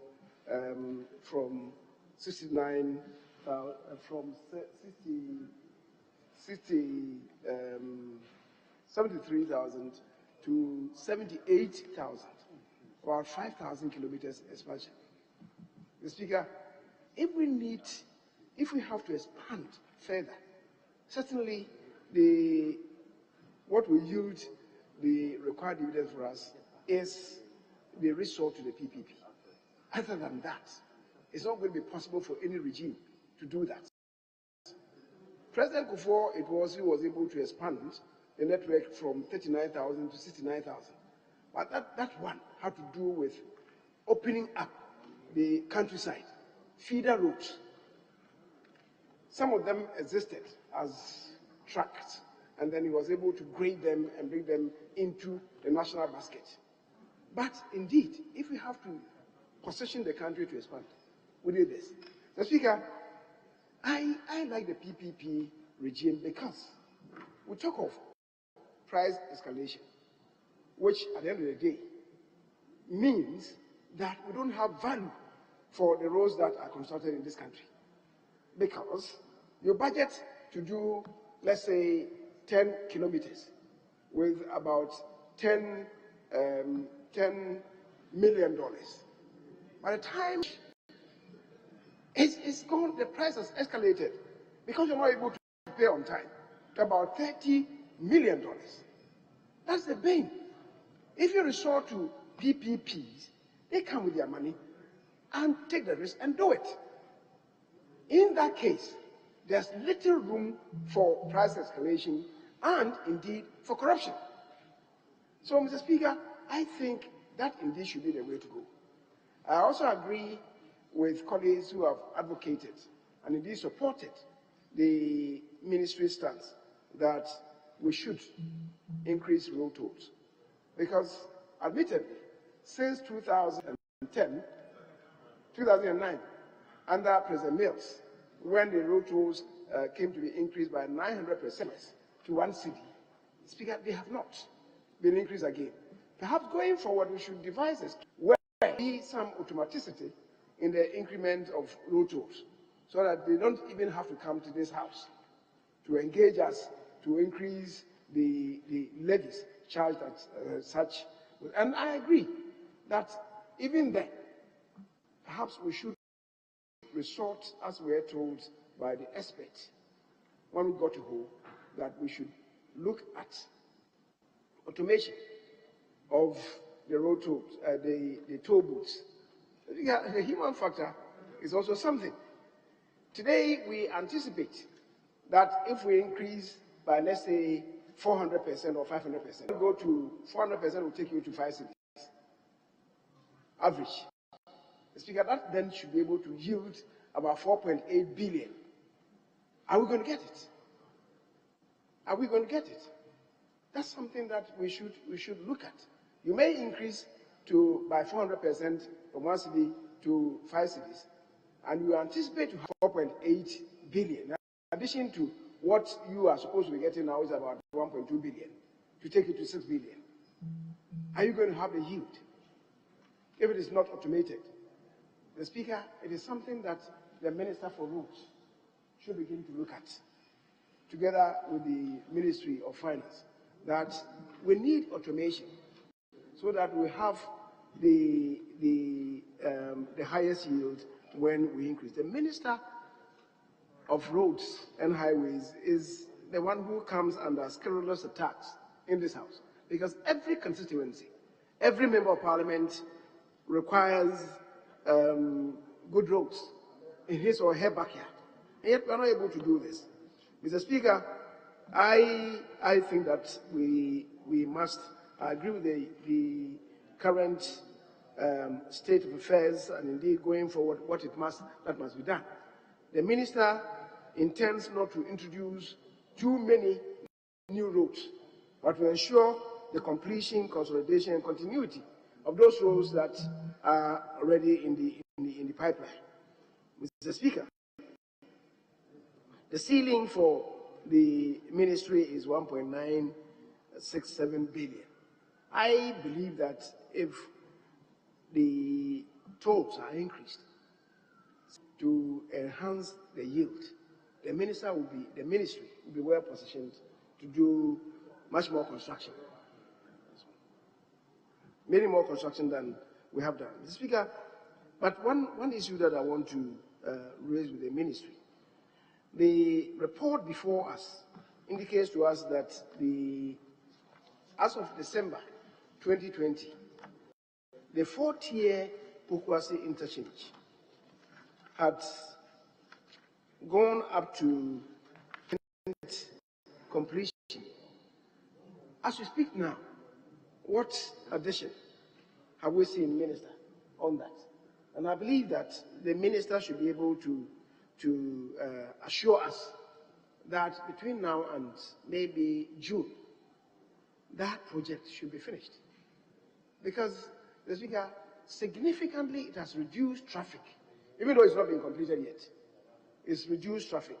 So the minister should be encouraged to have that project completed as soon as possible, and also to begin in earnest the construction of the other interchanges on the Akosombo road. The Swami one certainly, must be done, and that's going to be the second 4-tier interchange in the country. And Ghana will be the one of 2 countries in Africa to have the benefit of a 4-tier interchange. And Mr. Speaker, so I thank you very much. The benefits of roads we all do know. The minority there have stated food security, improvement in health, security in general, and also even enhancing the value of property in locations. Once you do the roads in any community, it adds value to the structures. And members and people who want to maybe use their properties as collateral to take loans from the banks, the values are enhanced. So, Mr. Speaker, the value of road construction is colossal. And that is why the minister responsible for roads must be given every encouragement that he requires to be able to reposition the country in expanding the road network and also improving the network of roads that we have in the system. Mr. Speaker, thank you very much for the... At the conclusion of the debate, the question is in favor of the motion, say aye. All against, say no. The ayes have it. The motion is carried. This House has adopted. This House has approved the sum of 1 billion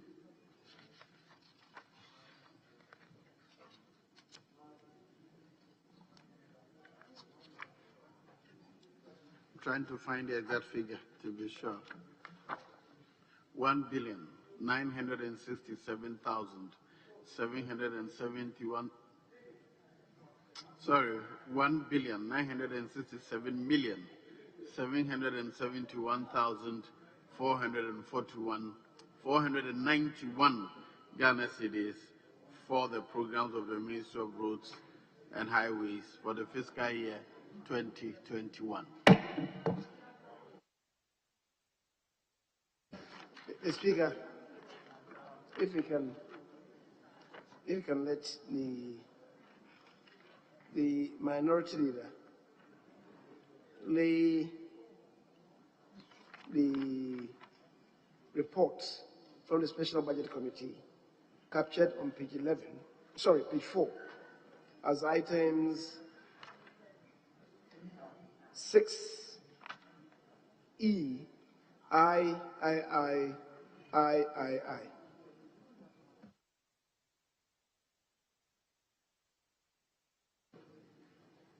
Yes, Honorable Minority Leader. Now, Speaker, I can do for EI and EIII. Very well. Item EI. Chairman of the committee.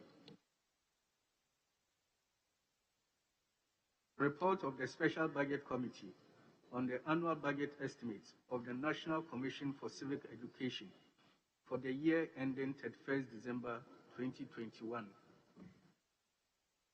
The report is duly laid for distribution to members. Item EII.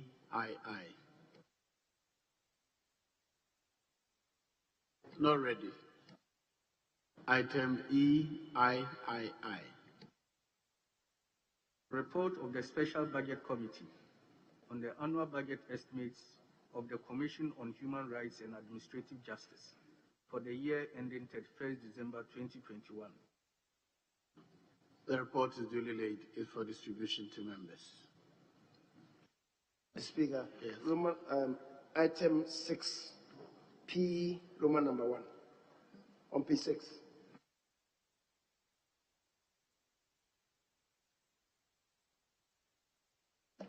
T, Roman number on page 7 of the other paper. Report of the Special Budget Committee on the annual budget estimates of the National Media Commission for the year ending 31st December 2021.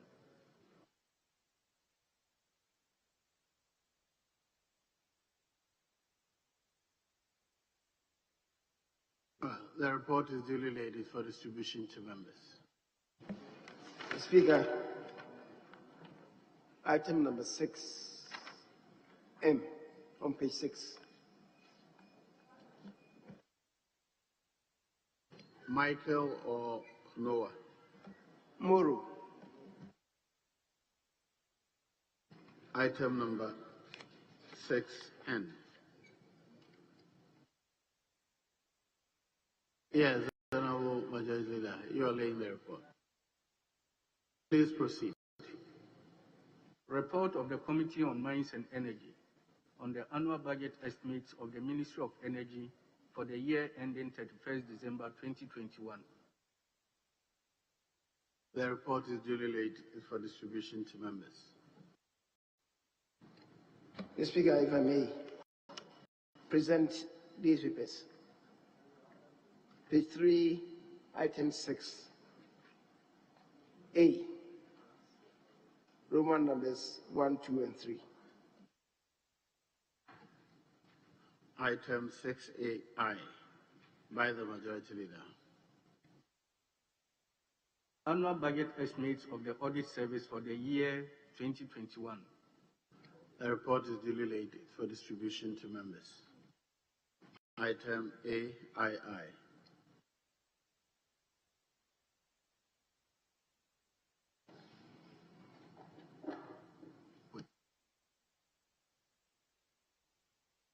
Oh, very well, because these are not a report, these are estimates, sorry. So, AI is referred to the Special Budget Committee for consideration and report. Item AII. Annual budget estimates of Parliament and the Parliamentary Service for the year 2021. The paper is duly presented, is referred to the Special Budget Committee to consider and report. Item AIII. Annual budget estimates of the Judiciary and the Judicial Service for the year 2021. The paper presented is referred to the committee, the Special Budget Committee for consideration. Judiciary is referred to the Judiciary Committee to consider and report. Yes, Speaker, if we can go to item 11, page 8.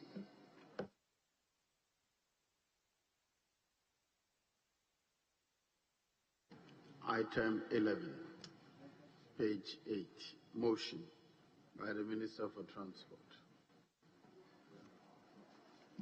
Thank you very much, Mr. Speaker. Mr. Speaker, I beg to move that this Honorable House approve item number 11 on page 8 of today's order paper by approving 757,839,197,000 to enable the Minister of Transport to execute his programs and projects.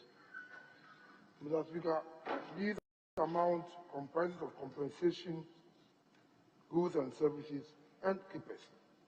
Mr. Speaker, the focus of the ministry is to continue its existing program of construction of the coastal fish landing site at various beaches along the coast, to continue the Mina fishing port rehabilitation and expansion project, the expansion of the Kumasi and Takoradi airports, road safety education and awareness, development of road safety authority regulations, retooling of National Road Safety Authority, and expansion of DVLA services, particularly in the new 6 regions. I beg to move that this House approve this amount. I so move, Mr. Speaker. Yes, Chairman of the Committee. Thank you, Mr. Speaker. Mr. Speaker, I rise to second the motion. And doing so, I would like to present the committee's report. Mr. Speaker, before I present your committee's report, I'd like to seek your leave to amend paragraph 7, subparagraph 7.2, line 4. Mr. Speaker, the figure 400 should be amended to read 100. Mr. Speaker, your committee met last Saturday to consider the budget estimate and program for the Ministry of Roads and Transport. Mr. Speaker, the committee made some observations and recommendations. Mr. Speaker, I will limit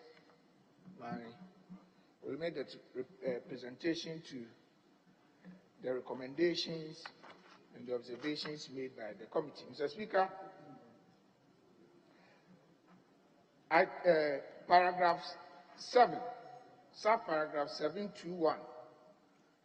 This is where the committee bemoaned the current practice where DVLA is reimbursed only 15% of the printing cost of roadworthy stickers, while all the revenue generated from the sale of same is lodged in the road fund account. The committee was informed that the current situation is having adverse financial burden on.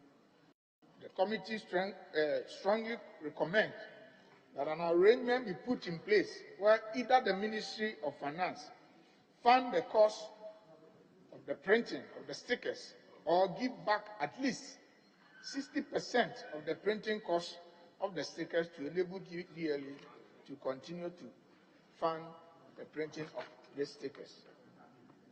Mr. Speaker, on subparagraph 7.23, the committee was also informed that National Road Safety Authority developed a comprehensive nationwide road safety campaign dubbed Arrive Alive. That the campaign, which was launched in 2020, is currently being aired on various media outlets.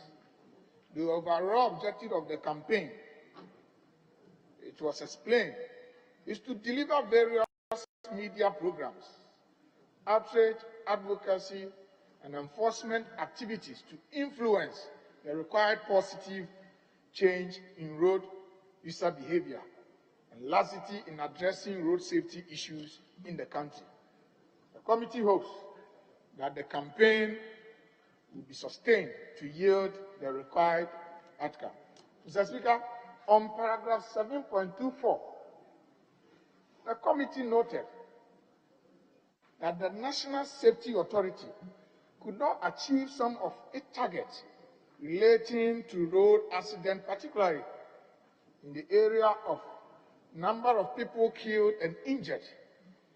The committee realized that among other factors in contribution to the National Road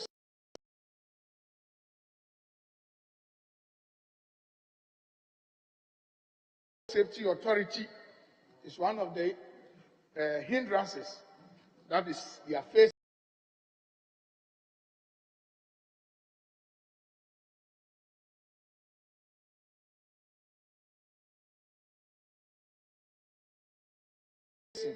Which is preventing them to execute their program and policies. The committee is of the considered view that for the National Road Safety Authority to effectively implement its programs and sustain road safety campaign, there will be the need to ensure adequate and sustainable funding, which the current budgetary allocation cannot ensure. The committee, therefore, recommends to government to consider allocating Mr. Speaker, in conclusion, the committee, after carefully examining the 2021 annual estimate of the ministry and having regard to the strategic role of the ministry in the development drive of the country, recommends to the House to approve the sum of 600,839,197 Ghana cedi to enable the Ministry of Transport to implement its programs and activities for the 2021 fiscal year. Reiterate, Mr. Speaker, it appealed to the Ministry of Finance to either fund the full cost of the printing of the roadworthy stickers or reimburse to DVLA at least 60% of the cost of printing to enable DVLA to carry on with their activities effectively and efficiently. Mr. Speaker, I so submit. Yes, Ranking. Right, Honourable Speaker, I thank you for the opportunity to contribute to the motion moved by the Minister, seconded by the Chairman, and to make these few points of my own. Mr. Speaker, I want to commend government for bringing back Ministry of Aviation and Ministry of Transport. I thought government should have gone further by adding railway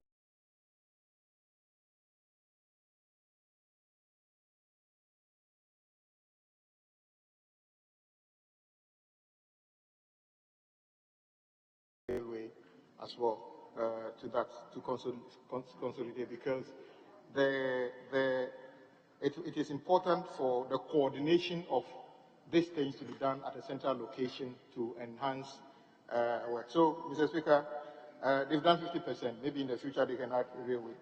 Mr. Speaker, obviously, the ministry has got major programs that they've been doing. If I start from aviation, this House has been very proactive, and under the chairmanship of my very good friend, Honorable Ayepe, we did produce or revise few of the laws or legislation around aviation, the air navigation, and all those things.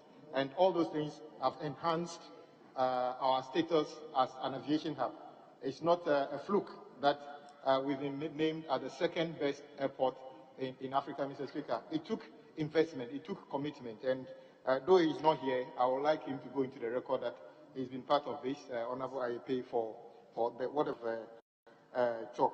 Mr. Speaker, with the replacement of, if you go to page 6 or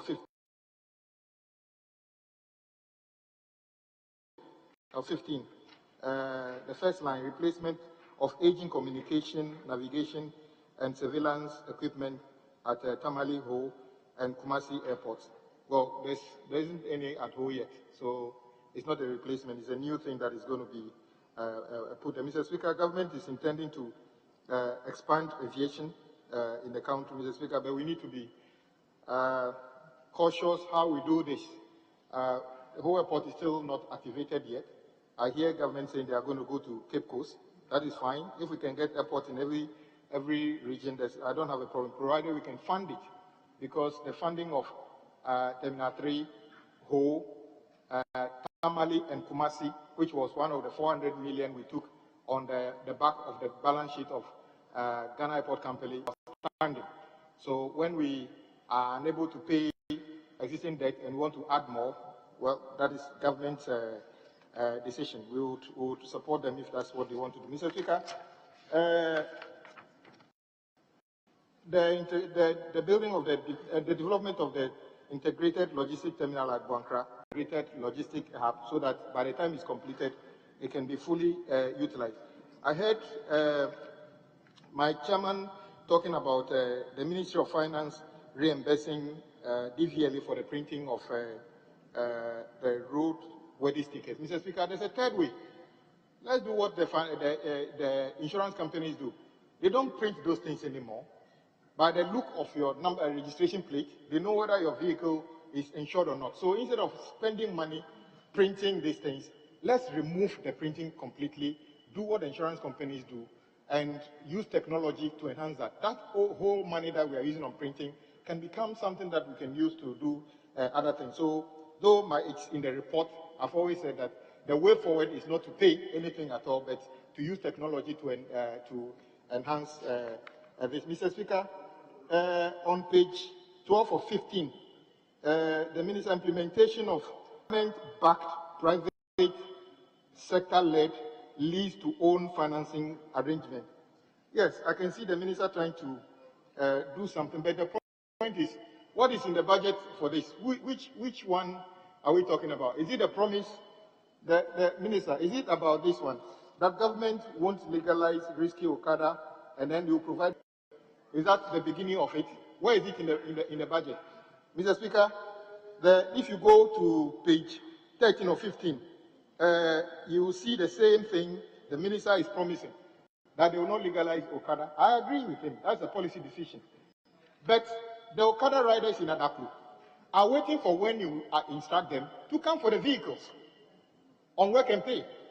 So that should have been in the budget, that we have provided budget line to provide Okada drivers and trotro drivers new vehicles. Why is it in the budget? Or it was just something Dr. Baumia said on the campaign trail. But it's a significant government policy. So Okada riders and trotro drivers are waiting for you for the policy and the implementation of it.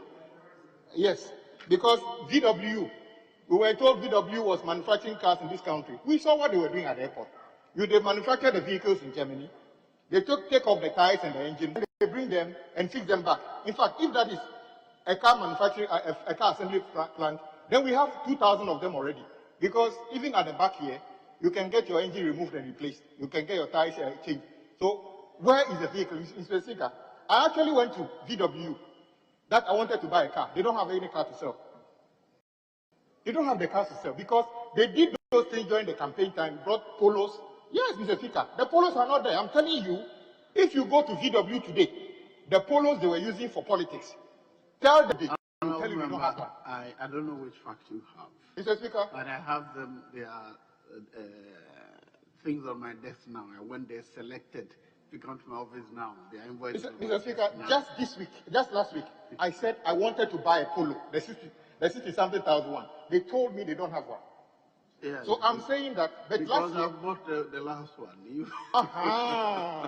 They brought them to coincide with when government was making the policy.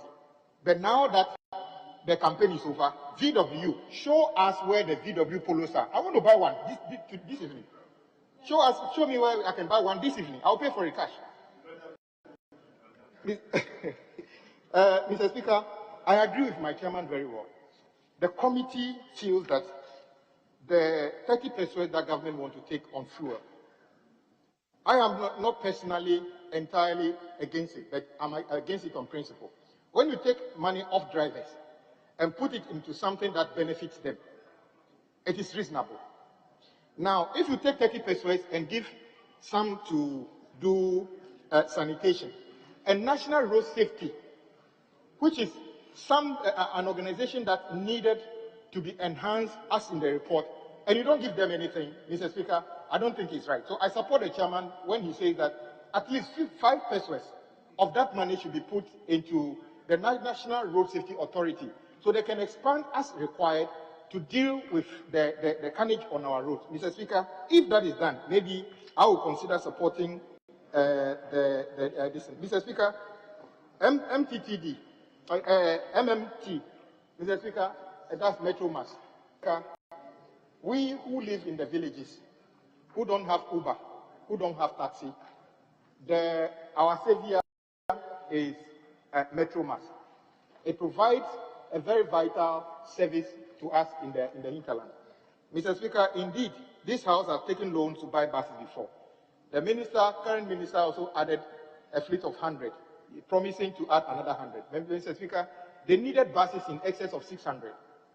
The only reason Metro Mass is unable to buy these buses is simply because, Mr. Speaker, we've tried and we are expecting them to excel. Mr. Speaker, to surprise you to know that today, when Metro Mass goes to buy fuel to fuel their vehicles and go from maybe Tama Station to Adenta, when they come back, they can't even recover the cost of the fuel. If that is what government need to do, then government need to support them by reducing the taxes they pay on fuel or actually buy them the fuel. But at this rate, the company will surely collapse. Why don't we do what we did for STC? When we allow them to charge at least a fare that is going to be able to make them meet today, STC doesn't come to this house to get buses now. They buy their own buses. We don't know anything about what they are doing in terms of that, but it's a viable business today. Why can't we allow Metro Mass to charge a fare that is recovery? We are not telling them to become a company that is for profit. At least they should break even. And if we do that, Mr. Speaker, that will be the day we see Metro Mass being an enhanced transport company. But currently what they are doing, it is not sustainable. And I encourage government to be bold, to come up with a system that let them recover at least their costs for them to be able to go to the places that we need them. Mr. Speaker, home-based career. Mr. Speaker, just yesterday, I had cause to speak to the media about the behavior of British Airways. When they decided to take Ghana from flights originating would no longer go to Heathrow, but will go to Gatwick. Mr. Speaker, not long ago, we were all flying into Heathrow Terminal 5, the flagship terminal. Then they decided to take Ghana to Terminal 3. We complained. The President himself had cause to complain about the quality of service British Airways was giving. The former minister, Madam Cecilia Dapa, we were in a meeting and he admonished them. I had cause to stay on the tarmac from 10 p.m.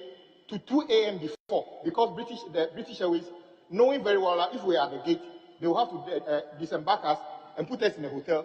We stayed in the plane to 2 a.m. So I think that the goodwill of Ghana between us and British Airways, they are taking, it's become bad faith today. And that is why I'm saying that the bringing on of a national carrier is very important, because there's only one direct route, a flight from Accra to London. But I encourage government, we should not accept what they wanted to do. They told Ghana government that they have stopped the thing. But Mr. Speaker, attempt booking a flight from Ghana into London after 31st October and see what they will do to you. You will automatically be routed to Gatwick, which means that they have implemented this program without the knowledge of government. That is very bad faith between them and us. It's simply because it's a monopoly. So I encourage government to come up with a national carrier. However, do this marriage as a marriage of convenience. Don't do it with somebody who will turn around and ignore your audition. And what I'm hearing about Egypt, I keep warning, Ghana is a much more stable country than Egypt. Please be sure that they will remain stable whenever we use them as a hub. I don't know why we decided to leave Ethiopian Airlines. I don't know. Maybe the negotiators know better. But we encourage you to do anything that will bring a national carrier. We need it urgently to be able to enhance our own image and to improve business. With these few words, I encourage colleagues to approve this budget, to allow the minister and his team implement the necessary projects that will enhance transportation in this country. With this, you word, Mr. Speaker, I thank you for the opportunity.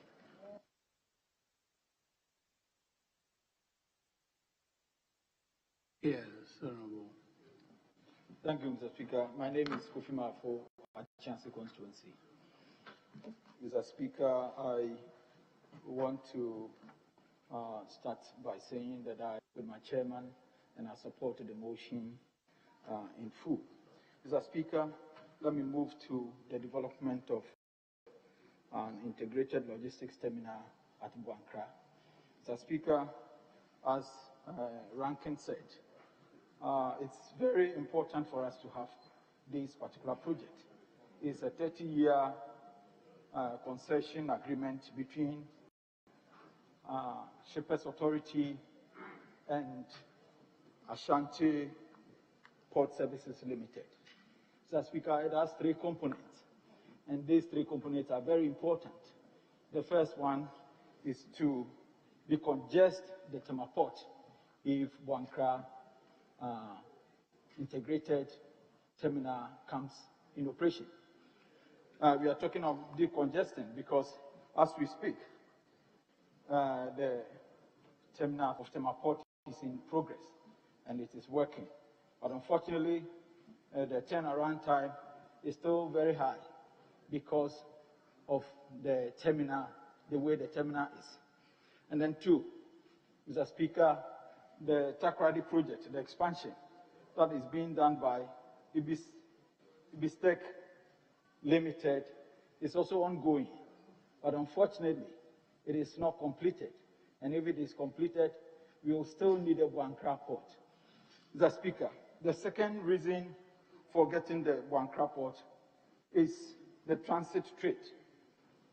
Mr. Speaker, to facilitate the transit trade system from Tema or from Ghana to the landlocked countries like Burkina Faso, Mali, and Niger, we need that strategic terminal so that it will also facilitate the movement of goods from Tema Port to the landlocked countries.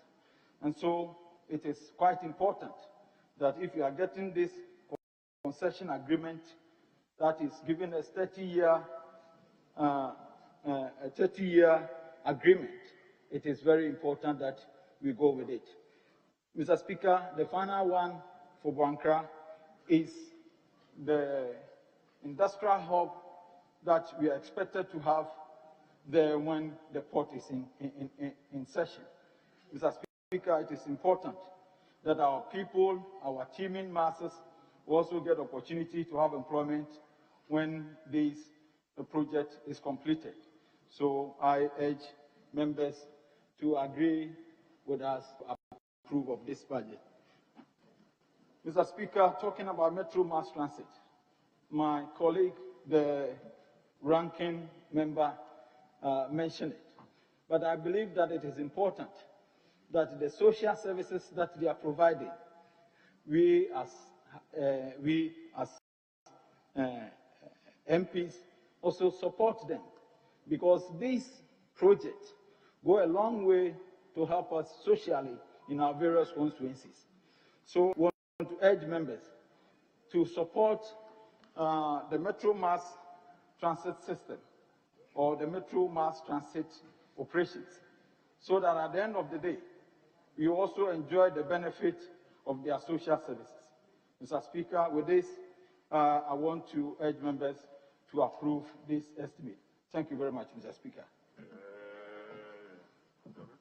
Yes, Honorable. Thank you very much, Mr. Speaker. I rise in support of this motion.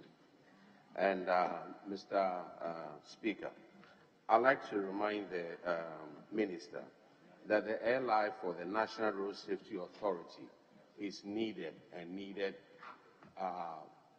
like yesterday.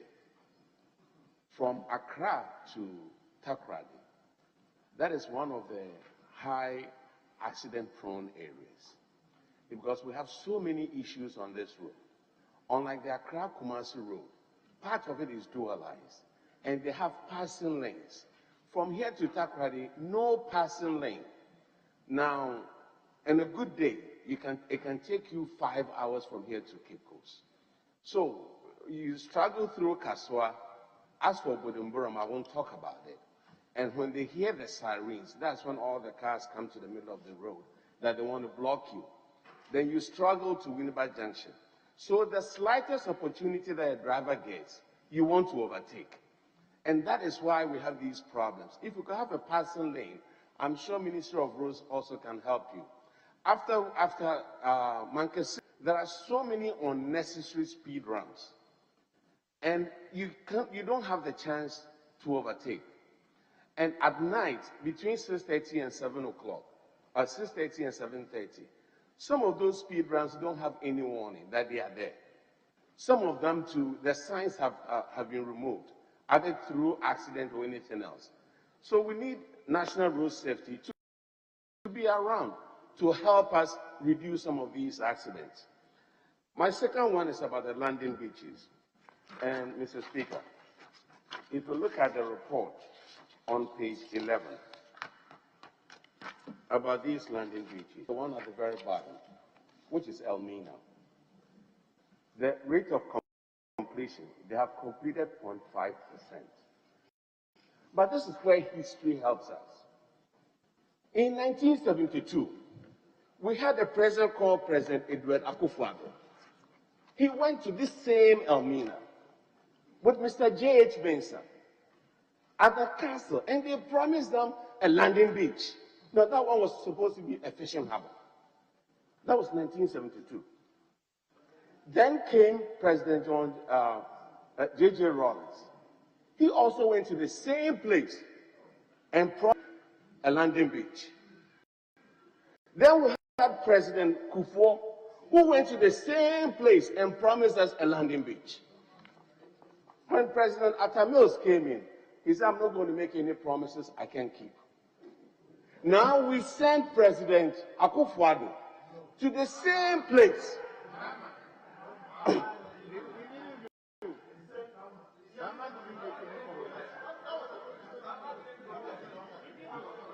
Mr. Speaker,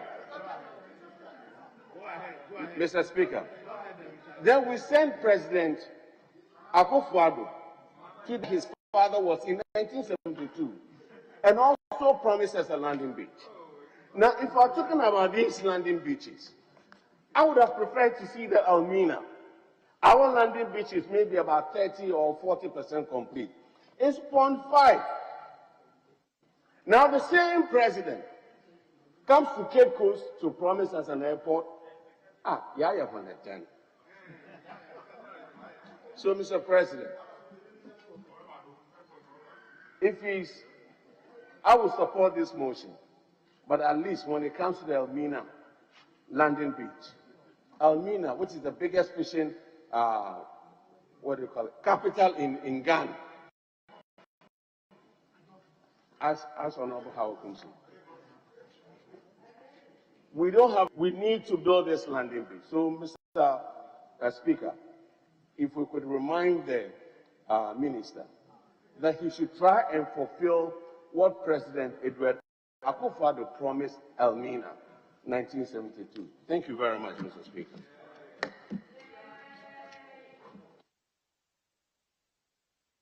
Yes, I'm bringing it to a close, so I will wind up and I'll put a question. Thank you very much, Mr. Speaker. Mr. Speaker, I would like to thank members for their contribution, criticism, and advice they've given to me and the government. I would like to assure them that I've taken them into consideration, and going forward, we will include them in our implementation program. Mr. Speaker, I would like to remind the Honourable Member, His Excellency, the MP4, Edna, that he knows that the Elmina fishing project is ongoing. He knows, yes, the records may say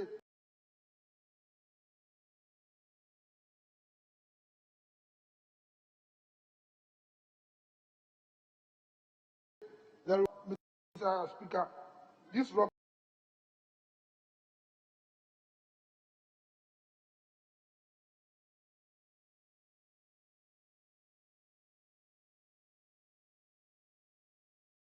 Nana is concerned, we have come to this house for a facility of $120 million. No, it is not part of the CDB. This loan is Belgium, first Belgium. And this house approved the facility for us. Mr. Speaker, you know that the consultant is on site doing the work. Yes, the figures here, like I said, is 0.5. That is pertaining to December last year. All those figures, Mr. Speaker, when I got to the committee, I told them that the figures here are as of December, the percentage is as of December last year, and that we've done more than the percentage stated on the report. And because the consultants have not brought the new figures, the new percentage where we are, that is what I'm not including in it. And the honorable member knows that. He's a member of the committee. He knows that the job that the people have done is more than 5%. Yes, move on. You've made that. Mr. Chairman, Mr. Speaker, I would like to respond to one thing by the ranking member. Mr. Speaker, as early this year, the British Airways Group came to see me on moving, or the issue of moving Ghana from Heathrow to Gatwick. Mr. Speaker, our position to them was no. That is government position. They said they were going to London and you will hear from them. Mr. Speaker, I wouldn't want to act or respond on a newspaper report. The agreement between them when they came was that whatever be their position, they should communicate to government, and I will be able to respond officially to them. So I would like to assure this House, Mr. Speaker, honorable member, the speaker listens to member on his feet, not those on his seat. So please allow me to speak. So, Mr. Speaker, I would like to assure the House that the government will not relent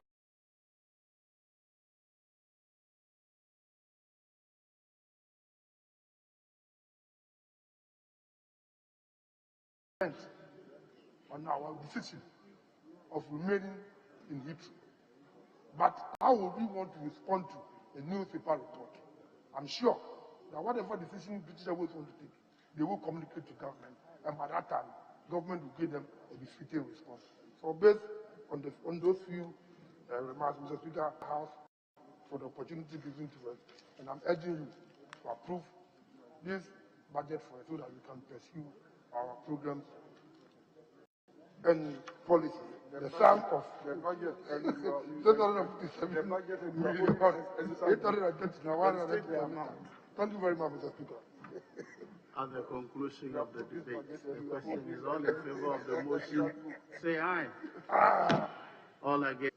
The ayes have it. The motion is carried. This House has approved the sum of 657,839,197 Ghana cedis for the services of the Ministry of Transport for the year ending 31st December 2021.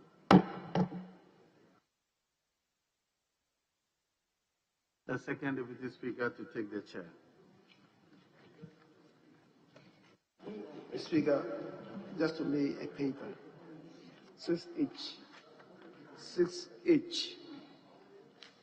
Page 4. Very well. 6H.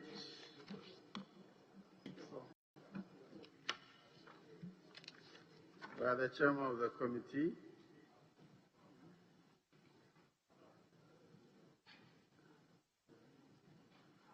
Yes, you may lay the report. Report of the Committee on Foreign Affairs on the annual budget estimate of the Ministry of Foreign Affairs and Regional Integration for the year ending 31st December 2021. The report is duly laid for distribution to members. Yes. The Speaker was just inquiring, and the other reports are not ready. And those of them that are ready are still sitting. And so I think it will be difficult to consider those reports. And that being the case, I would plead that we take an adjournment and then we'll meet tomorrow. Okay, minority leadership. I think that the minority have no problem. We support the motion. Very well. The House is accordingly adjourned to Wednesday, 24th March 2021 at 10 o'clock in the forenoon.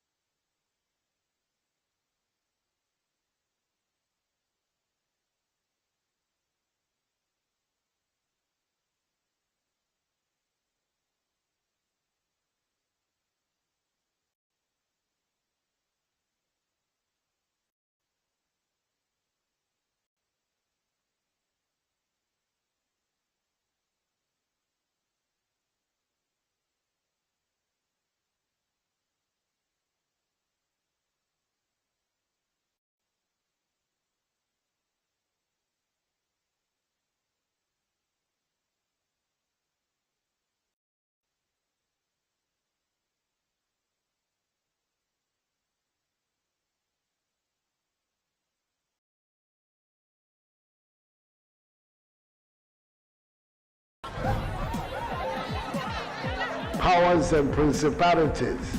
There's so much fire inside me. Tragedy struck when part of the largest hillside at the kosher rubbish dump collapsed. It's going to be fun to see how he goes about approaching this game.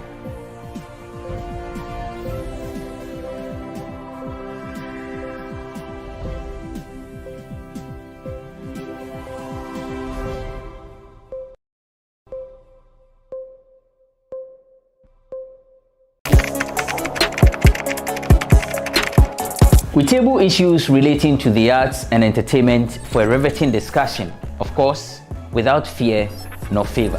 The question the presenter asked them was a dumb question. You need to speak the part and move. Varied views. We agree to disagree. So I would disagree with everything you said. I think that he's a smart guy. I think what he did. No, but I also said he's a smart guy. Yeah. I guess that I'm waiting for the what next. Yeah, I don't think that we have to wait for what next. It sometimes gets confrontational, but that's the beauty of the game. Today you are denying funny face. It's not my brother. Today you are denying funny face. I don't know him. You don't know funny face. It's not my brother. You don't know funny face. It's a package. We meet, we sit, we dialogue, we learn, we progress. My name is Benefo Huabin Abrantepa, a proud blogger, and this is my forum.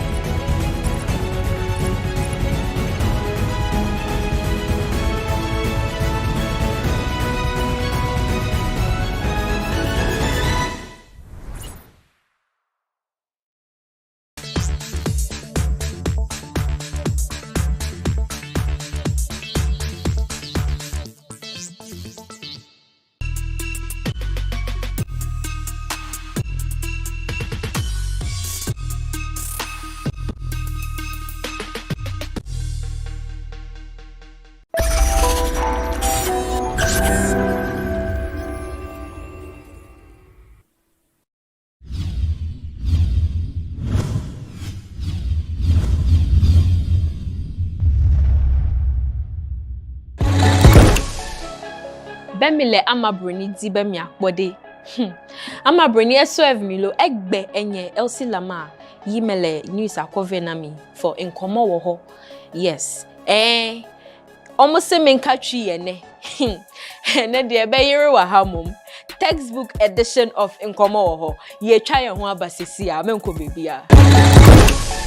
Say ye chance ye dia. And then na papa bi we twa ne batoma pio pio pio. Aden a o se ne ba no why yet disrespectful. Yes, Mistress Samini and the Stoneboy. Stoneboy na Okaya 63rd Grammys yeah US for last week. And na Benna Boy no Westgate. Omako winning awards ama omo country. And na Stoneboy back Twitter say award ya omo winning no. Ghanaians any kwan say mo ye bitter.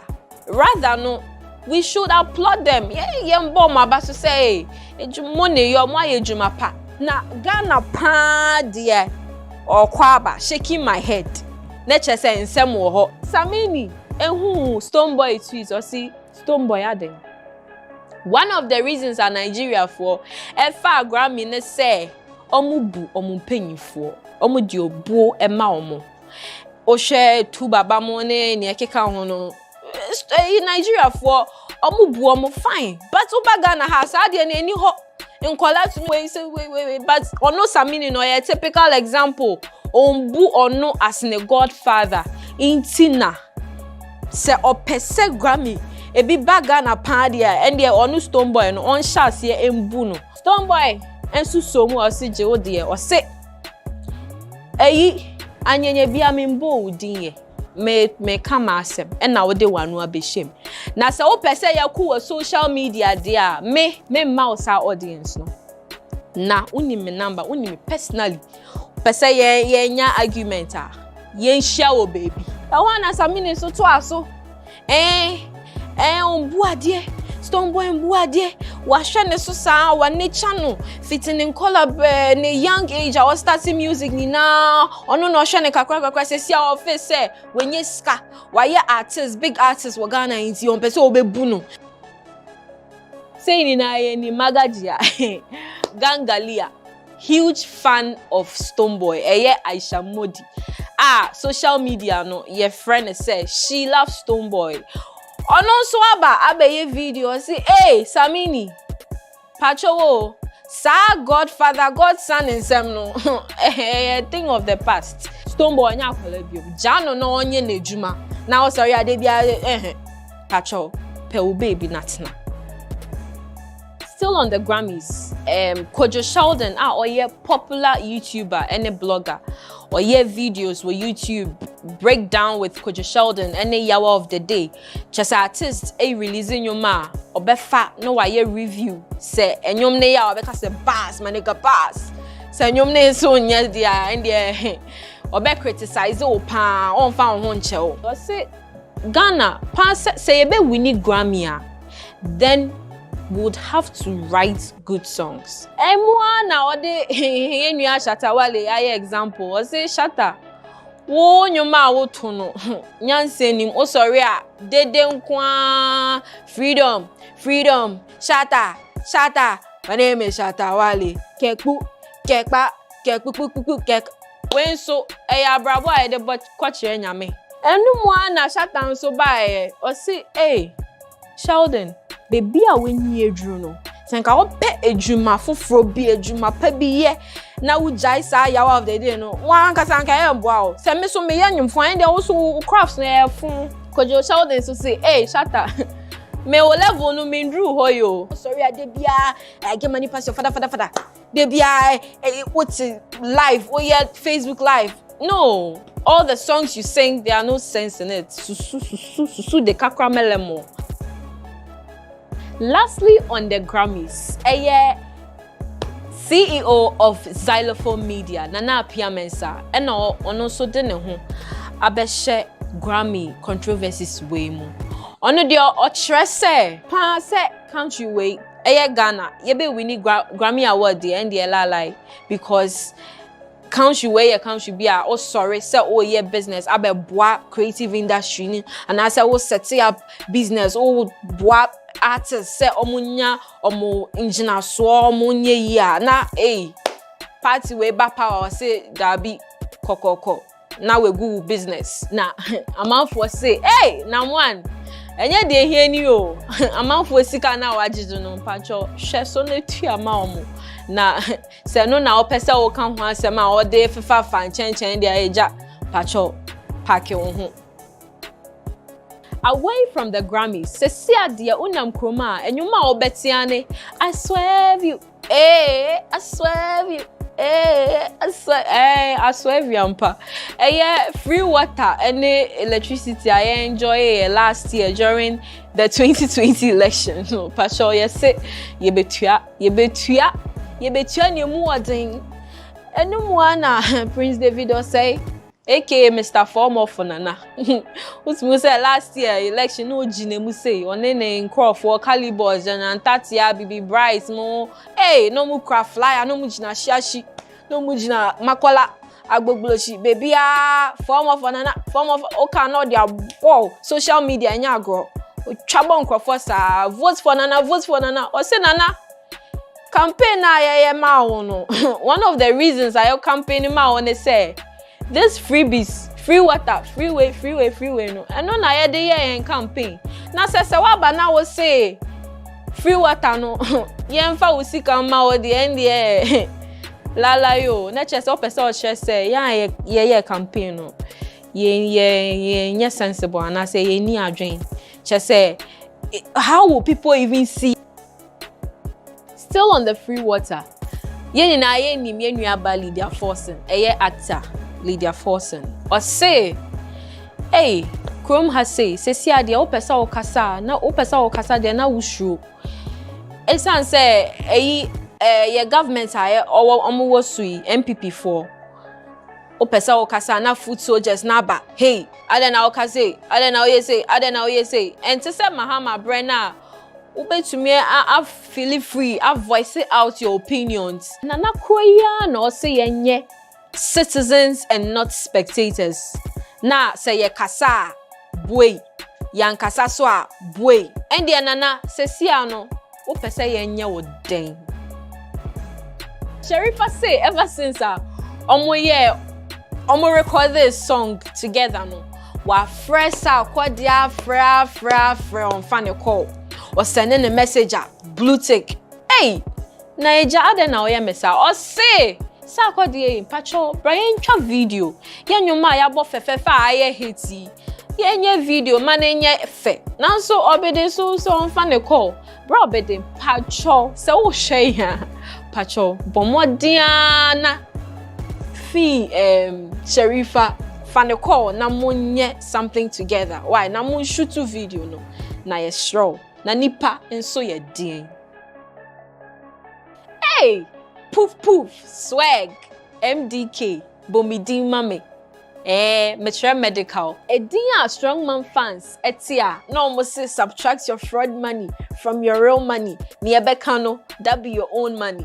Medical say sa nyama no munjai fraud no onye inti munjai say de bia na mo friend of froster on pesa or say wa bre adentia oko interview bia na ebisa ne say pacho anye bia osika no nye free jama oye fraud jama oye say wa bre sa questions no onye fraud onye sakawa boy or say ni recent trip now the call US no $40,000 and onya or iTunes as revenue. Oh no, the chat tickets and all the chile America no.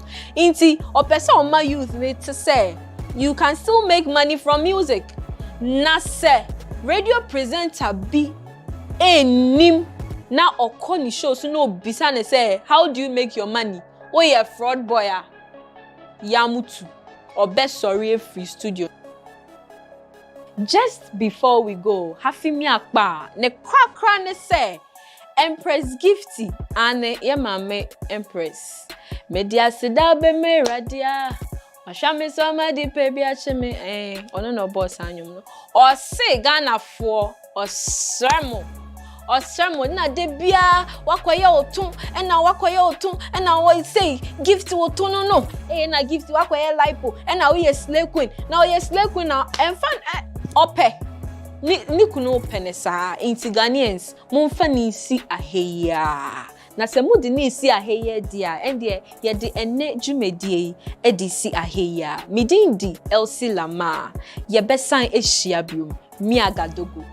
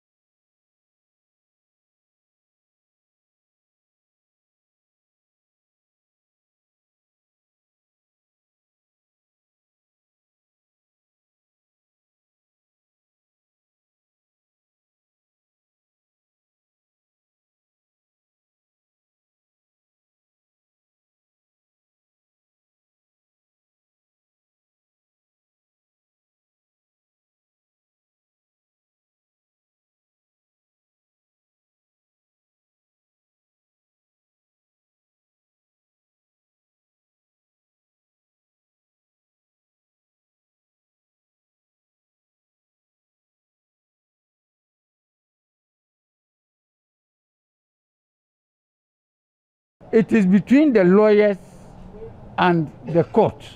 The Attorney General has lawyers to do the prosecution, and the accused has lawyers to defend him.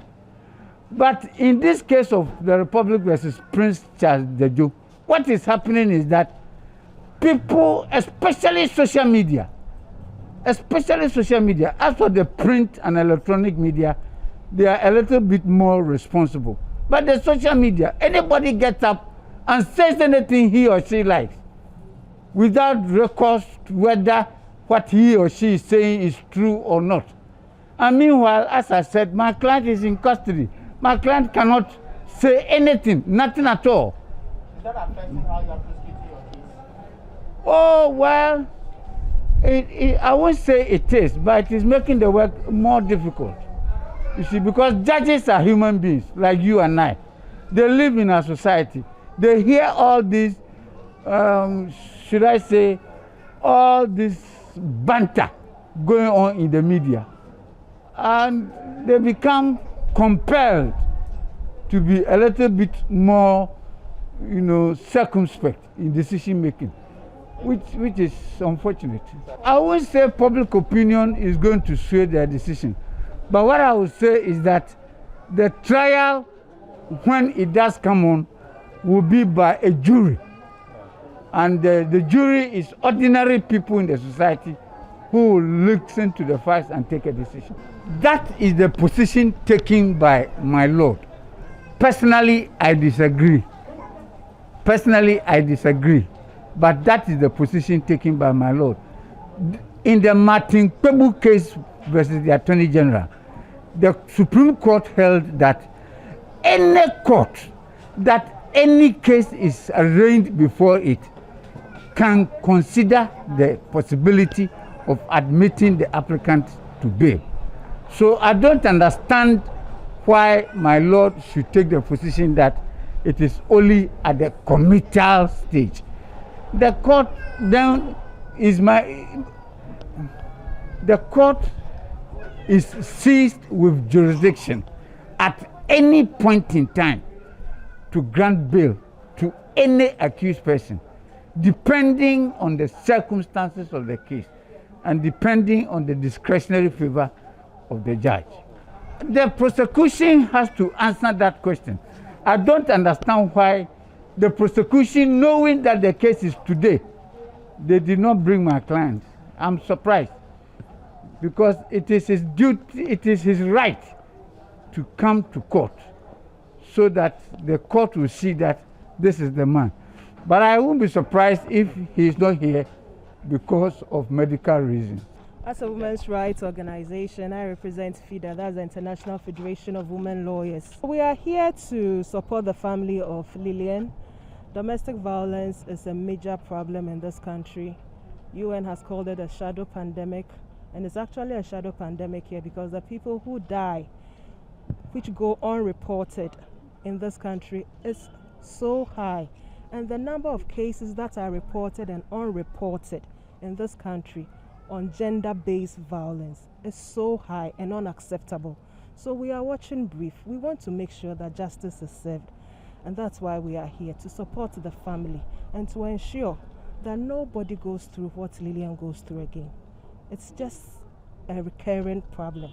Last year, a woman died because she served her husband porridge, rice porridge for dinner, when her husband was expecting a heavy meal. Can you imagine? People die for such useless reasons in this country. And that's why we are here, to ensure that these useless reasons for dying do not continue.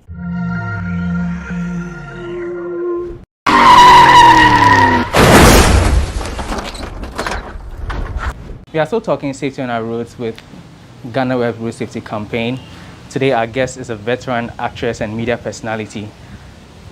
She indeed was involved in a ghastly accident some years back, nearly claimed her life, but well, she's here today with us to tell us how it all happened and advise us on the way forward, staying safe on our roads.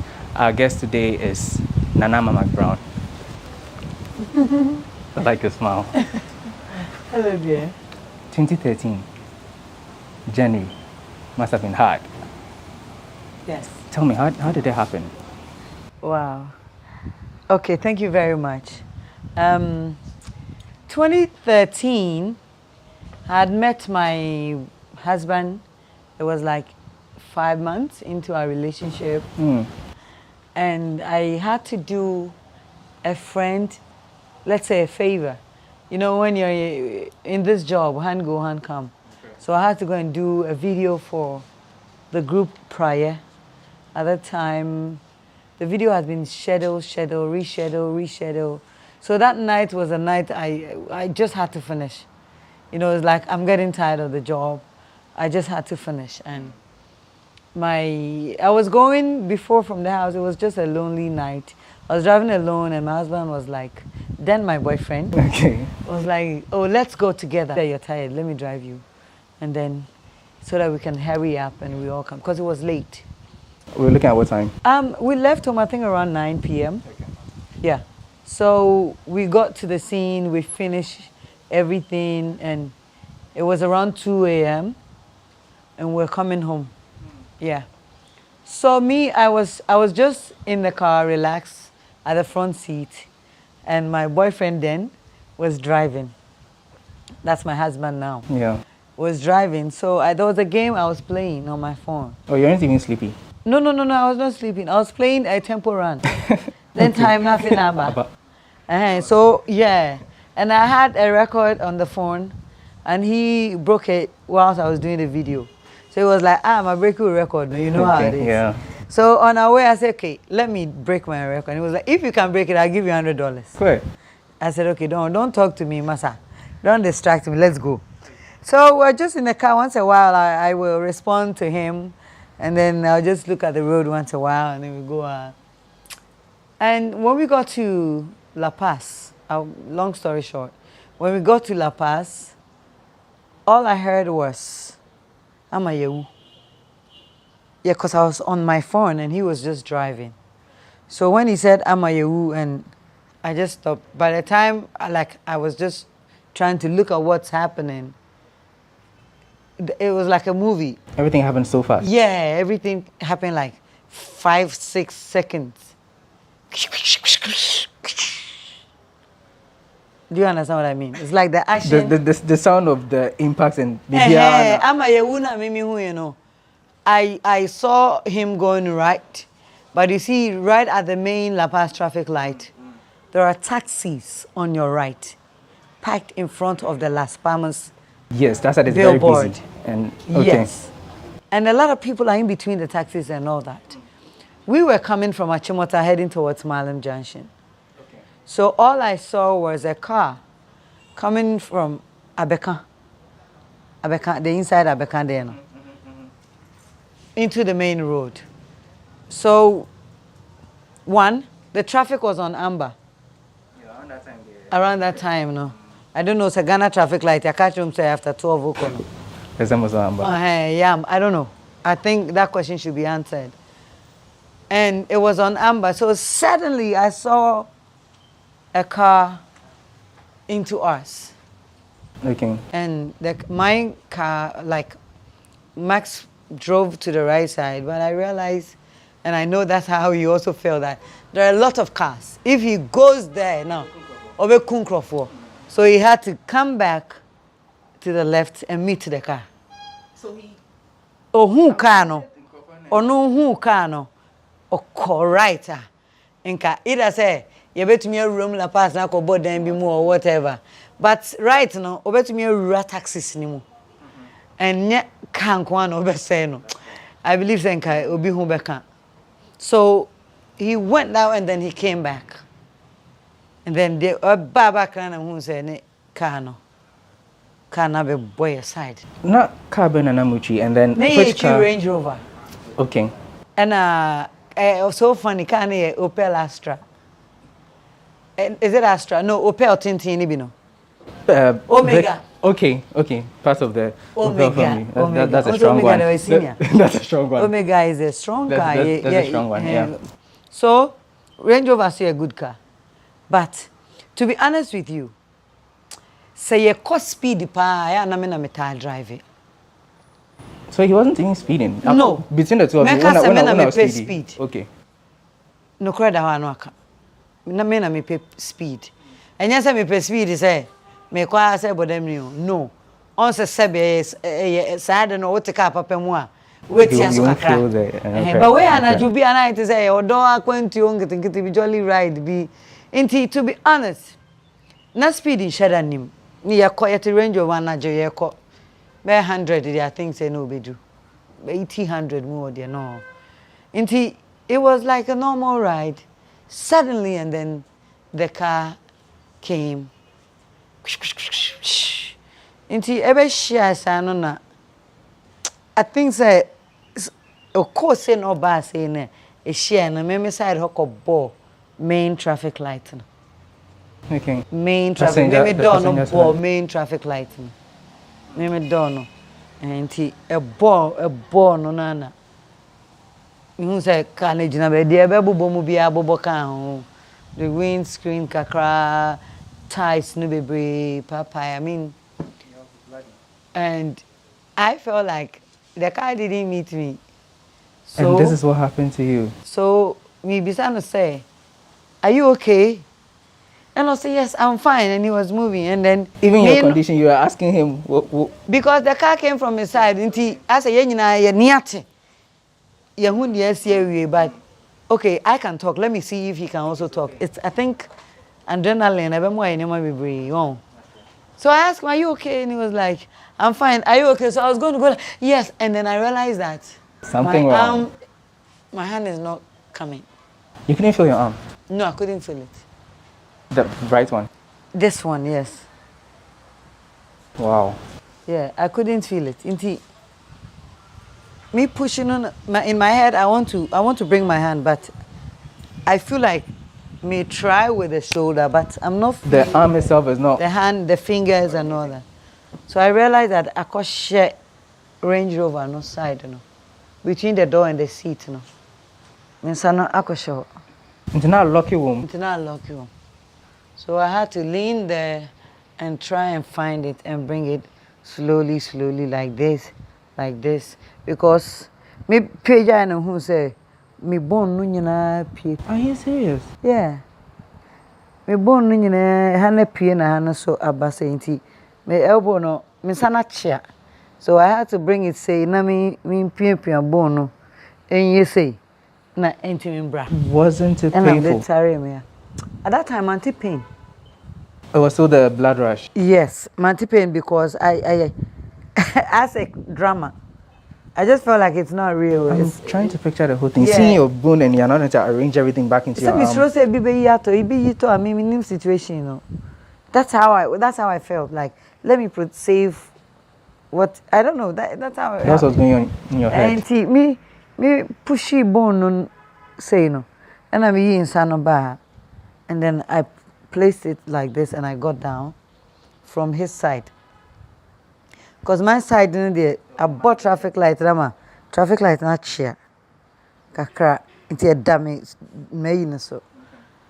So I got down from his side. Does that mean he had gotten out of the car? He had gotten out. So I told him nobody should touch me when I realized that my hand is broken before they struggle me out. And so I was like, I can come out. I don't know how it happened, to be honest with you. I was like, I can come out. I can me pra. So I came out from the side like this. I got down. I left my bag, everything, my phones, everything in it. And then I saw blood all over. So then a taxi driver pulled up. He pulled over to my side now. So I felt the pain after a few minutes.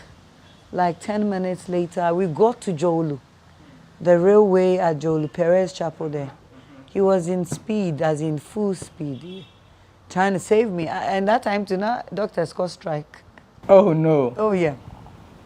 So it was like the closest is 37. Yeah. You know, everybody will tell you what's good. So from Perez Chapel is when I felt the pain was not coming. Dying. Hey, it's like mensano that were drumming no be war non-stop. Sweetheart.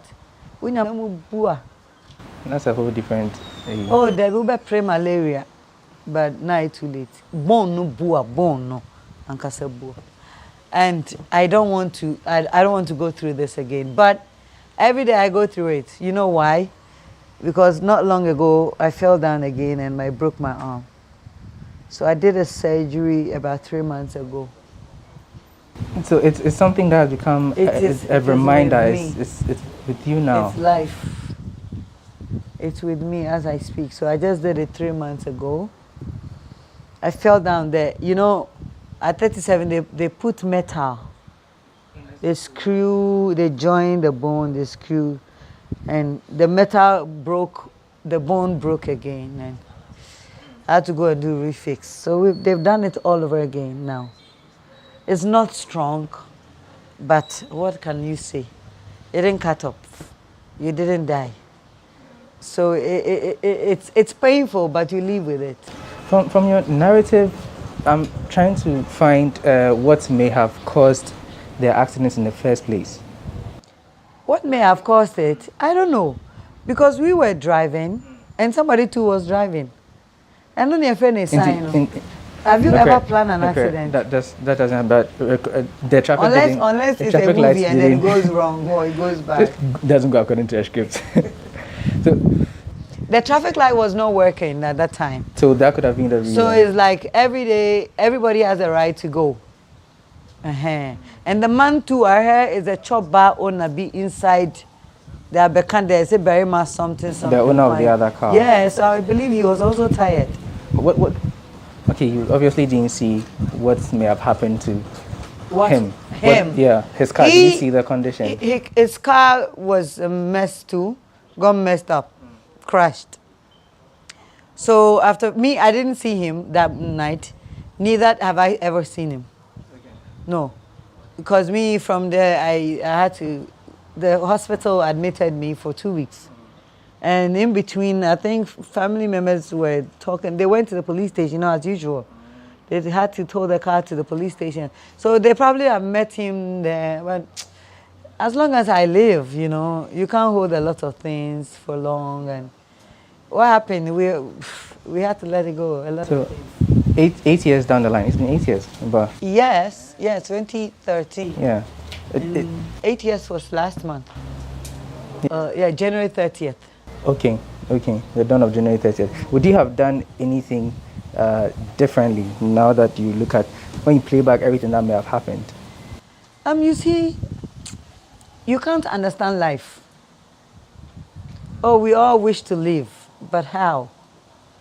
You can't control what is going to happen to you next. I don't think I would have changed anything. Anything, because I don't know, I say, I say, so it's like, you know, the only thing I could do is just wish that I see. I wish, Senka, I'm not in this situation, but I see. So it's just up to me to know that it has come to live with me. This is me. Nobody can understand the pain, where it's so uncomfortable, and how it has stopped me from a lot of things. I used to ride a bike. I can't ride it now because the pain me cry. I'm afraid I'll fall again. You know. 2, I used to play lawn tennis. That's my favorite game. So now I have to. I was gonna go back and then I fell again. So I can't go back. And I see even right now, your left hand is more vibrant than the right one. Very much. The right one is there. You see, it's my work, so sometimes I would do a lot of things, but I know how I feel. Okay. As far as accidents are concerned, what do you think Ghanaians and by extension authorities are not doing right? You see, there are some common things that we all look at it. We don't say anything, or we don't even know if we have to say anything, or we don't even know who to ask, or probably we ignore. Something like this traffic light, that most of our traffic lights are always in the night on amber. Yellow thing is like everybody can go. Most of our traffic lights. I travel abroad, I don't see that. It works 24/7. And again, we don't have a system that there are a lot of, let's forget about my accident. There are a lot of things that happen on our road that but the say offer say toll line no cry no obian few and I okay we will respond to them and na end o nti abe habit be a hu na I ignore. So we don't trust the system? No, what I mean is, what system? The systems are there, but it's just like maintenance.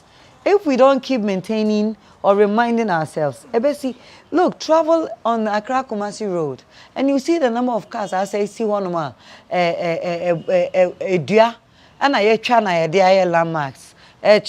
Car say see her. You see, we don't have a system. Car say see kwansoa, which free ho. See, our system na beboa. Car dear, what the number one time to me? I say, you don't know where it will leave you, where it's going to stop, where it won't work again. So if we have that system, one, it will help. 2, most of our road signs are not working. Can be a boom ama eduanis one so nitina chia. And so you say why a curve, and I'm the curve will be mistake boom untino. Yambetni no bio. Do you get me? A lot of potholes on our road and all that. Oh, you can't. But the only thing that drivers can do is just to be extra careful. You have to be the next driver's keeper. I have something, I'm not perfect, but it has worked for me. When I'm driving, I look beyond the next driver I'm behind. I look beyond. Into the second? The second or probably the fourth. Okay. Because I know says a fourth no board break here. Ebe didi swaba. Obi ni mo ndi odi odine china nkasana or sheno. Me driver my ache. Me sure about 500 meters ahead. Na me who say me so some person me call speeder. Me fa afa hesi edru ha. Ote ase ye nyina ye yebi.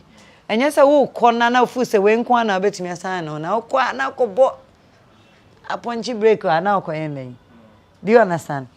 So I think we have to be the next driver's watchman.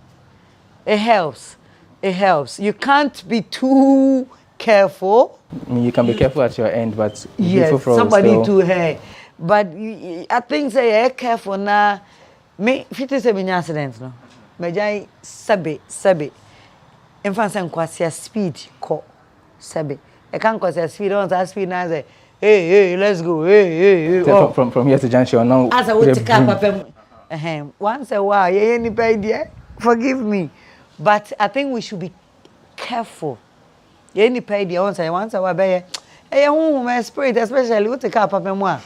Natural a flexica cranium, baby. Yeah, but I think so. Also, careful. Na sure quite so ye. Na the next person's keeper. Okay. Your final message to drivers and by extension all Ghanaians as far as road safety is concerned and feed into GhanaWeb's road safety campaign. Okay. Final message there. It's very simple. A sign, it can happen to everybody. What happened to me was not planned. Actually, Kamekra men plan it because Minsana Ebuno, it is for life. I'm going to live with it for the rest of my life.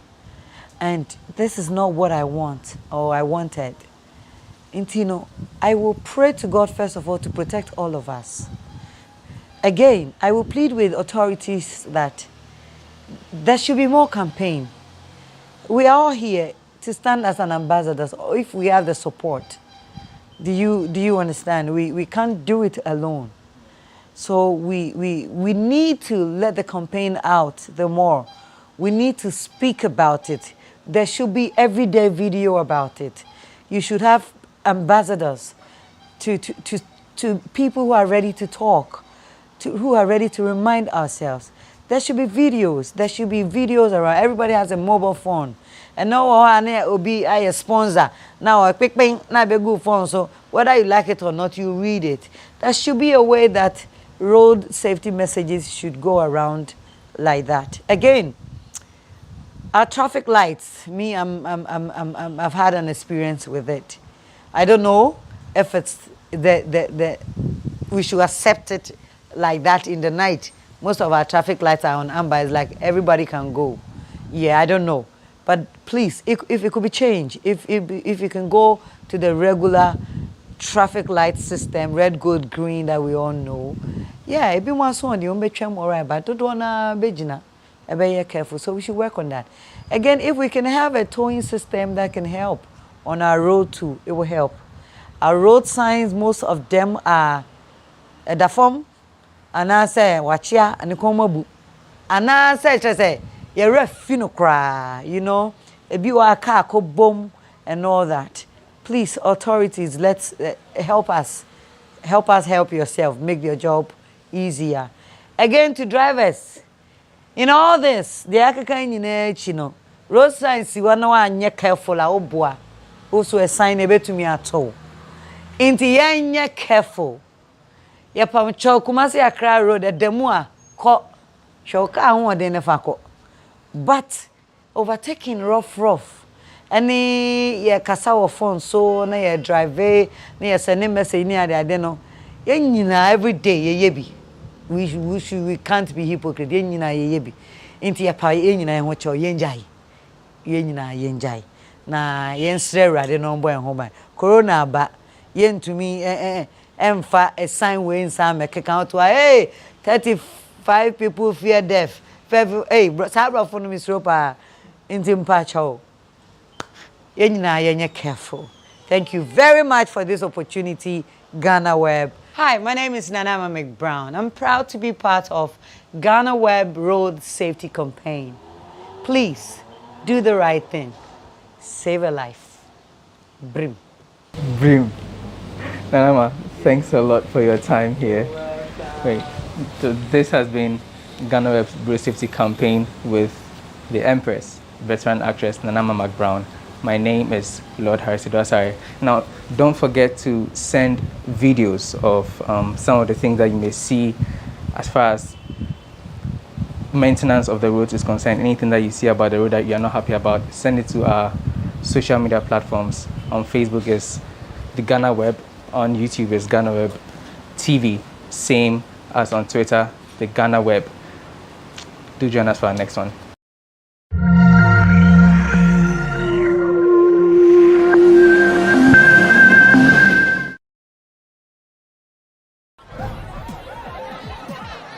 Powers and principalities. There's so much fire inside me. Tragedy struck when part of the largest hillside at the kosher rubbish dump collapsed. It's going to be fun to see how he goes about approaching this game.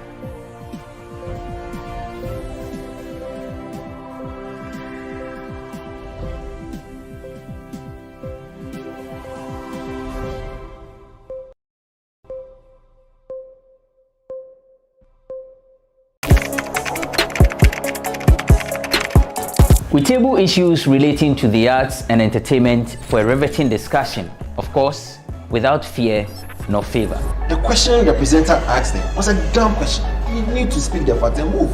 Varied views. We agree to disagree. So I would disagree with everything you said. I think that he's a smart guy. I think what he did. No, but I also said he's a smart guy. Yeah. I guess that I'm waiting for the what next. Yeah, I don't think that we have to wait for what next. It sometimes gets confrontational, but that's the beauty of the game. Today you're denying funny face. It's not my brother. Today you're denying funny face. I don't know him. You don't know funny face. It's not my brother. You don't know funny face. It's a package. We meet, we sit, we dialogue, we learn, we progress. My name is Bead Abrantepa, a proud blogger, and this is my forum.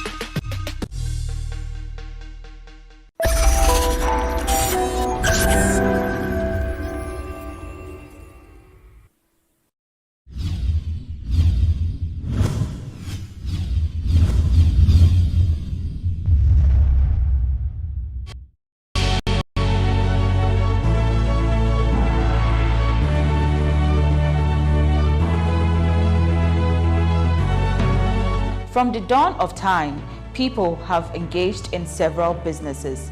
With the onset of technology and innovation, life has relatively been made easier. By using debit or credit cards, Mobile banking. Thank you. And your favorite, mobile money? tech has indeed married business. On BizTech, we spend time with faces behind known and upcoming businesses in the country. Learn more about the new technologies and innovation, as well as find out about the trending issues in the world of business. Join us as we serve you with a variety of compelling interviews, projects, and others right here on GhanaWeb TV.